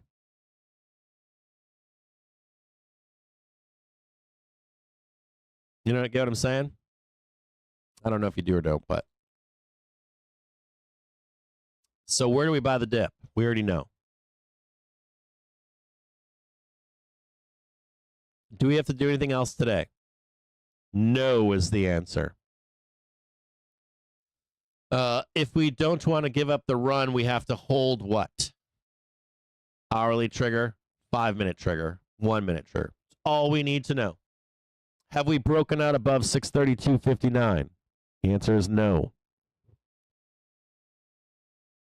If we have broken out with a series of new highs and you have triggers following you, get long. If not, we're looking for dip buys on the 5 and on the hour. Stops underneath. Break out to the right. Stops underneath.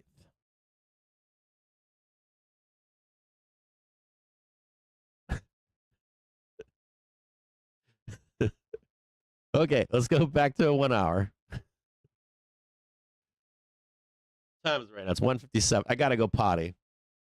What's some other things we got in here? We got the buyers. We never made the low. There's a big ass wick right here. Look at this big ass wick. That's all bullish, right? Okay, so we know that's all bullish. We got our white lines in here, right?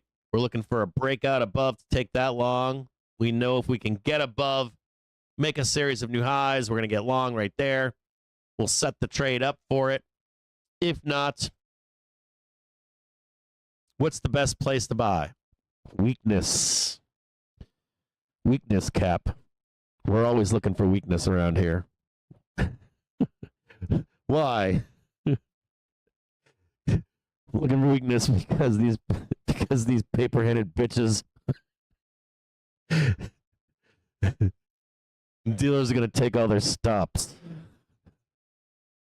They're always buying at the wrong time. Okay, all right, cool. I'm listening. All right, so we got a 4 hour over here. We know we're bullish. Put another one right here. We know that this is value on a 4 hour basis. There we go, right there's one more. That's a big boy right there, right? There's a big boy right there. Okay. If we lose this, we're going to plunge. Don't want that. That closes the gap on the run. Don't want that, right? So this is the key one right here, right? This 4 hour is the key one. I want that one to hold. Hold, Cappy. This one's big too, right here. You see that? That's actually a good sign right here. Having a 4 hour candle right here is pretty goddamn good. See a big old 4 hour candle right there, Cap. Now I want you to think about this right here. Just this. I'm scared, Cap. Rip face off. Right? I'm scared, Cap. It's Wednesday, right? Think about this right here. So yesterday, I was loading the boat, right? Right in here. I was loading the boat right here. So I want you to think about me, right? Oh, yeah. Up, down, loading the boat. Whammo. Whammo. And now I want you to think about where would Waldo want to buy? Probably down here. And even down there. Where's Waldo? See that wick?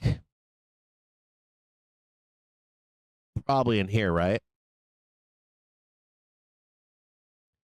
If Waldo, Captain Waldo is down here buying, Captain Waldo is down there buying, Captain Waldo told you I'm taking the money and running. That means Captain Waldo is probably right here. Right? So we're going to trust this one first.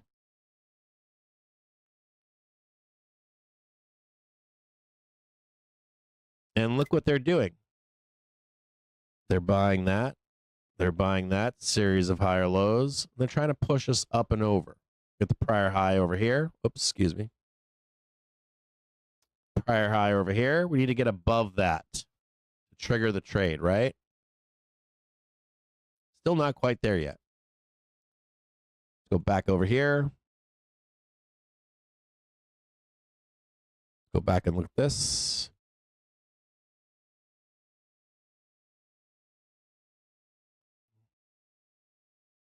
I said that was 4, but that's a 1.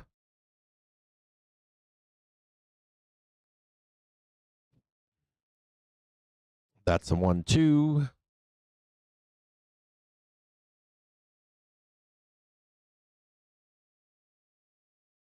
So your 4s are actually down here.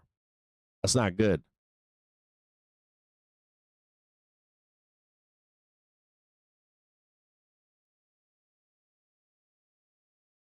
That means if we can't break out to get up there, that if we reverse to the downside, that likely doesn't hold. That likely doesn't hold. That's where I get my 628 from. So I posted you a chart earlier today and said 628 is the next buy after 36, right?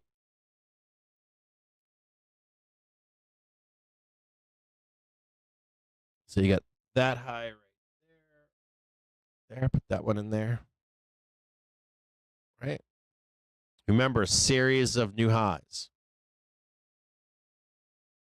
So you can actually catch that tip, 28, higher to 36. Why is it 36? I'm looking for the sells. There, right? There. There's your first hit.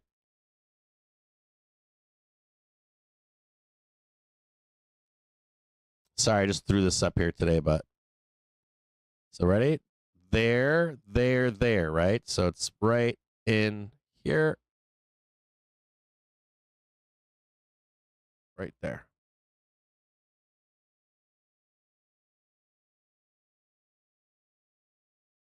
Bam, bam. Then you come up here, slam that one down.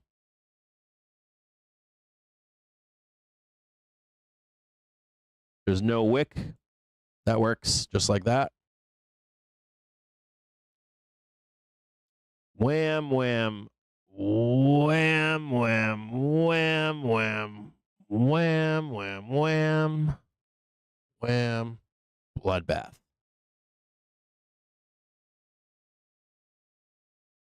That was pretty vicious right here, wasn't it?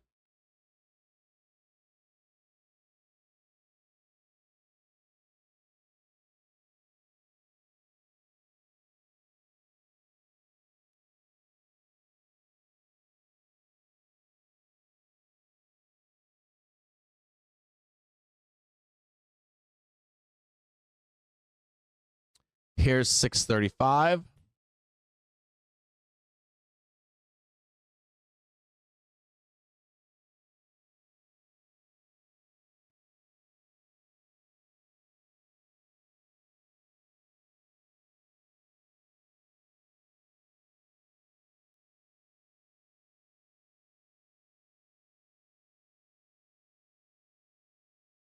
Zeros and fives are supply and demand in cash market.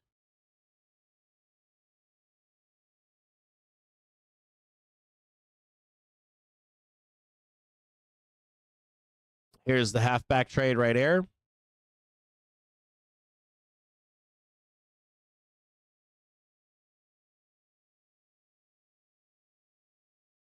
I would like to see that. Probably not going to happen. I probably need the support of the hourly trigger right here. I don't like these hour candles in a 4 hour. This means these will turn into 4 hours, but I'll keep an eye on them. I'll put this all the way down here. And I'll put this down here just in case. This is going to be in here, depending upon the time is going to matter in this if this changes. I know for sure that the buyers came in here, here, here. They're probably in here somewhere. Probably in there. We also have to make a new high. So there's an inflection point, new high, woohoo, right? We have this other inflection point right here. Probably going to reject it, right? Come back down here for the support that we need, and then eventually break over. So let's redraw this. You have 1, 2, break down, then up. Get rid of that one. That one. We have something to work on today. We got Wednesday, 1600. We're gonna bring this one over right here. Right there. We're going to bring that one up there. Tomorrow's Thursday.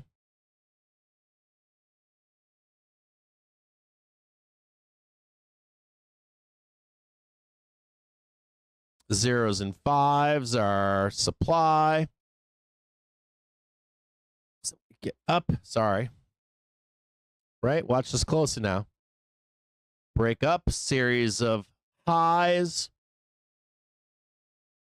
Right? 1, 2 high. And we have the hourly trigger moving up, don't we? Move that one up there. Thursday close, maybe Friday, 1600. I don't care how long it takes. Up there.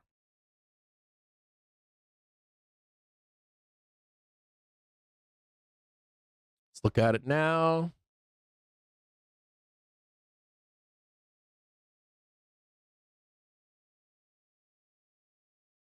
Right in there. Wham. Series of highs. When you get the two series of highs, you buy the back test. There's the hourly trigger for it. Whammo. Okay, let's look at this one here. I don't think we test that just now. I think we fuck around next week. Right? Monday of next week. Right? Monday, Tuesday, Wednesday, Thursday, right? Come back up here, get the new high, get the high, break it down. Friday, OpEx, vertical.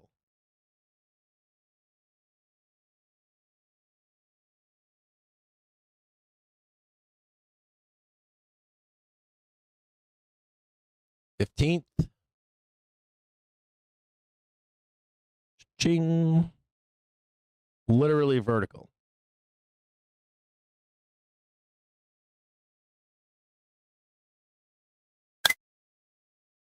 Dealers can work with this, can't they?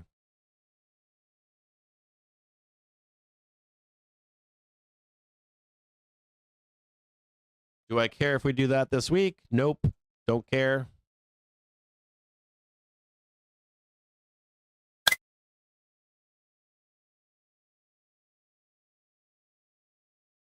Stops.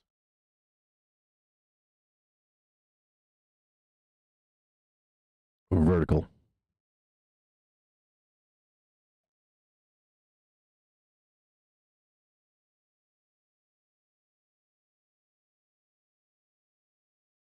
$650.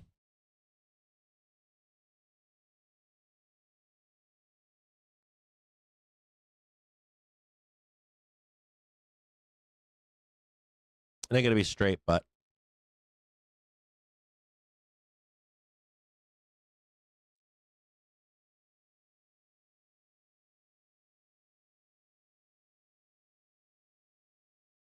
where should you buy as a bull? Hourly trigger. Okay, Cap, it missed my rules, bro. Hourly trigger. Hourly trigger starts to fade. Hourly trigger again. Hourly trigger. Hourly trigger. Up.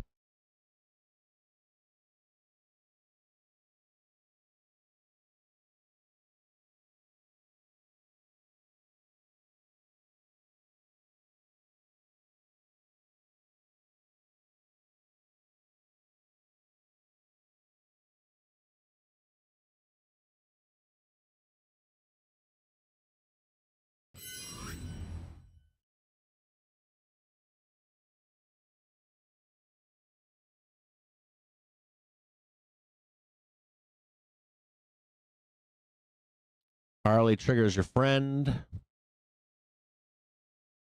believe anybody that tells you it's not. They're lying. They don't know what they're talking about. They're out of their minds.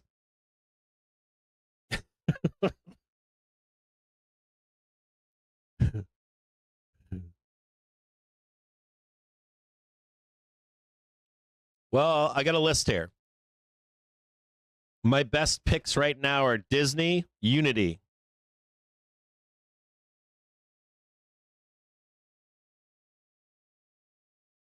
I think the Unity are reported, but I like them.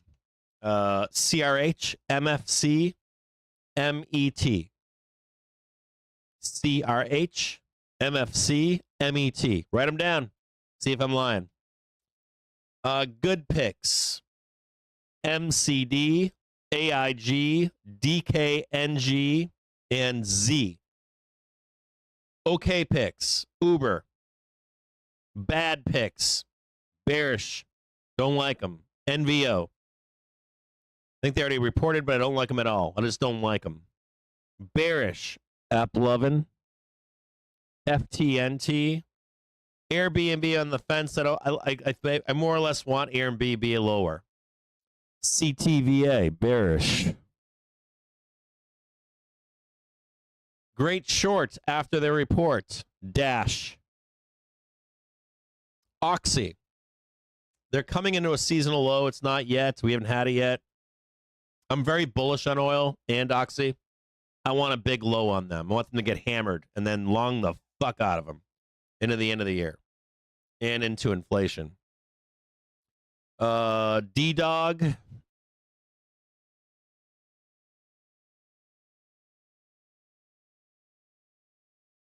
God, I'm missing so much money here. I haven't heard about Datadog in a long time. That's an old school one. Old meme, but it checks out. An old meme from back in the day. Datadog. Yes. Look at Datadog. I remember Datadog.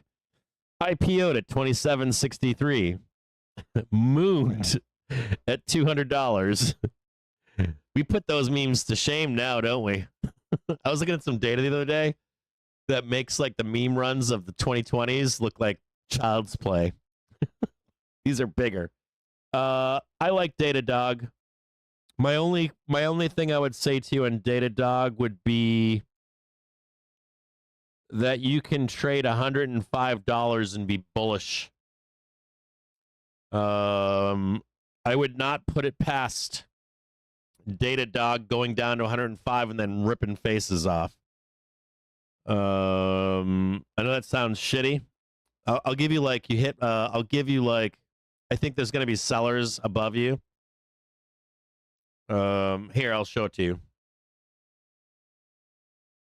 Like, I want you to think about this the way that I think about this. So here's Datadog. This is a prime example. I want you to look and see this low right here. This one right here. I want you to see this gap right here. I do not want to trade that. You can, but I don't want to. You've got sellers above.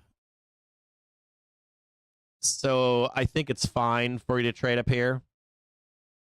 But I don't like that trade. And I really want you to look at it like this. I want you to look at it like this right there. Somewhere in there.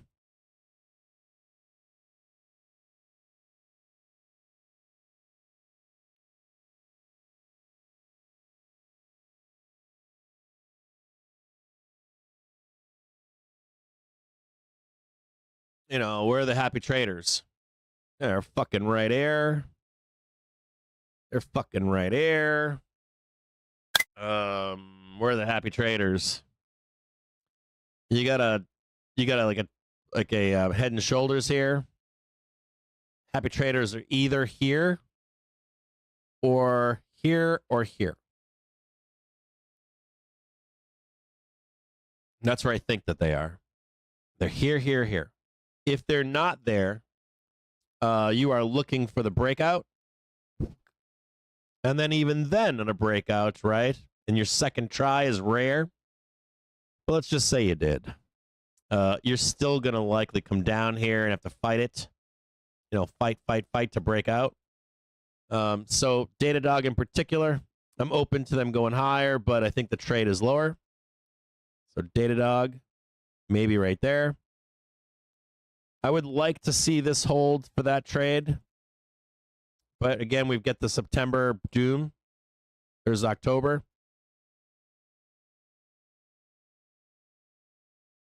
I'm going to be honest with you, I'd rather draw this like this.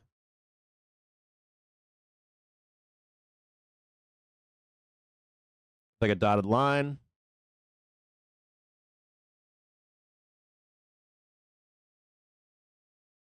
Get rid of that. I'm in accumulation here, but from lower. I mean, I like that right there. I like this holding right here.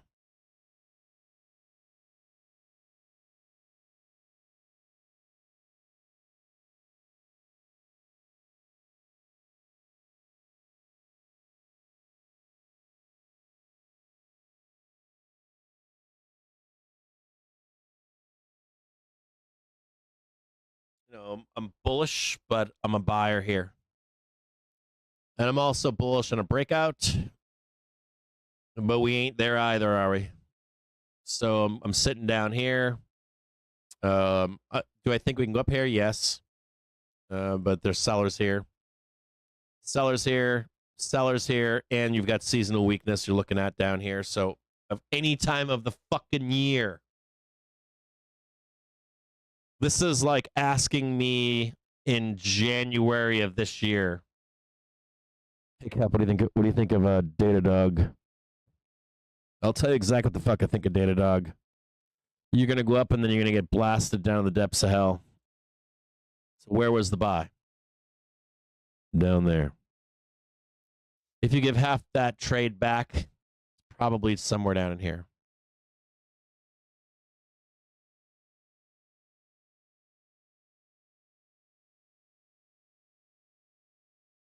Quick wick down. Back up like it never happened. I'd even be willing to get rid of that. Does that help with Datadog or no?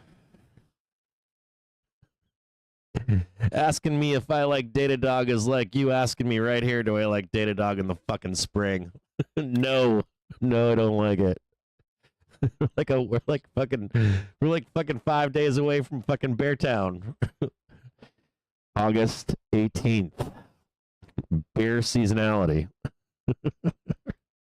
Let me show you where that is. Beer seasonality is literally right here. Shit you not. Like literally shit you not. There's bear seasonality. Right there. This Beartown right here. So can you get some squeeze in there? Sure. More fuck you in the fall. So I don't know how you want to read that.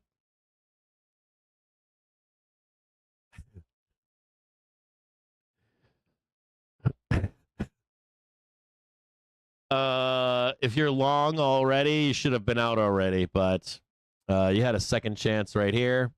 You might get one more. Really, we're asking we really are I'll be honest with you. We're really we're asking the questions of what do you think about this stock ticker when it's more pro in like mid or late September or mid October. Like when you start asking like, what do you think of this? What do you think of that? More than likely be around that time period. As we come into the spring low, it's like, we're checking right now. We're trying to see if we can unwind here. If we start unwinding, we start moving higher. We're at I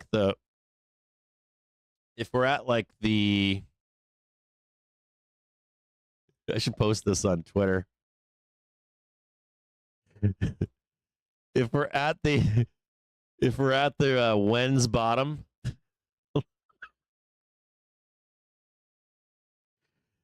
if we're in the Wens bottom curve, we're right about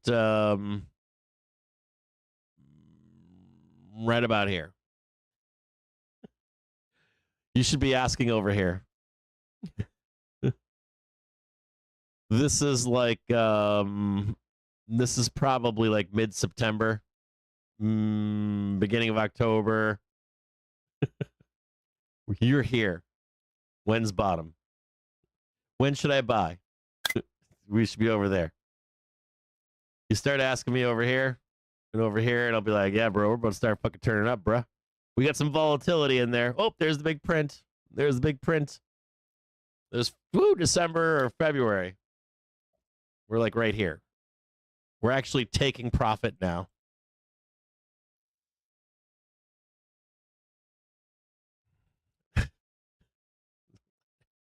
That back over there. Oh yeah, there we go up there. There's another one right there. 634.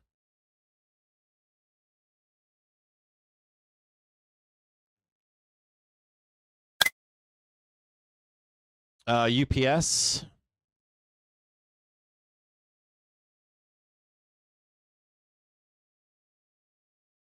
Oof. God damn. Thank God I didn't. Dude, you gotta say, hey, I gotta give a shout out here. I gotta give a huge shout out here. Blinky.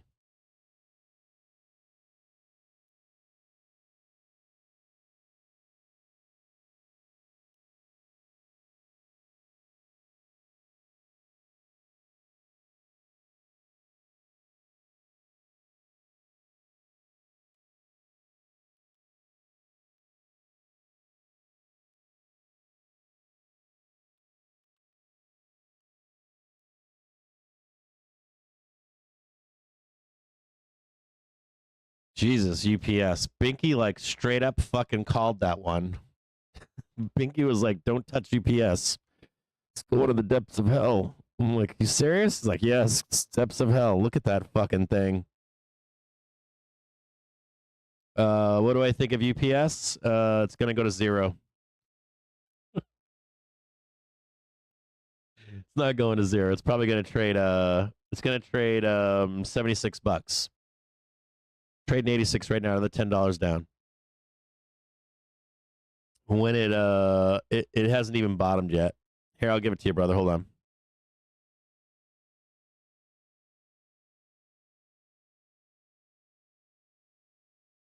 It's near bottom. The other problem is that it's gonna sit down there for a while.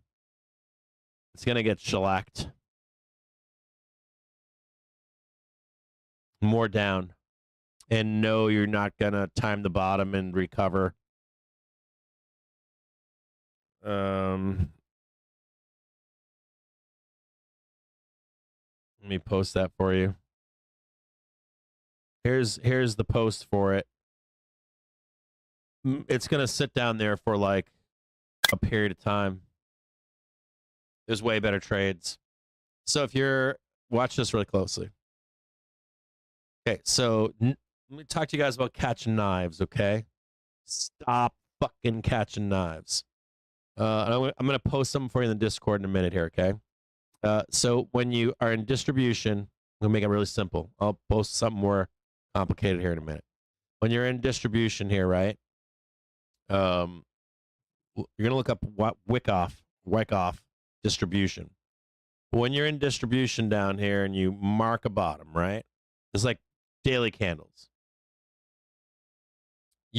There will be a time of accumulation that'll take like months. 1, 2, 3, 4, 5, 6, doesn't matter. You want to begin to see a high at some point. Higher lows, then higher highs and higher lows. And only when it begins to do this do you want to get long. But this could be like 6 months, 9 months. I mean, dude, you want to sit in a... And there's something else fucked up here, too. This is where the real danger is. Now, UPS probably doesn't apply to them, but frequently you'll get a distribution like that, and your favorite stock will never, ever, ever come back. So my take is that you start a bull cycle, and you look at spec growth that's new, the newest, shiniest thing, and you get out of it and you reduce yourself down into indexes, and you don't get married to anything, and you come back in the next bull cycle, and you're in the indexes. You start poking your head up in the next bull cycle, and you can start to get out of indexes and start doing spec growth, or memes, or diverging stocks from the big boys like Mag 7. But I forget what it's called before, but they used to have different names for these things. Anyways, you get the gist, right? So UPS could be down in the gutters for a long period of time. Unless you're buying and holding for like 20, 30 years. You could do that. But more down, $75, 76 bucks. All right, cool. You don't want to be down there doing that, dude. It's a fucking nightmare when you're catching knives down there. It's fucking brutal. Like you're mentally, you start looking for the breakout, then you think it's gonna happen. They whipsaw. It gets so bad, right? That you're like down there catching knives, and you're like, no, bro, it's all coming back. We're gonna do the equal highs and all that kind of shit. I'm gonna be fucking rich. But meanwhile, what happens is you get false breakouts. You end up being there for so many years. Like 5 years passes. Your money's tied up. Money's cheaper. The gains that you made didn't really pay what you bought. Like the dollar is worth even less. Then you get to this point where you're just like, I just want out of this. I just want out. That's it. I just want out. And it's totally demoralizing. You don't want to do that, dude. It wastes years of trading. You just like burn years of it. Don't do the UPS unless you're short. If you're short that fucker in the ground. It might take a little bit of time, but keep hammering it down. You want to see the accumulation.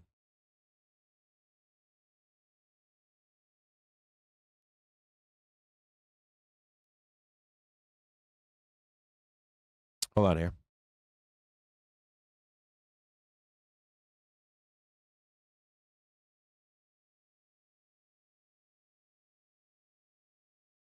These are pretty good to watch here. Now, I don't personally believe in this. I believe in this like I believe in LA Wave. Fucking eraser gang. Outcomes are different, so that changes LA Wave. But if you want something to read, to give you like a plan, this what I'm posting here is it's worth the read, just for accumulation distribution, a general idea of what it looks like. And this shows distribution charts, and it shows accumulation charts. So if you're looking to accumulate UPS, it shows right here what it looks like. And it usually takes time. And if you look at the accumulation schematics of a stock, I want you to notice the new lows towards the end of the accumulation cycle. You can probably just so you have your initial low, right? And then you go down a couple more times usually. So you just start tracking that major low, and you can set some alert. You always hear me say like set alerts lower, set them lower, set them lower, set some alerts lower. That you can look in this distribution chart, and it'll show you why. I'm just looking for that one last fuck you. And if you look at that spring phase where it bounces and rips, that's where you want to jump in. You set enough of those on any declining stock, anything in distribution, you're going to start getting pings like, ding, we did it, ding. Oh, UPS didn't do it, but ticker PORN did it. Sweet, we'll just start trading that one. Is UPS ready? I've been loving on that stock. Nope, not yet. Okay, we'll come back to it later.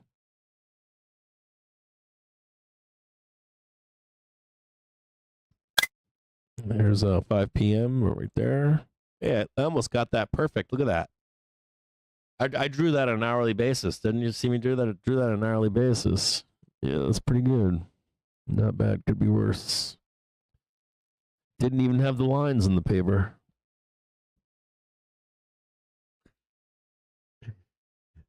Helen Miser would be happy with that. She'd call me a good boy.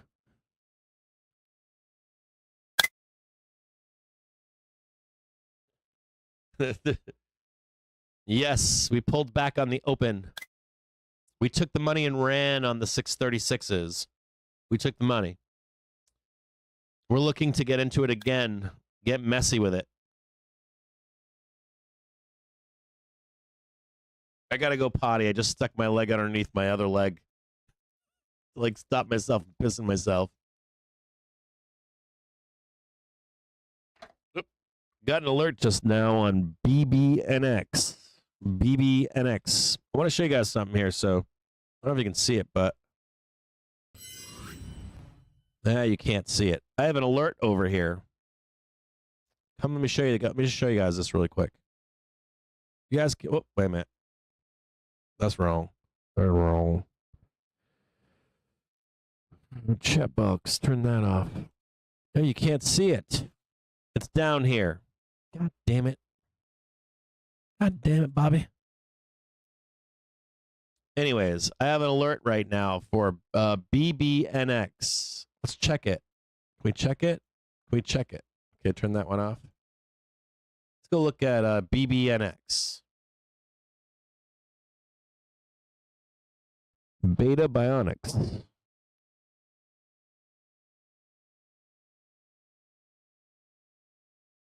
Look at that. I don't know why I have an alert here, but I have an alert here. I have an alert. Beta Bionics, BBNX. It's getting annihilated. The alert was probably on the daily trigger. If I had to guess, that's where it was. Can you imagine getting trapped in there? Big old squeeze. I'm like, I ain't buying none of that. I'm waiting for it to come back down here. I want it to give most of the trade away. BBNX. Let's look at it. Yes. BBNX has the W, right? Bat wings. There's 1, there's 2, there's 3. In this case, it failed. Well, not quite failed. This is the A right here. To go higher. There is a tiny gap down here. So I want to think about being a buyer right in here. Oh, yes, blood. I love the blood.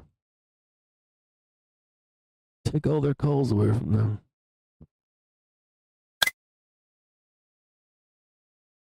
Now, there's something more important here. This could be a double correction. 1, 2, right? 3, 4. That's bad, isn't it? I don't want that, right? 1, 2, 3. Kind of unknown in here, right?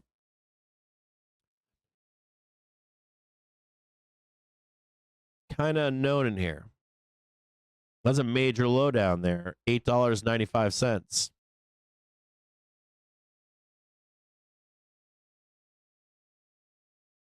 Nice, that's good. I don't like that over there. I kind of like that. That's good. Looking for more up. That's actually pretty bullish. That's good. 30 minute. See what it says. Oh, yes. Yes. I like that. I love that. So this stock's saying buy the bottoms of daily velo. Okay. That's what it's saying. This hasn't given up. It's coughed up its daily velo. This is saying it's still going to increase here. We are in some negativity here, but this is a big, big down move right here. Probably gonna get bought. Um.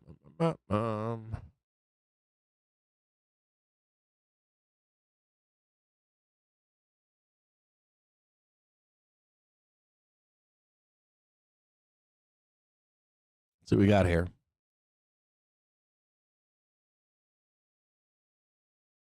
Okay, buy dips. Where?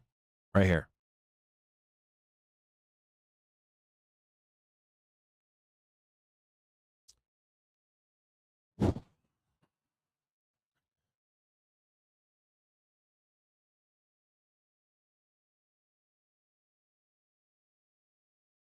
Seasonal low 13.29.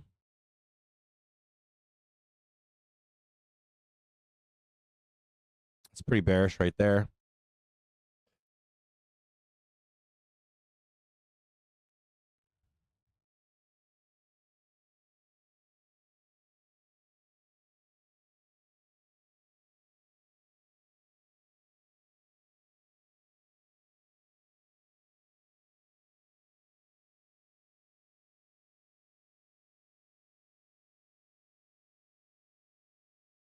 I love when price comes to me. There's a lot of interest right here. Two gaps right here that need to be filled.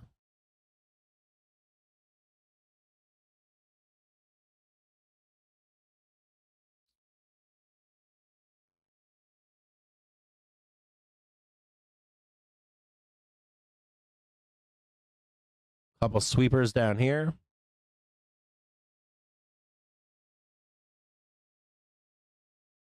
I had a dip buy right here.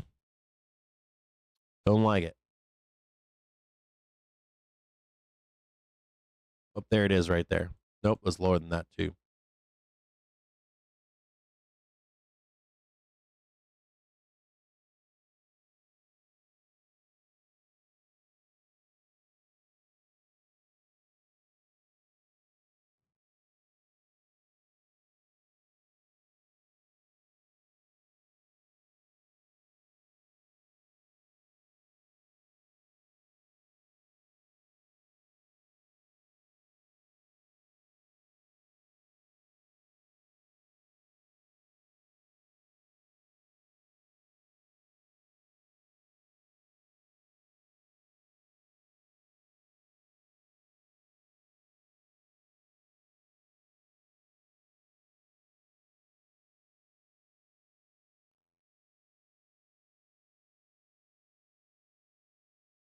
There can be an argument made that this correction is over.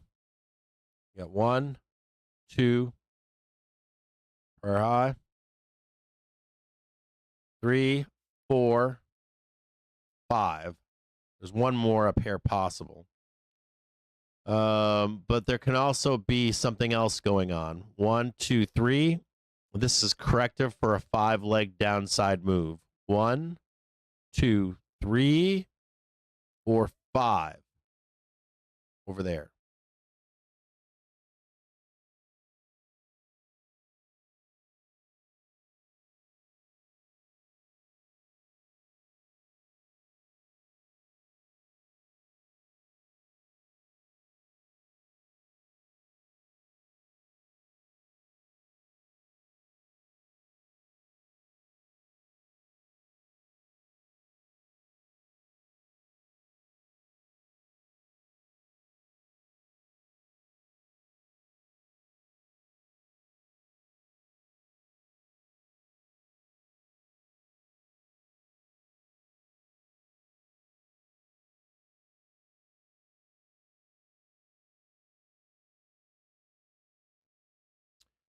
I am interested too in this here.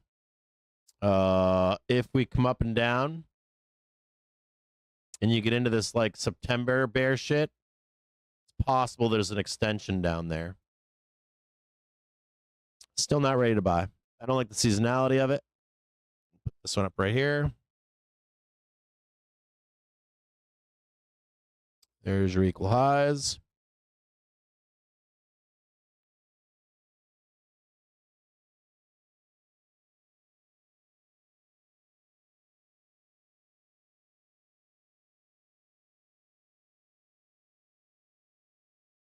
Be dragging ass down here.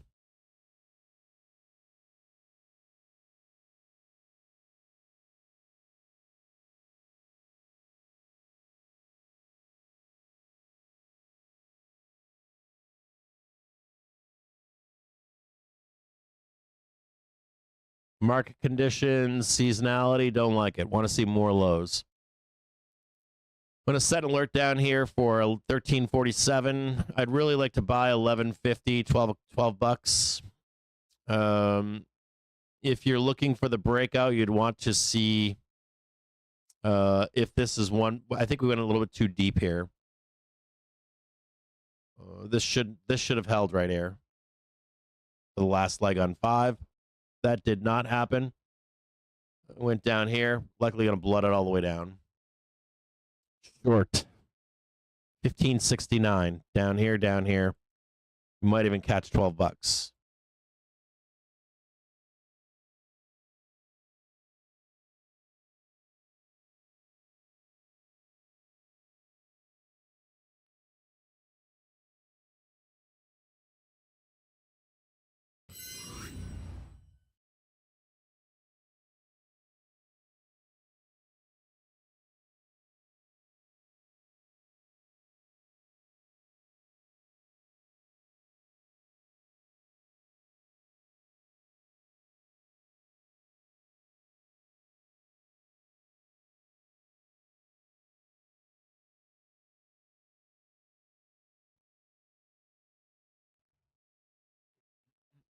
Can you guys do some chat really quick just so I can see if it pops up on my screener here? You guys just do test. I'll do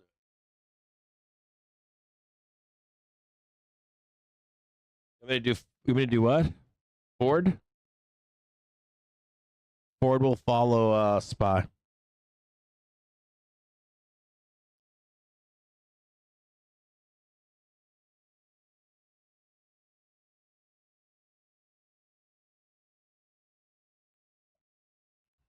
Oh, thanks.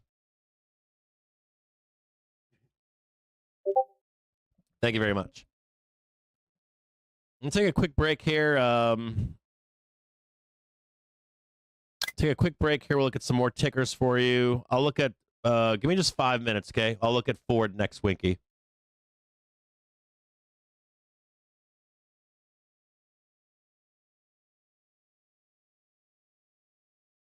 Fucking Apple, baby. Stacy, I told you. Was it Stacy?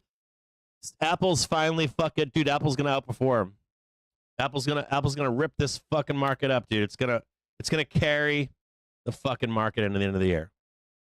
And it's outperform right now is bolstering it for any downside in the fall. Like we get a bear season, even if we give that back, it doesn't matter. It's gonna still fucking rip. It's fucking beautiful. I love Apple right now. Been loving on it for like a month and a half. I'm like, this fucking thing, when we come into this fall season, it's gonna explode to the upside. It's what's gonna hold the market up in my view.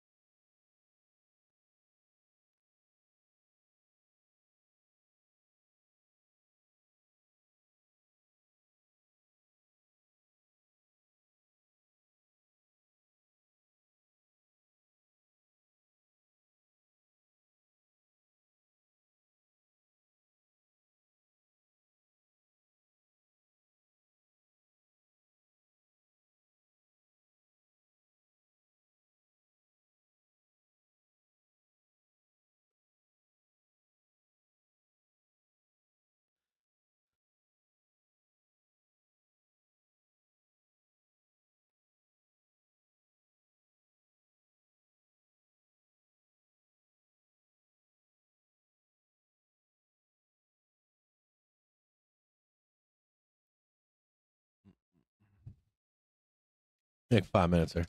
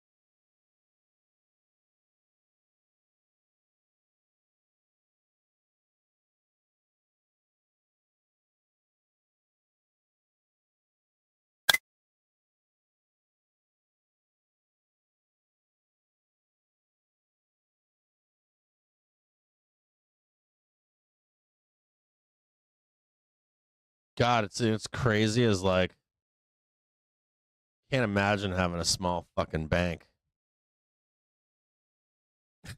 You can't. It's like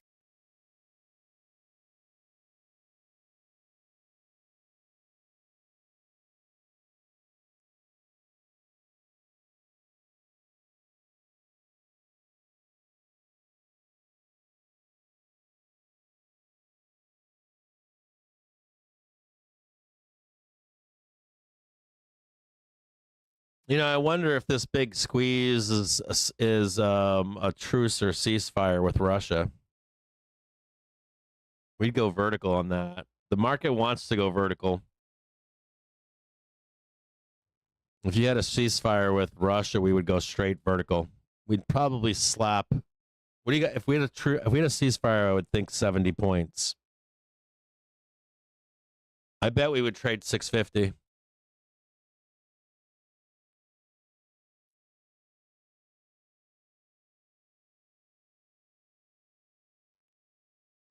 You need Putin to say it. Like when Trump says that shit, it's good for a few points, but Berlin, we would probably start squeezing already. I bet we would price it in faster than, you know what, I should set the trade up. Just in case. A market order to chase.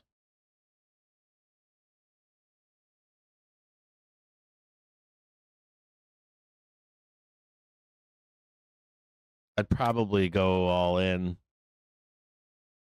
I don't know if I can. Can I do like 300 orders or no? And like 3 different versions of the brokerage? No.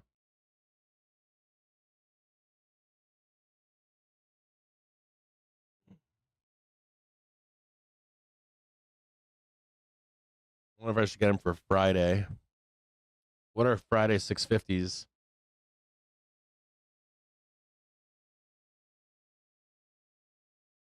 Those are 1 penny. Jesus Christ, you need to buy them. You just buy 643s for Friday. Oh, no, wait a minute, I got that wrong. So 650 is 1 penny. You could just buy 646. You buy like, if you, I don't even know. Yeah, hold on. I don't, what would they print? Let me look right now.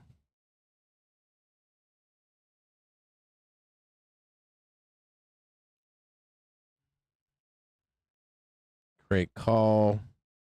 Spy. You don't really trade it. You just buy shit you're willing to burn. I would think that we would trade I would think that we would trade. I mean, we'd guaranteed to trade 640. 643 would be, 642 would be the most appropriate by Friday. 642. A bunch of those right now. They're kind of pricey. They're 9 cents. You trade I would think that you would trade 640. It'd be up there. It'd be like 642, 643, maybe 645. Those are all penny options. 2 pennies, 646.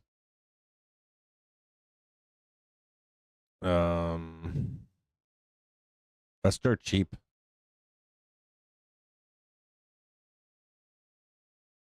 For $600, you could have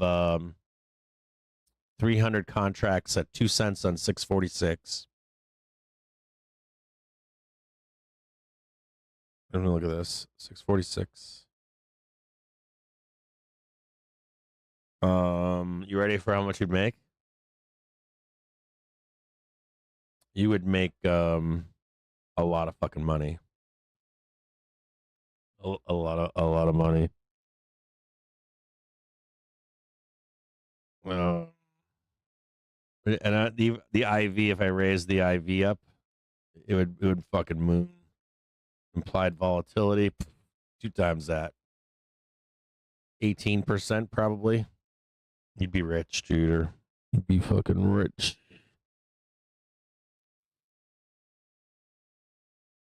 You wouldn't even, you'd just be there for the vertical. Like 2, 10, 20, 30, 40, and then sell. Get the fuck out. If you did an SPX, it'd be cheaper, but probably cost more or be less volatile. You'd make some serious money.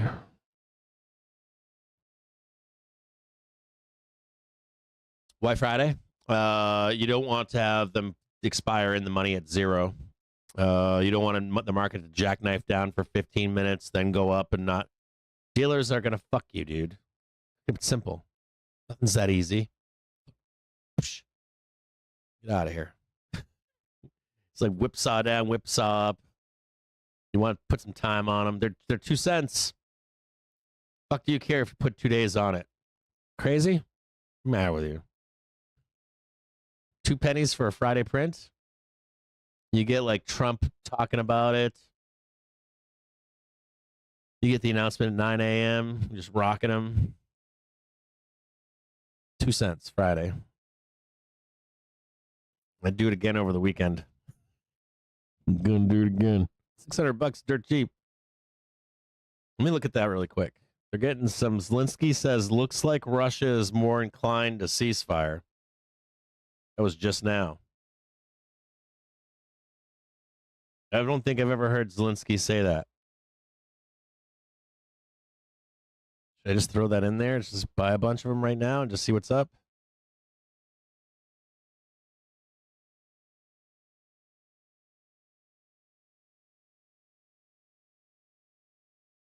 Yeah, Friday.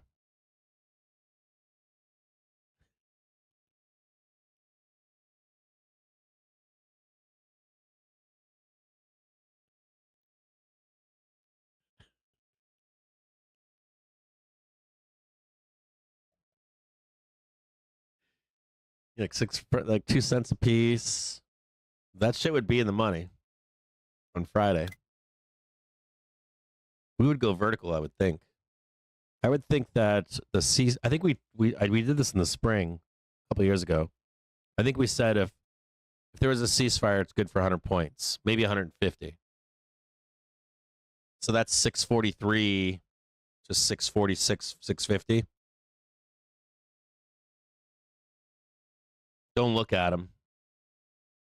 Just put an upside sell stop on it for like 40 cents or something, or I would say 30 to 40 cents. It'll go even bigger than that, though. It'll go dollars. I'm looking at it right now. If you did like 646 with all that interest, you'd make, you ready for this? On a $1.50 bet, you'd make $333. That's between now and Friday. You'd be what is that? I gotta figure that out, but you'd be a millionaire. I know that. You'd definitely be a millionaire.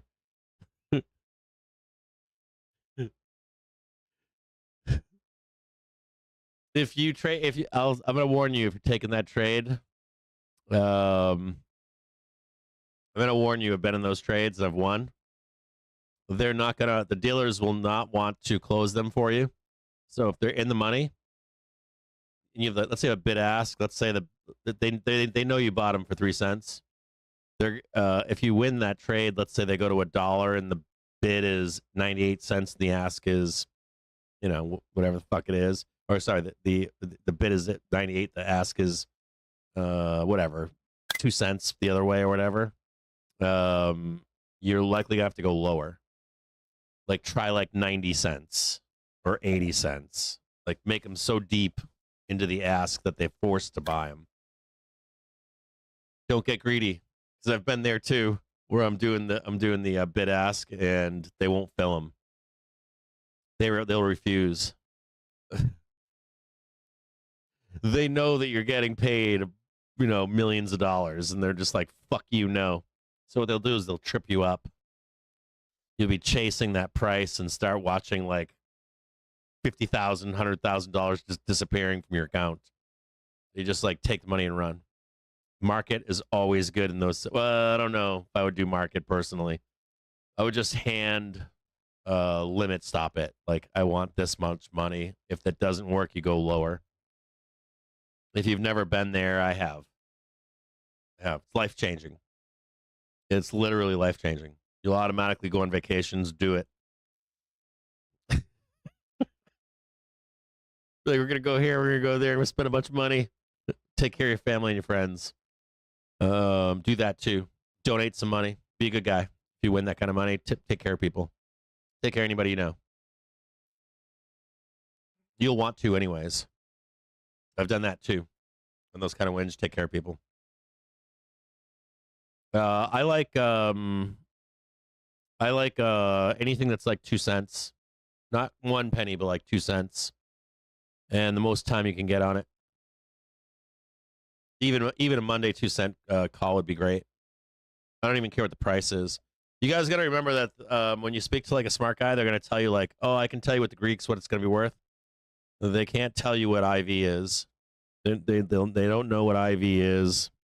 And That's where arbitrage lives. And while markets screaming higher or lower, that arbitrage is massive.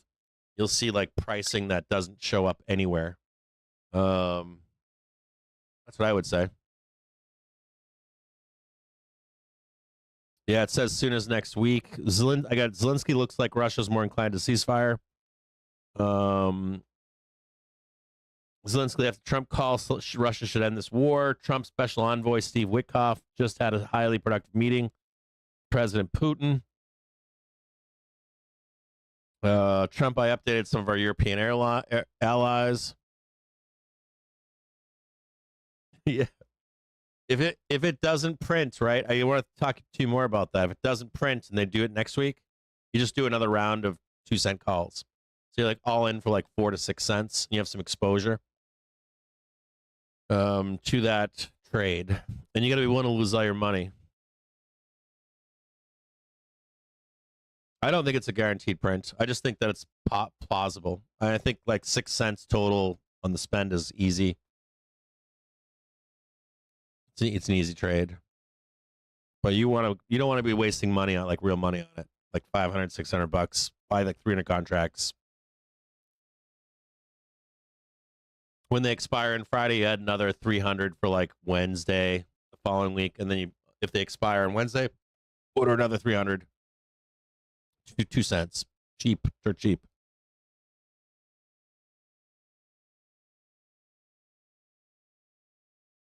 That's the same as like it's like an inverse crash put. Like if you get panicky, like you're long the market and something bad that nobody knows happens. Like I don't want to say those things because they're bad, but like 9/11 something happens, fucking slam the fucking two penny. Slam, slam, slam, slam, slam, slam, slam, slam, slam, or triple leveraged would work too. And you just fucking rack them. Give them like 3 days.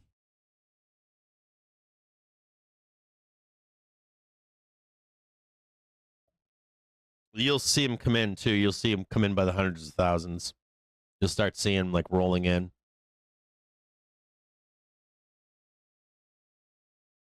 Let me go potty really quick. I gotta go pee. I'll be right back. God damn it, you guys fucking keep me here all day long. Hold on, I'll be right back.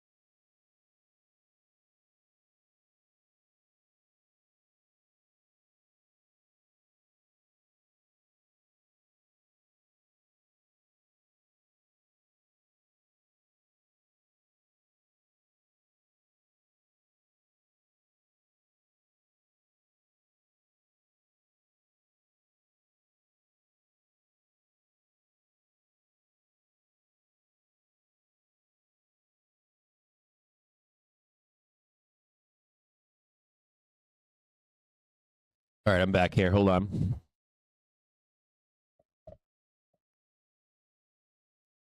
One quick second here. I got my wife made me some lunch. Look at this. Raise that just a little tiny bit. I'm going to post some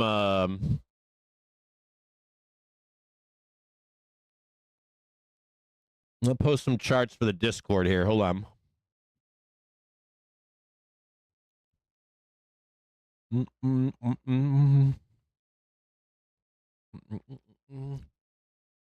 going to post some charts for the Discord. Now, where are my picks at? Let's look at Diz. Oh, yeah. Thank you for the water.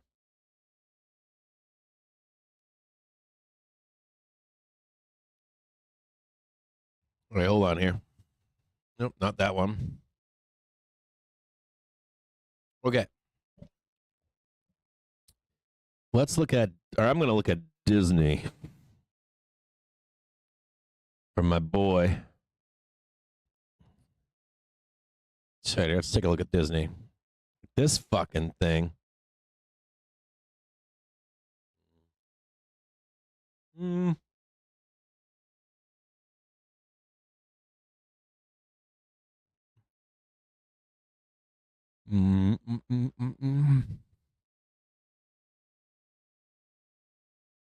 Was a little long in the tooth, Disney.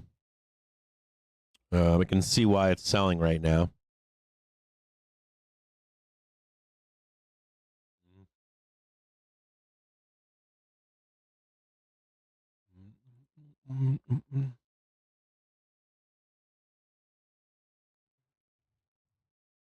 Talk about price being stretched on Disney or on Disney. On here, 104.79. I've got.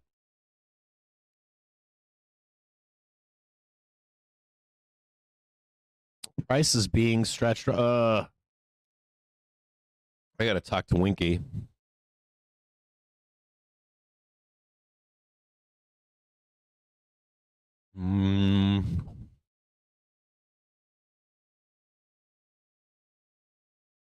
I think they're gonna fuck Disney into their clothes. Let me check some here. Here.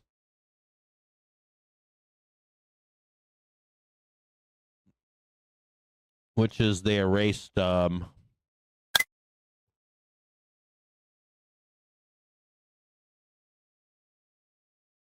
erased their monthly candle.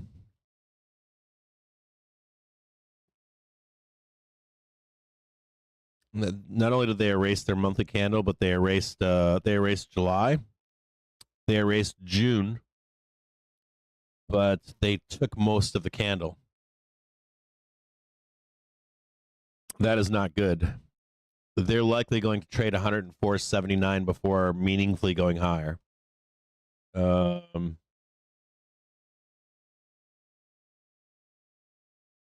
get a bounce like the bounce you have right now. Let's trade 115.54. Hold on here. Like it can go up here, but it hasn't made its low yet, in my view.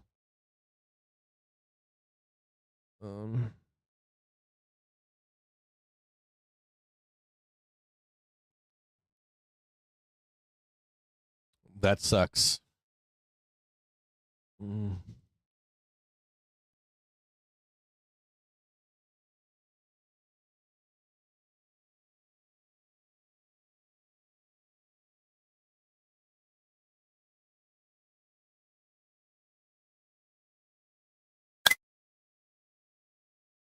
It's going to trade 105. It's going to trade likely 121.94, then sell down to 106. Let's check something here. Now I see why Winky's angry. Time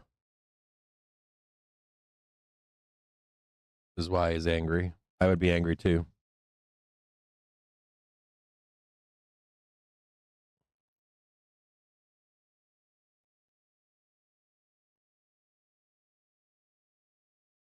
Yep, that's where it's going to be right there.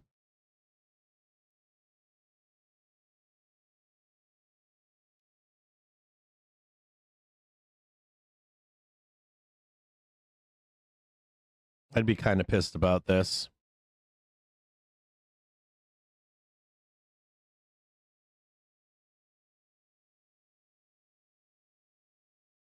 And then it brings up the whole argument too of closing the entire gap.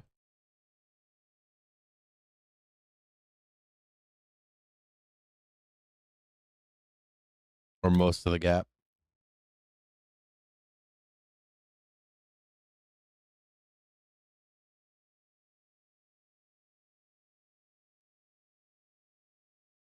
I'd be angry about that with Disney.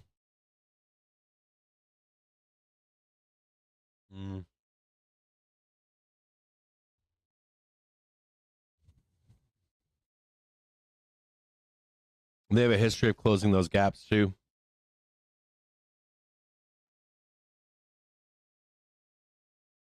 Let me check this really quick. Let me just see if they leave gaps behind. They do. They're kind of messy. They leave gaps behind.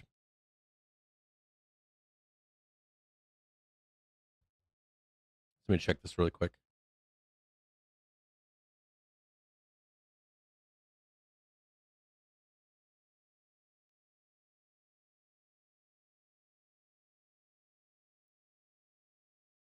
Yeah, I'd be a little angry at this.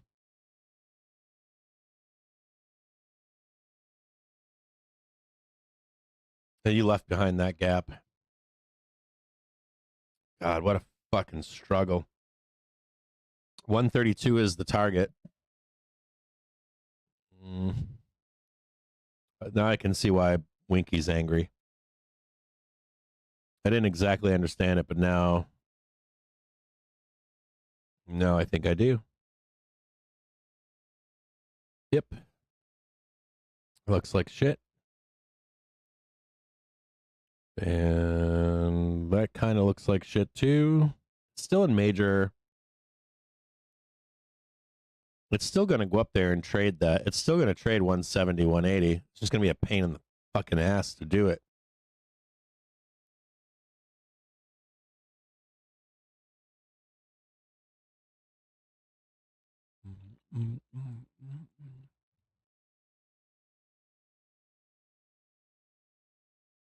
Makes you wonder if Disney's going to be a late performer.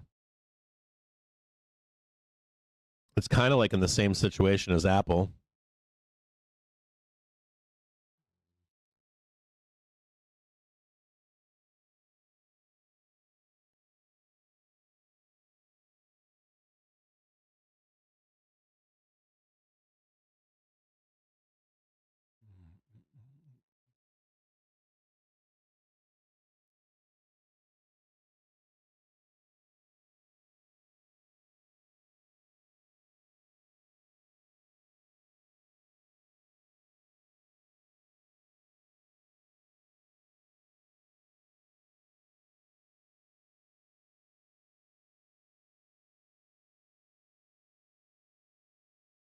Well, this is crazy. Ready?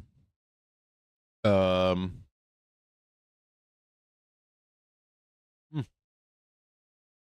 was interesting. Sorry, I'm eating on stream.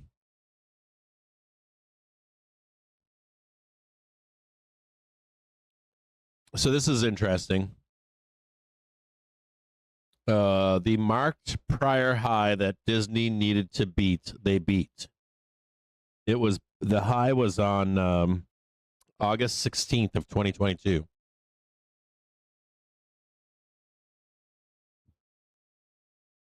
Let's look at this together. Hold on.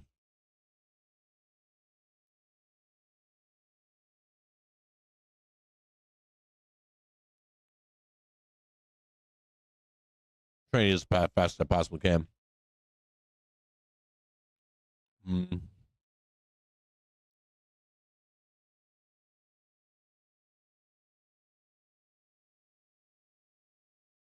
Probably need to talk about this in the show. Hold on.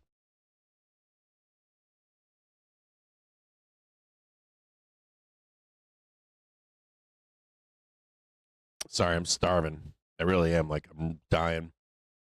Let's go look at this.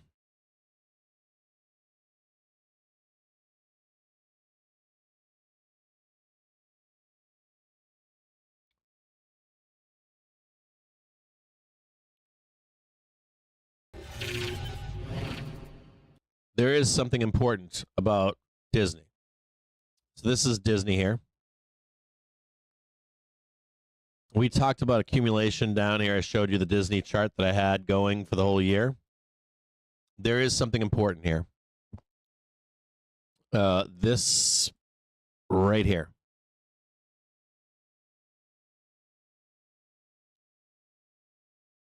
This high right here is important. And I want to draw your attention to it. Mostly because it's not easy getting here. It's not easy getting there. I want to show you what distribution looks like. SPY starting to squeeze higher again, but I want you to show like what distribution looks like and accumulation. And this looked like the last low. I post in Discord what that looks like. You have your initial low, and then you're looking for two more. Right? That's 3 total. If you look at that article I posted to you. The other important thing is this prior high right here. So this is all very bullish, like a prior high, the accumulation. And what's fascinating is this low right here, we had marked this as looking to buy this. I deleted the entire thing. I showed it to you in this, stream earlier. Sorry for burping. But what's more important is this right here. Let's look.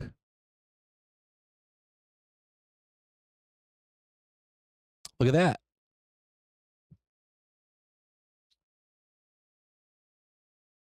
Almost to a tick. You got the new high. That's impressive. I would call that a good earnings. And I find that one fascinating right there because of way over here. This is all the way back on August 16th of 2022. Now that matters, doesn't it? When we mark a bottom,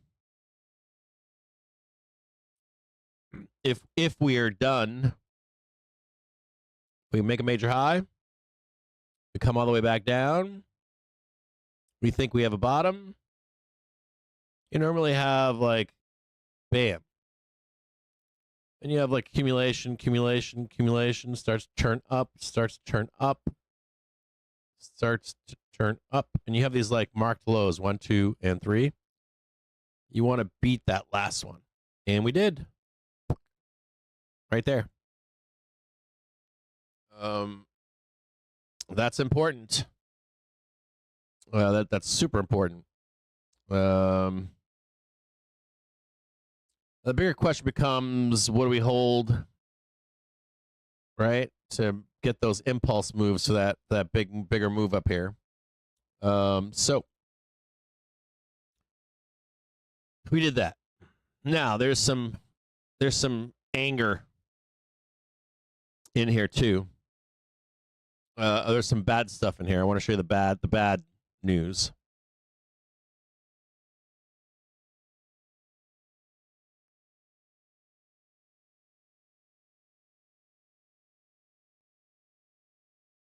Erased July candle. Took most of that candle. That's not good. That means you're looking for probably the seasonal low to take some of this candle here. You can go as deep as about 20% of that candle right here.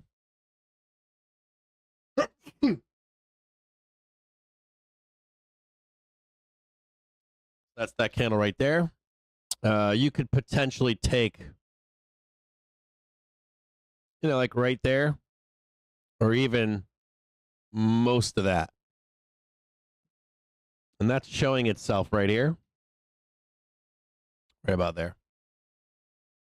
So on an hourly basis, the only thing that bothers me here on an hourly basis is this is open. We're looking for this from SPY, by the way. That same process, we're looking for SPY. And the only thing that I would say to you here is that this candle is now open for bear pleasure. And you're either going to take just the portion of it or most of it. That's valid.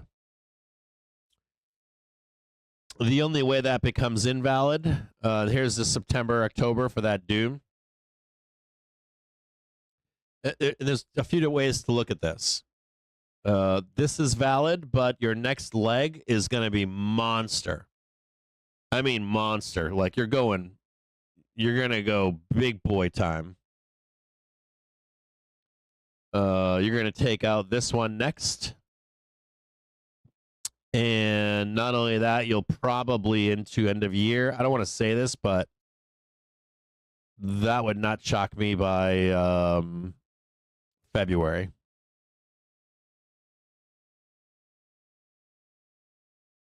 I think you might go straight vertical. You just but this is why I see these melt off tops in some stocks,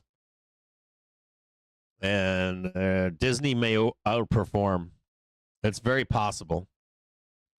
It could literally just go vertical. I don't know how it does it, why it does it. I don't know if it just starts grinding and we go to the end of the year and it's just vertical. I would rein it in and say here. Like rein it in, but like if you want to outperform, this is probably one of them. That's 30% from coast to coast, but I think you can add that right on top of there too. If not half of it at least. I'm getting a little greedy. Could be like here. 150 sounds right. Even 160, 170 would not shock me. I think it's a little bit of a stretch for an extension, but 148 makes sense. I wouldn't bet on it, but like a creepy crawly up the Wally into the December or February, I wouldn't even blink seeing that. So there's a payoff there. In the long term, there's a payoff here. Long term being December, February. The only question left now, that's very bullish, by the way. That tag right there is extremely bullish. The only question from there, though, is where does it stop? I don't like that Disney easily does this kind of shit. Like, boom, boom. It's like coming up here and going wham, wham. I got an example of it right there. So this took February 28th, April 10th, 1 month, 6 weeks. Depths of hell. Anyone telling you the market can't go down like that? Out of their fucking minds. Out of their fucking minds. It can never happen, Cap. It's never going down. Dude, there it goes right there. Jesus Christ, just went down. So, the only question from here, though, is how deep does it go? I would give you either price or time. I think it's possible that you could trade slightly higher, maybe even a little tip up here. I'd even give you that. I would be watching them, though, for an end-of-year perform. Go up there, too.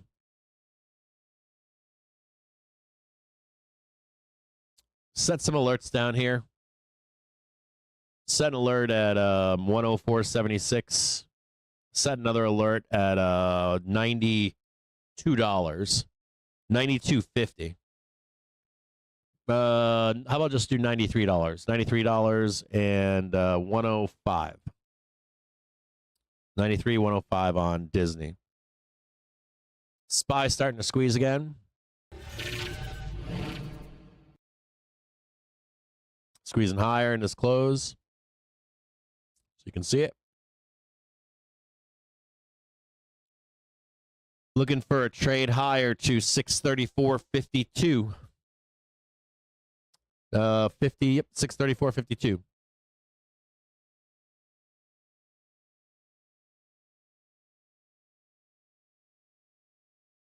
New highs in SPY. Also have a 436 on the week as a target.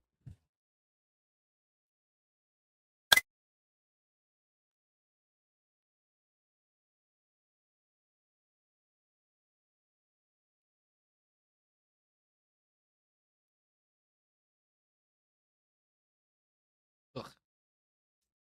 Gross.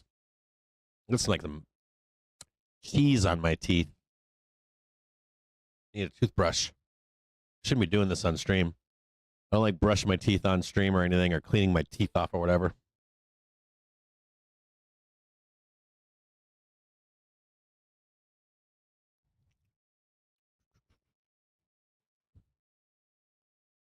We're going to do a creepy crawly up the Wally right now.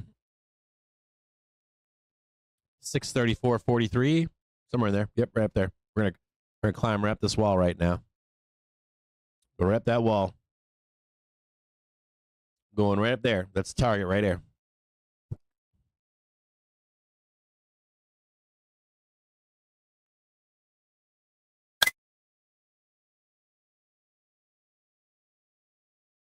Price or time. Target 634.52.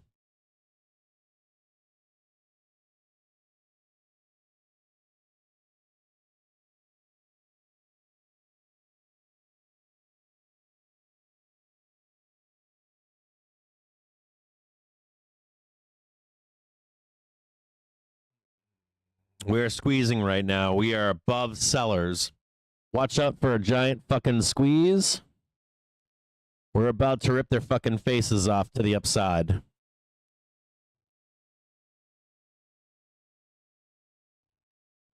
We're right there.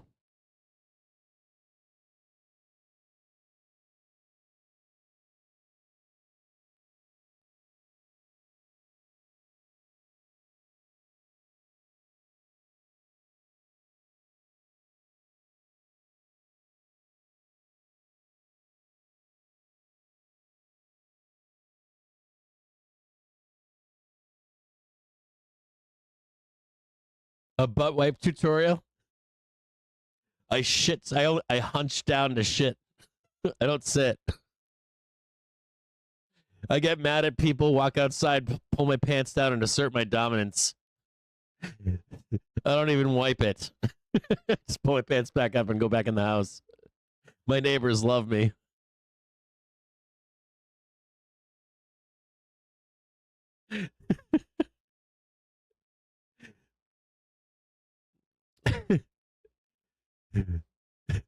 Taking the bait.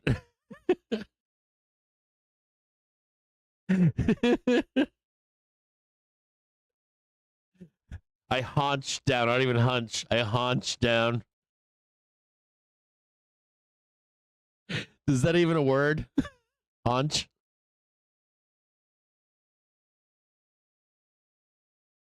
It's a word, right? Hold on. Oh, no.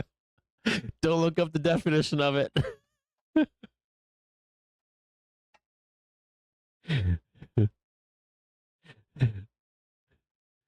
Haunch down.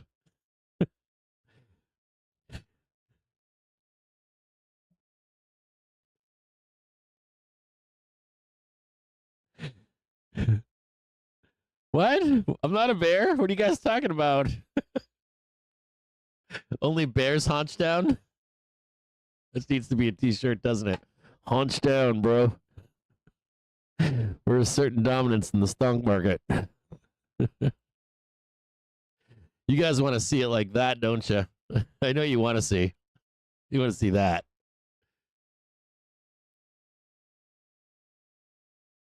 Pain.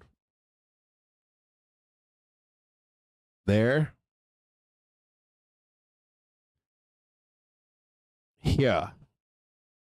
Over there. Right there. Pain. Oh yes, pain. Where's I betcha Chase is mad right now. Guaranteed. This is where if you're a bear, that's where this is for bears. This is bear pain. I say bull pain. This is bear pain.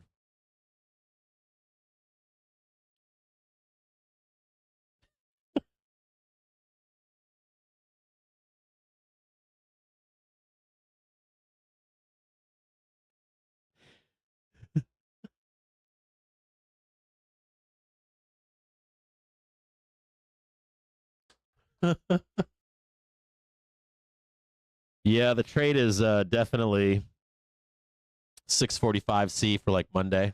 Friday, Monday, doesn't matter. 645, like Friday, Monday is right in there. Anything that's dirt cheap. They'll catch bids too. They'll catch bids because of this potential. There, like you'll see interest in those strikes. You'll see premium kicking in from dealers too. They'll start pricing them in. Even if it doesn't come to fruition, they'll put their 2 cents in or 3 cents in or whatever.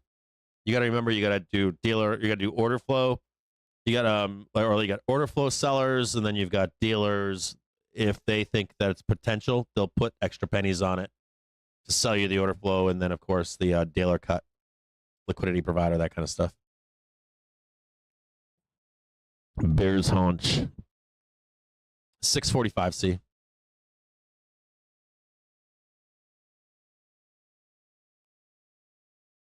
Yeah, I went in. You can fucking see the interest on the goddamn strikes. I think it's a valid. I mean, you got like, I think Zelensky saying it matters. I don't think that anybody trusts anyone but Zelensky. So let's be honest. Even if you hate Ukraine, nobody's fucking trusting anybody but Zelensky in terms of truce. Zelensky is not going to say potential truce unless it's real, or there's hope. We might make millionaires.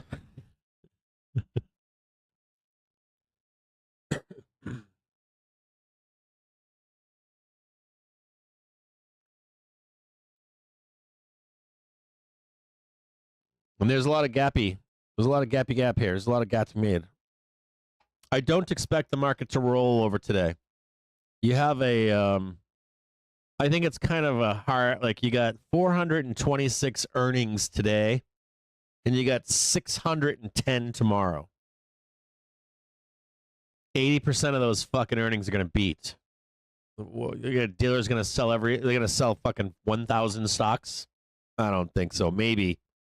I find that hard to fucking believe. They're like, yeah, you're like, I can't even imagine, like, what do? You sell them all and then you rip the entire market next week, I guess? Yeah, sorry, fuck off. And these are all good reports. There's no bad data. There's no catalyst. And the other thing that I was reading too was that BBG was trying to push a narrative that retailers aren't long anymore. And I was like, oh, fuck, they're probably writing that because they don't want them to be long. They're like writing this whole thing like retailers are no one's long. No one, like, there's a fucking giant gamma bar at 6,500. I'm like, that's still sitting there. Nobody's sold. Maybe they're not adding, but it's prime time to rip. Due to it. And then once everybody freaks out, you sell into them.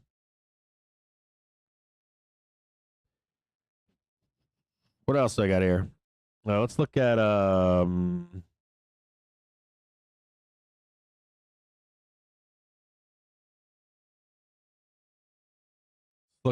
give me a second here. See if I can find anything here for the close. I think spoos is the way to go, be honest with you guys. Why the fuck are you picking individual tickers when you can just pick spoos or Qs? It's like too easy. You can get out when you want to get out. If something goes wrong, you can lick your wounds.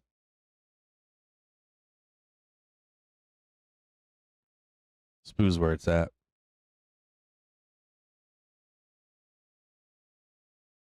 I think I did App Lovin' is on my shit list. Let me just look at a few of these here. I'm bearish on App Lovin'.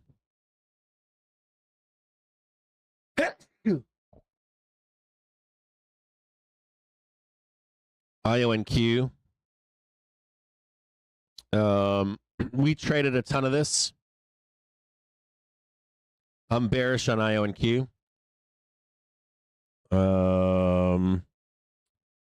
Symbiotic.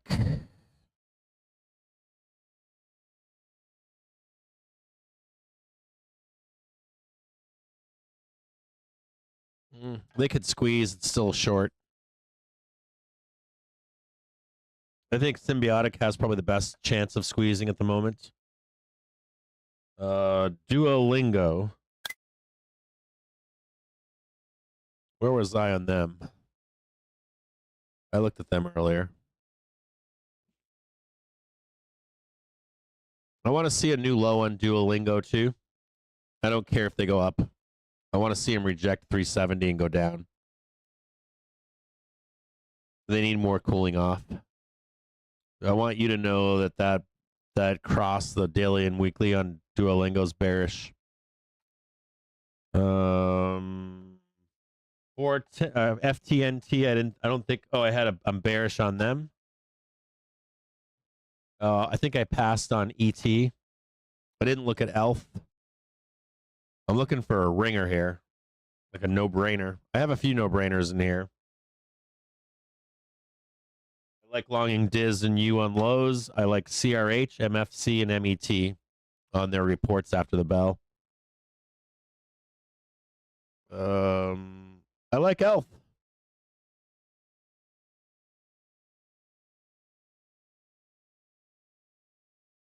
I like ELF to dip and rip. I think you wake up tomorrow with ELF.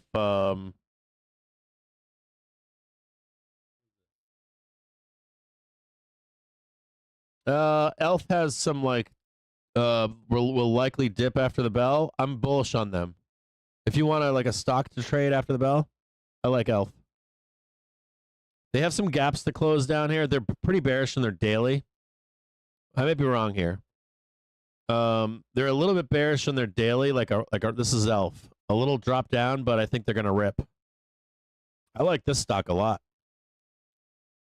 This stock has a trigger cross trying to make a new a breakout here. If there's any dip on their report on ELF to like $80, buy it. Buy 70, 80, doesn't matter. I think it rips though. It's probably the best report after the bell that I've looked at. If there was like a chance of a rip. Boy, this looks like a trap for bulls. When I'm looking at reports, at least, looks like a trap.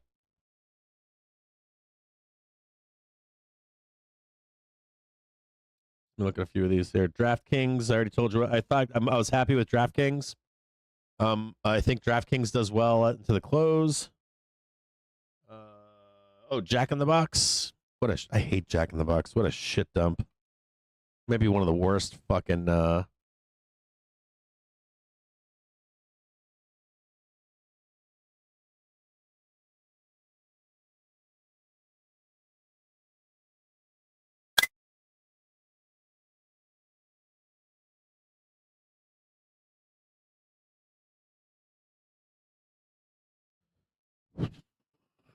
hold on here. Yeah, it's such a shitty company. I don't know, man. Can Jack in the Box squeeze? Joby squeezed up to $21. Short Joby into the ground. Short it's like $10. I'm looking for something in here and I don't see anything. Dixie's getting annihilated. I think, hold on here.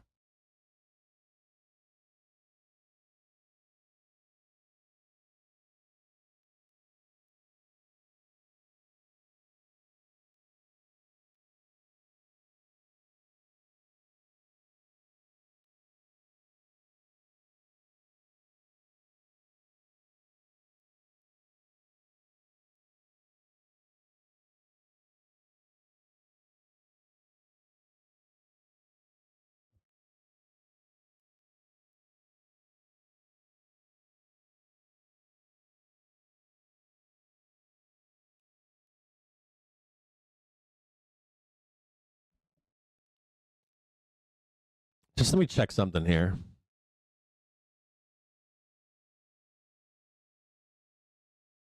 Why am I feeling so unconfident? Like, this is one of the only few days of returns in the market. I shouldn't be feeling this unconfident.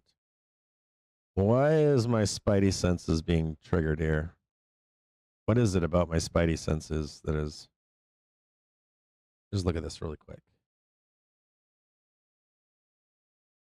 Something's fucking with me. What day is today? The 6th?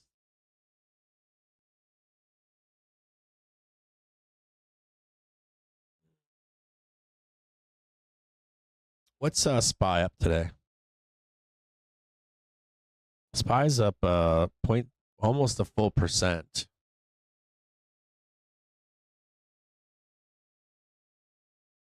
Gotta have this like overarching like bearishness to me right now.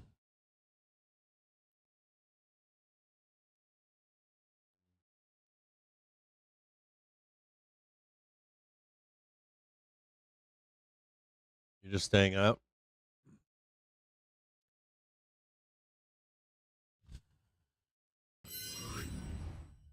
Let's just look at this again. Scale out a little bit. Okay, I've got this over here, right? For 1800. It's not necessarily bearishness. I'm still down here.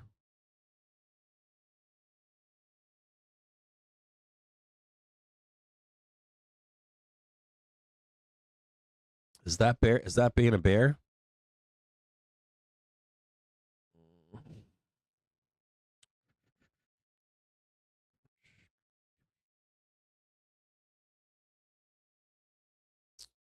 I'm fucking feeling bearishness here right now.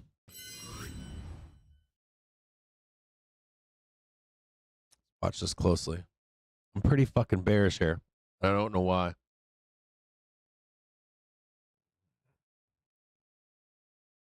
I shouldn't be feeling this bearish. Maybe because we sell the open tomorrow down? I don't know what it is.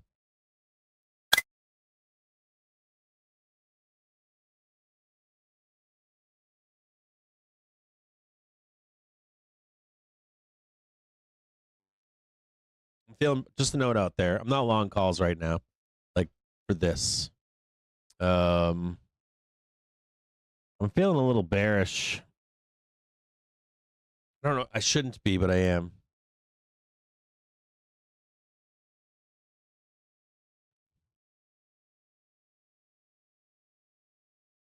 I've got shit on for Trump, Zelensky, but I mean like this up move, I have nothing on.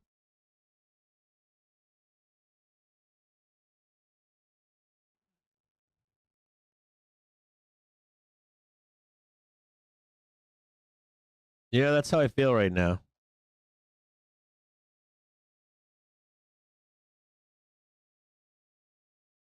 Maybe it's that dealer's gonna try to fuck bulls. I don't know. Maybe it's too early. Wednesday is usually payday, but Thursday's usually payday, but it's usually the end of the day. Hmm.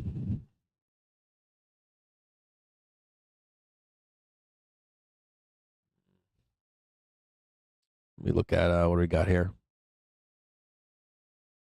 Anybody know what the vibe check is like everywhere else? Am I the only one thinking this? We just look around here and see what the fuck I'm doing wrong here. I'm missing something. I don't know what the fuck I'm missing.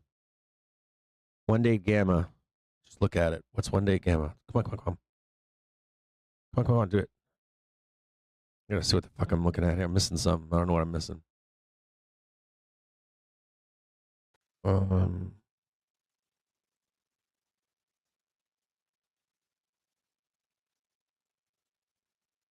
am I missing here?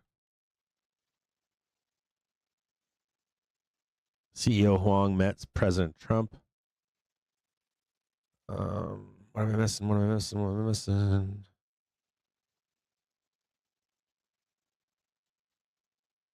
Where we are at 633.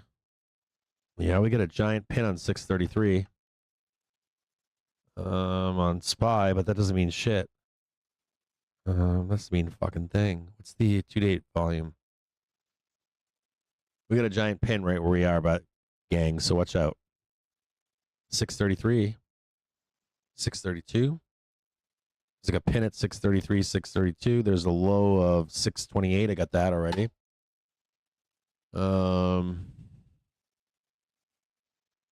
There's a pin at 632, 633. There's a low of 628.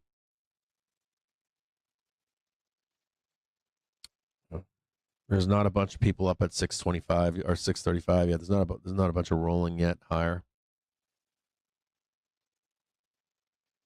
I'm gonna be patient for 628. Anything I can see here that's like, what about at the money volatility? You have anything dropping? Like there's something's happened. We're gonna have something drop. I don't know what the fuck it is. I look the VIX. Strike level vol. It says there's a bunch of volatility today and then it dumps in 2 days. And then it ramps again on Monday. That makes sense. Volatility really starts to ramp in like after the next 6 sessions. That makes sense. Like after we get done with the next report next week, volatility is expected to fucking ramp. And we got volatility ramping the next 2 days too. Next 2 sessions.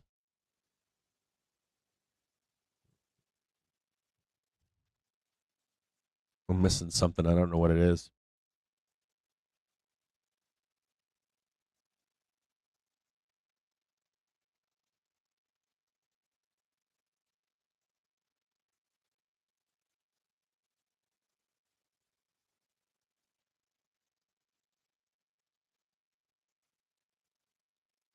Who mentioned MP earlier?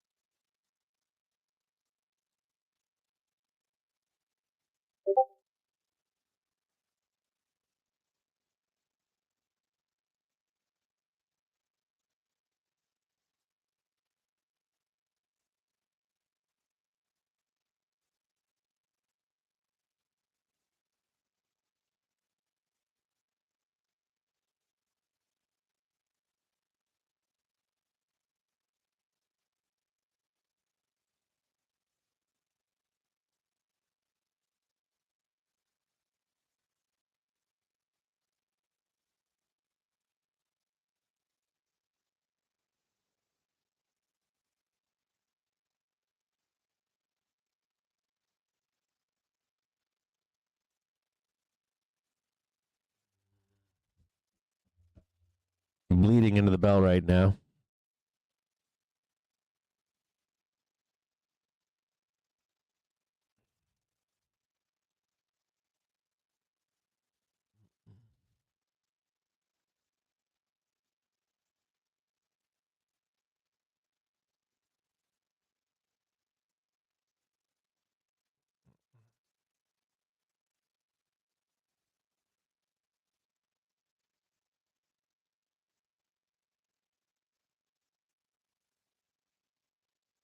2 days is the 8th. Friday's nice and juiced up. 636 is up here at fucking 93 cents. I should have stayed in. They were 61 cents. They still aren't giving a bunch of fucking money to people. We're at 632 right now. They're like squeezing off pennies for people.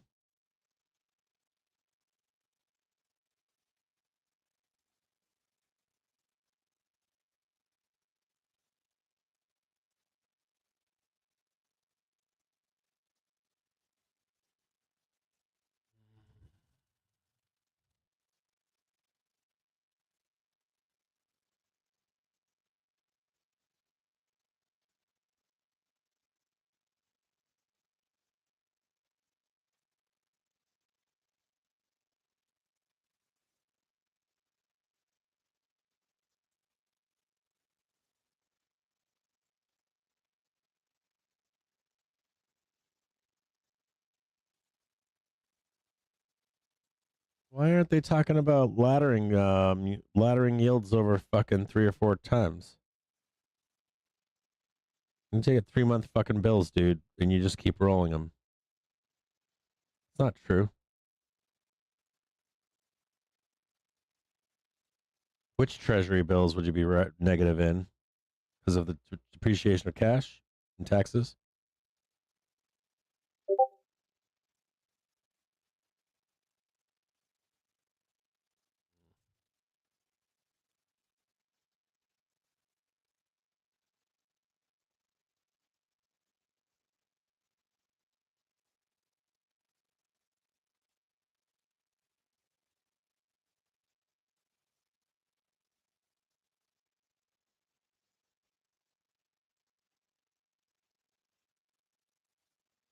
Let me just show you this here really quick.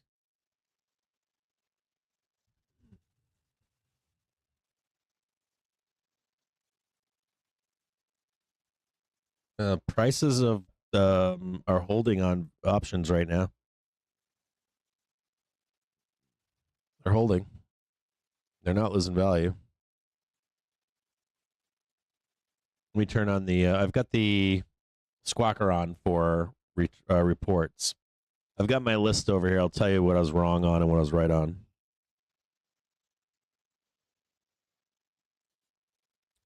MOC imbalance, S&P 500, sell 1744 million, NASDAQ, sell 1137 million, Dow, sell 650 million.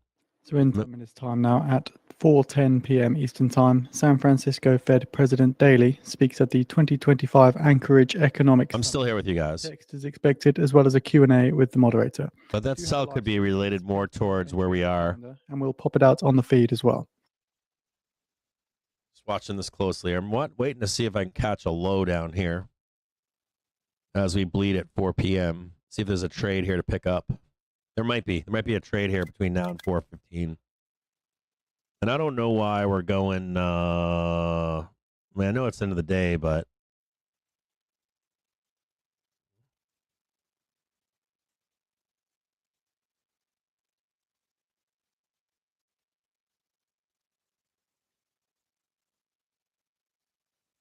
Trump contorts timeline of jobs report revisions in effort to justifying BLS. So again, Chief Daly speaking in just less than 10 minutes time now with a text expected, and we have posted the live video on the feed. That was no go. Firing her was no go. Should have just done it the right way. You can't fudge those numbers. It impacts everything. It's so fucked up. You can't do it. So those numbers are not used. Like, I think Trump thinks that they're used by the stock market only, and they're just not. I'm misspeaking. He has to do that because he has executive authority over the data that's provided to the Fed that's independent. And he has to assert the authority or show the authority over the data as an argument to take over the Fed. And not only that, provide the data to the Fed himself or the executive branch, not even a branch that he controls. It's kind of fucked up. It's more complicated than that, but it's still bad. I want to buy some goddamn calls here again. Apple shares close up 5.1% in their best days in nearly 3 months. You're an Apple bull. Congratulations. Been talking about Apple around here for weeks and weeks. They're on my fucking do not fuck with Apple into the end of the year. They're telling you, do not fuck with Apple into the year. Don't fuck with Apple into the end of the year. Outperform. They're going to murder it.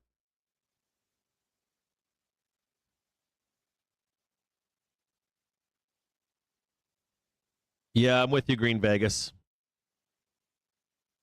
It's over the 1.5 billion. It's going to print in the next 3 days, right? They're pricing it in though, man. 93 cents for a fucking for a 636 for Friday.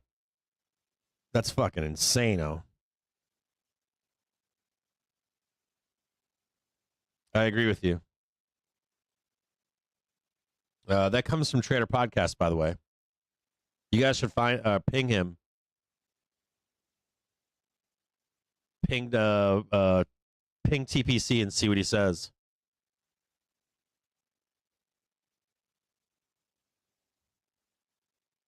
They weren't off. None of those estimates were off. All those numbers were known. I was telling you before. I told you before those numbers already came out. Jerome told you in the FOMC. Those numbers are not off. They revise as data becomes better. So they take the data that's available and they get more as time goes on. That data is perfect. There's nothing wrong with that data. You can't use that data. Like, that data affects, like, let me just explain some of this to you. So let me make this real to you. If we were to go to war with China today, the military would need those numbers, wouldn't they? Right? For drafts. For drafts to work in factories. World War II. Like, you have the wrong numbers from not from her, from Trump. Like, those numbers are based for all kinds of industry, all kinds of schools, all kinds of whatever. If you don't believe me, go to Wolf Richter and tell him what you just said. Go in there and type on Wolf Richter, say, the BLS was lying about their numbers. See what he tells you. He's going to laugh you out of the room. I watched somebody yesterday claim that we should follow ADP. They're going to have to start following other sources because they don't trust Trump anymore. So in 5 minutes. And those are incomplete sources too. 4 p.m. Eastern time. We're expecting comments. Like BLS polls from everywhere. Like private payrolls from all these different sources. So you got Paychecks, you got ADP, you got QuickBooks. They got all kinds of different payrolls. Then they just changed the payrolls this summer because of illegal immigration. They changed how they calculate them. No, the BLS. Look at, as a functioning society, you have to have. This is not a fucking question. I'm telling you, as a functioning first world leader of the world society, you must have institutions that provide you with data. You know what I'm saying? Like, if you just start handing any president, I don't care if it's Democrat, like tin pot dictatorship where I don't like the numbers, that doesn't work. It doesn't work. Like, you can go into the BLS and work on them, or you can invest. You can't just, you got to remember, she gave the numbers and she was fired like 2 days later. If you want to do like an investigation, you want to do a probe, you can do all that. That should take like months. You can even revamp how the data is collected, right? You can do that. But you can't just come out and be like, that she's fired. Can't do that. Literally, you can't, as a functioning company, as a functioning anything. You can't do that shit. It's no good. And it's very dangerous even for us. And it sounds great. Emotionally, it sounds good. Like, fuck her, fire her. But it's very, very dangerous, very sketchy. Not only that, we just hired back 500 meteorologists yesterday. Not only that, but Doge saved us nothing. So do I disagree with Doge? No. But there's a process that you have to follow to do those things. And you don't make promises that you can't keep. Like, I think everybody's with Doge, but how they did it and what they promised was bullshit. So it's not that you're... That's how I was earlier with Trump. Like, I think a lot of Trump says people aren't in full disagreement with it. It's just how it's being done. And where's the end result? US CEA chair Moran currently speaking on CNBC. You know what I mean? Says trade deals are contingent on countries holding up their terms. It's how it's being done. You can't put out bullshit data. You can't have like Trump saying, "Oh, the numbers were better." Just trust me. You know, that's why we have those institutions. Even if you think they're lying or faking or whatever, CEA's Moran, you start probes, you investigate, you try to fix the process or improve it if you can with smart people. That's what they do. You know, like that's what they do. It's kind of. Have you ever? You know, I got a good story. I have a great story on this.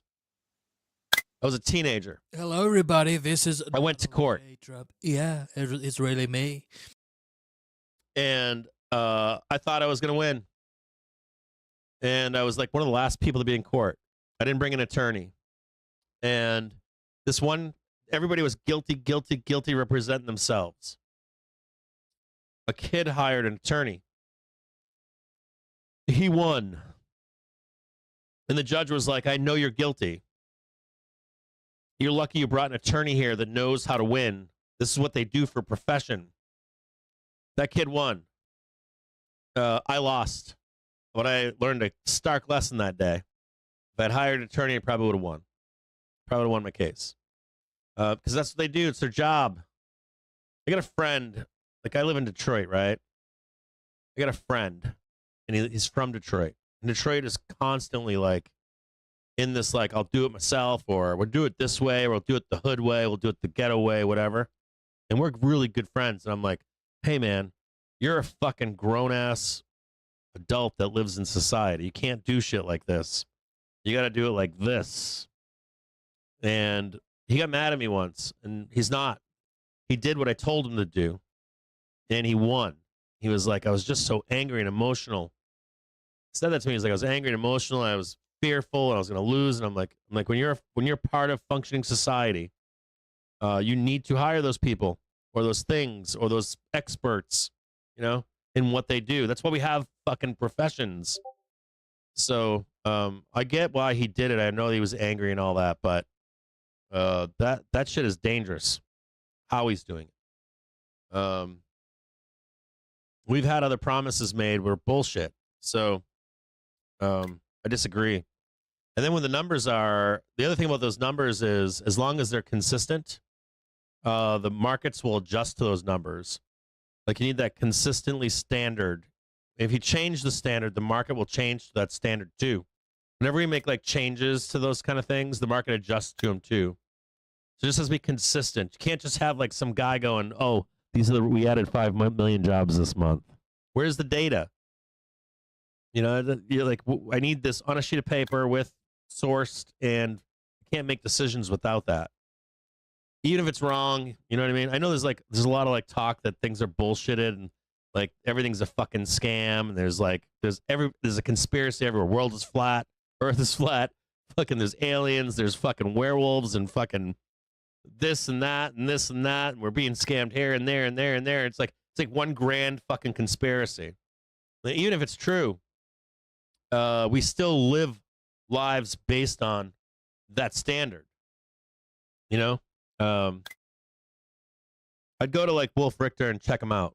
Like, just go to Wolf Richter's blog, read one of his posts, go in there and just pose a question. Say, Trump did the right thing firing that bitch. You know, whatever you want to say. They've been scamming us for years.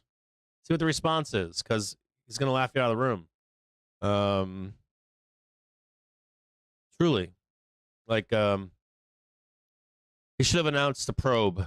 That would have been the right thing to do. We're gonna do a probe. I don't agree with those numbers. Let's start a congressional investigation, Senate hearings, whatever, and then you just let it die off. And then we come back with a solution. Hey, you know what? She was doing that. She was the evil. She was the boogeyman. I don't know. She hates Republicans. And this is the evidence to prove it. Not just like saying it. Can't do it. Markets don't function like that. Nothing functions. It's not even just the markets. It's like all kinds of industry, education, industry, science, our own fucking defense, national defense. We're going to war with China. You know that, right? Like, we can't have bad numbers. We can't. We need to know everything we have. So, I don't know. Sorry, that like hit me. Like, I'm not disagreeing with Trump. I don't like how some things are. I not just don't like. It's not that I don't like how things are done. It's I have proof that there are better ways. Doge. There's your answer right there.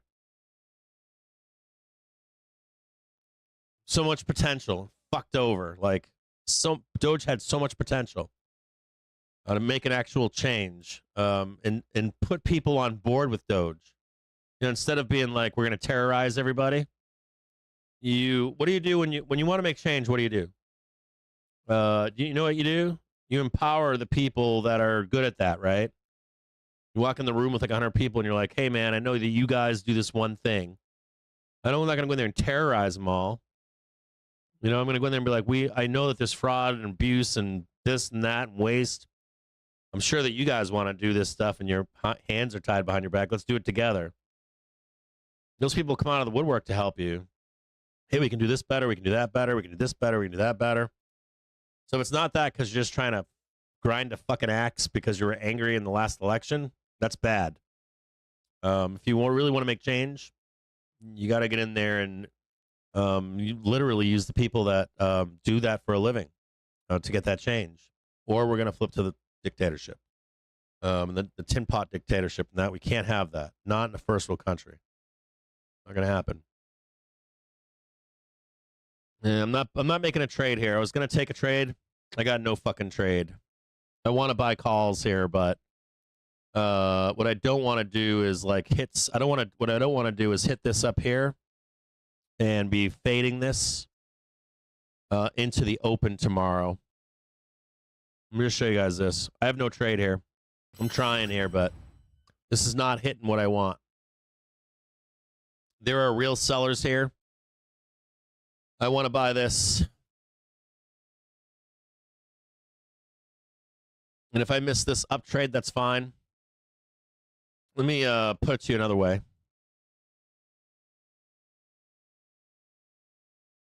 Let me make it simple for you. So, do you see this one right here? So we come up, right? Get that fucking high, right? And then we get pushed down for the run up here. Push down, run up here. And this one is even more important. You see that right there?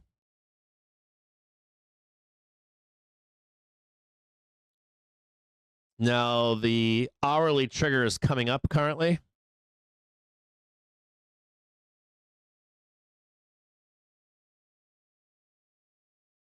And so what I'm hoping for is, what I think that can happen is you can do this, but I really want to get in there. I don't want to get burned on my theta in here. I don't want to get burned on theta. So maybe buy the open. Or a call spread would work. Into this close. How many minutes we got? It's already 4:16. I still think it's better just buy that. And what I really don't want to see happen is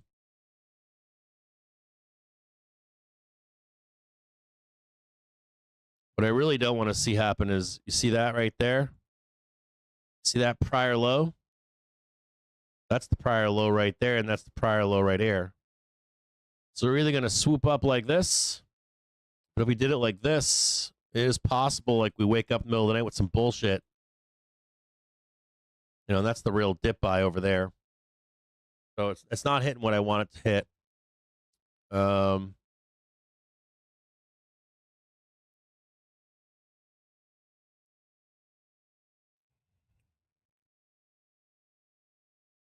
I'll just be patient here.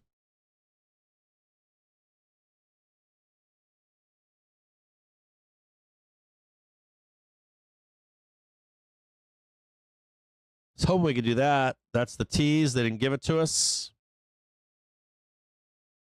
And there's another problem here, too, which is, you know, if we hit this here, here's your 36, right? It's a sell.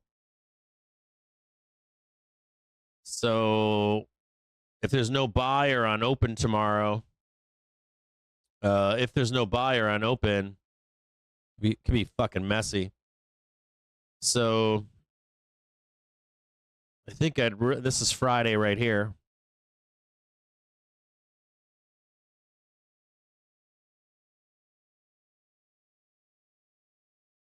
Even if you just give that back right there.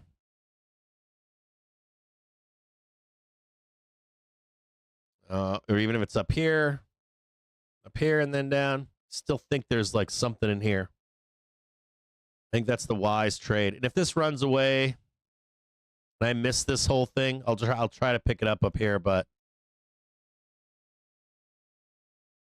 for some reason I want to be like down here, right here.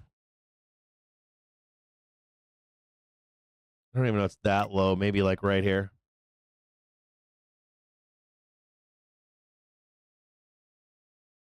That'd be nice too. 630. And I don't want to get eaten alive in here. No trade for me.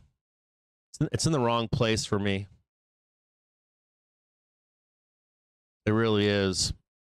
Like I bought all this yesterday. I bought this. I added this. I added this actually, believe it or not. In the close, I think I added that. I think I did. No, here I did. I bought this. And I bought that right there. And like this went up, went down. And then in here, I was like, I ain't doing shit. I didn't sell. I told you in the Discord I didn't sell. We went up. I made my money. I kind of want that same fucking thing.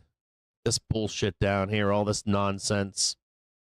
And to think that they're not going to pull any nonsense in here, I'm just like, no. Let's wait. And I might miss it. I'm going to wait. I'll see you all tomorrow, 9:30 in the morning. If you want what I think's going to happen, it's this. Oh, wait a minute. It's the same. Nothing's changed.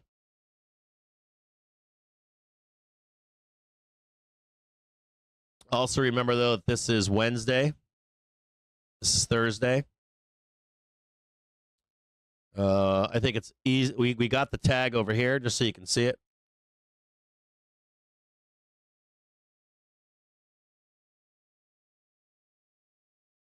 There's the high tick right there if you want to see it. On.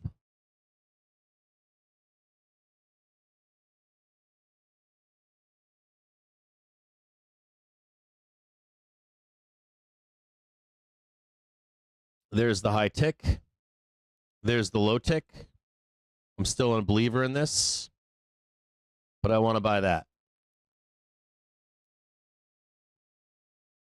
That's me. And I don't want to chase this. I don't want to wake up at fucking 8 a.m. and it's in the red. Futures. You could possibly do this till 9 p.m. Sell the fuck out of it into the morning. Long this again somewhere in here. Right in there. I'm not giving my money to them. They can fuck off. All these old white men want nothing to do with them. They can't have my money. I want their money.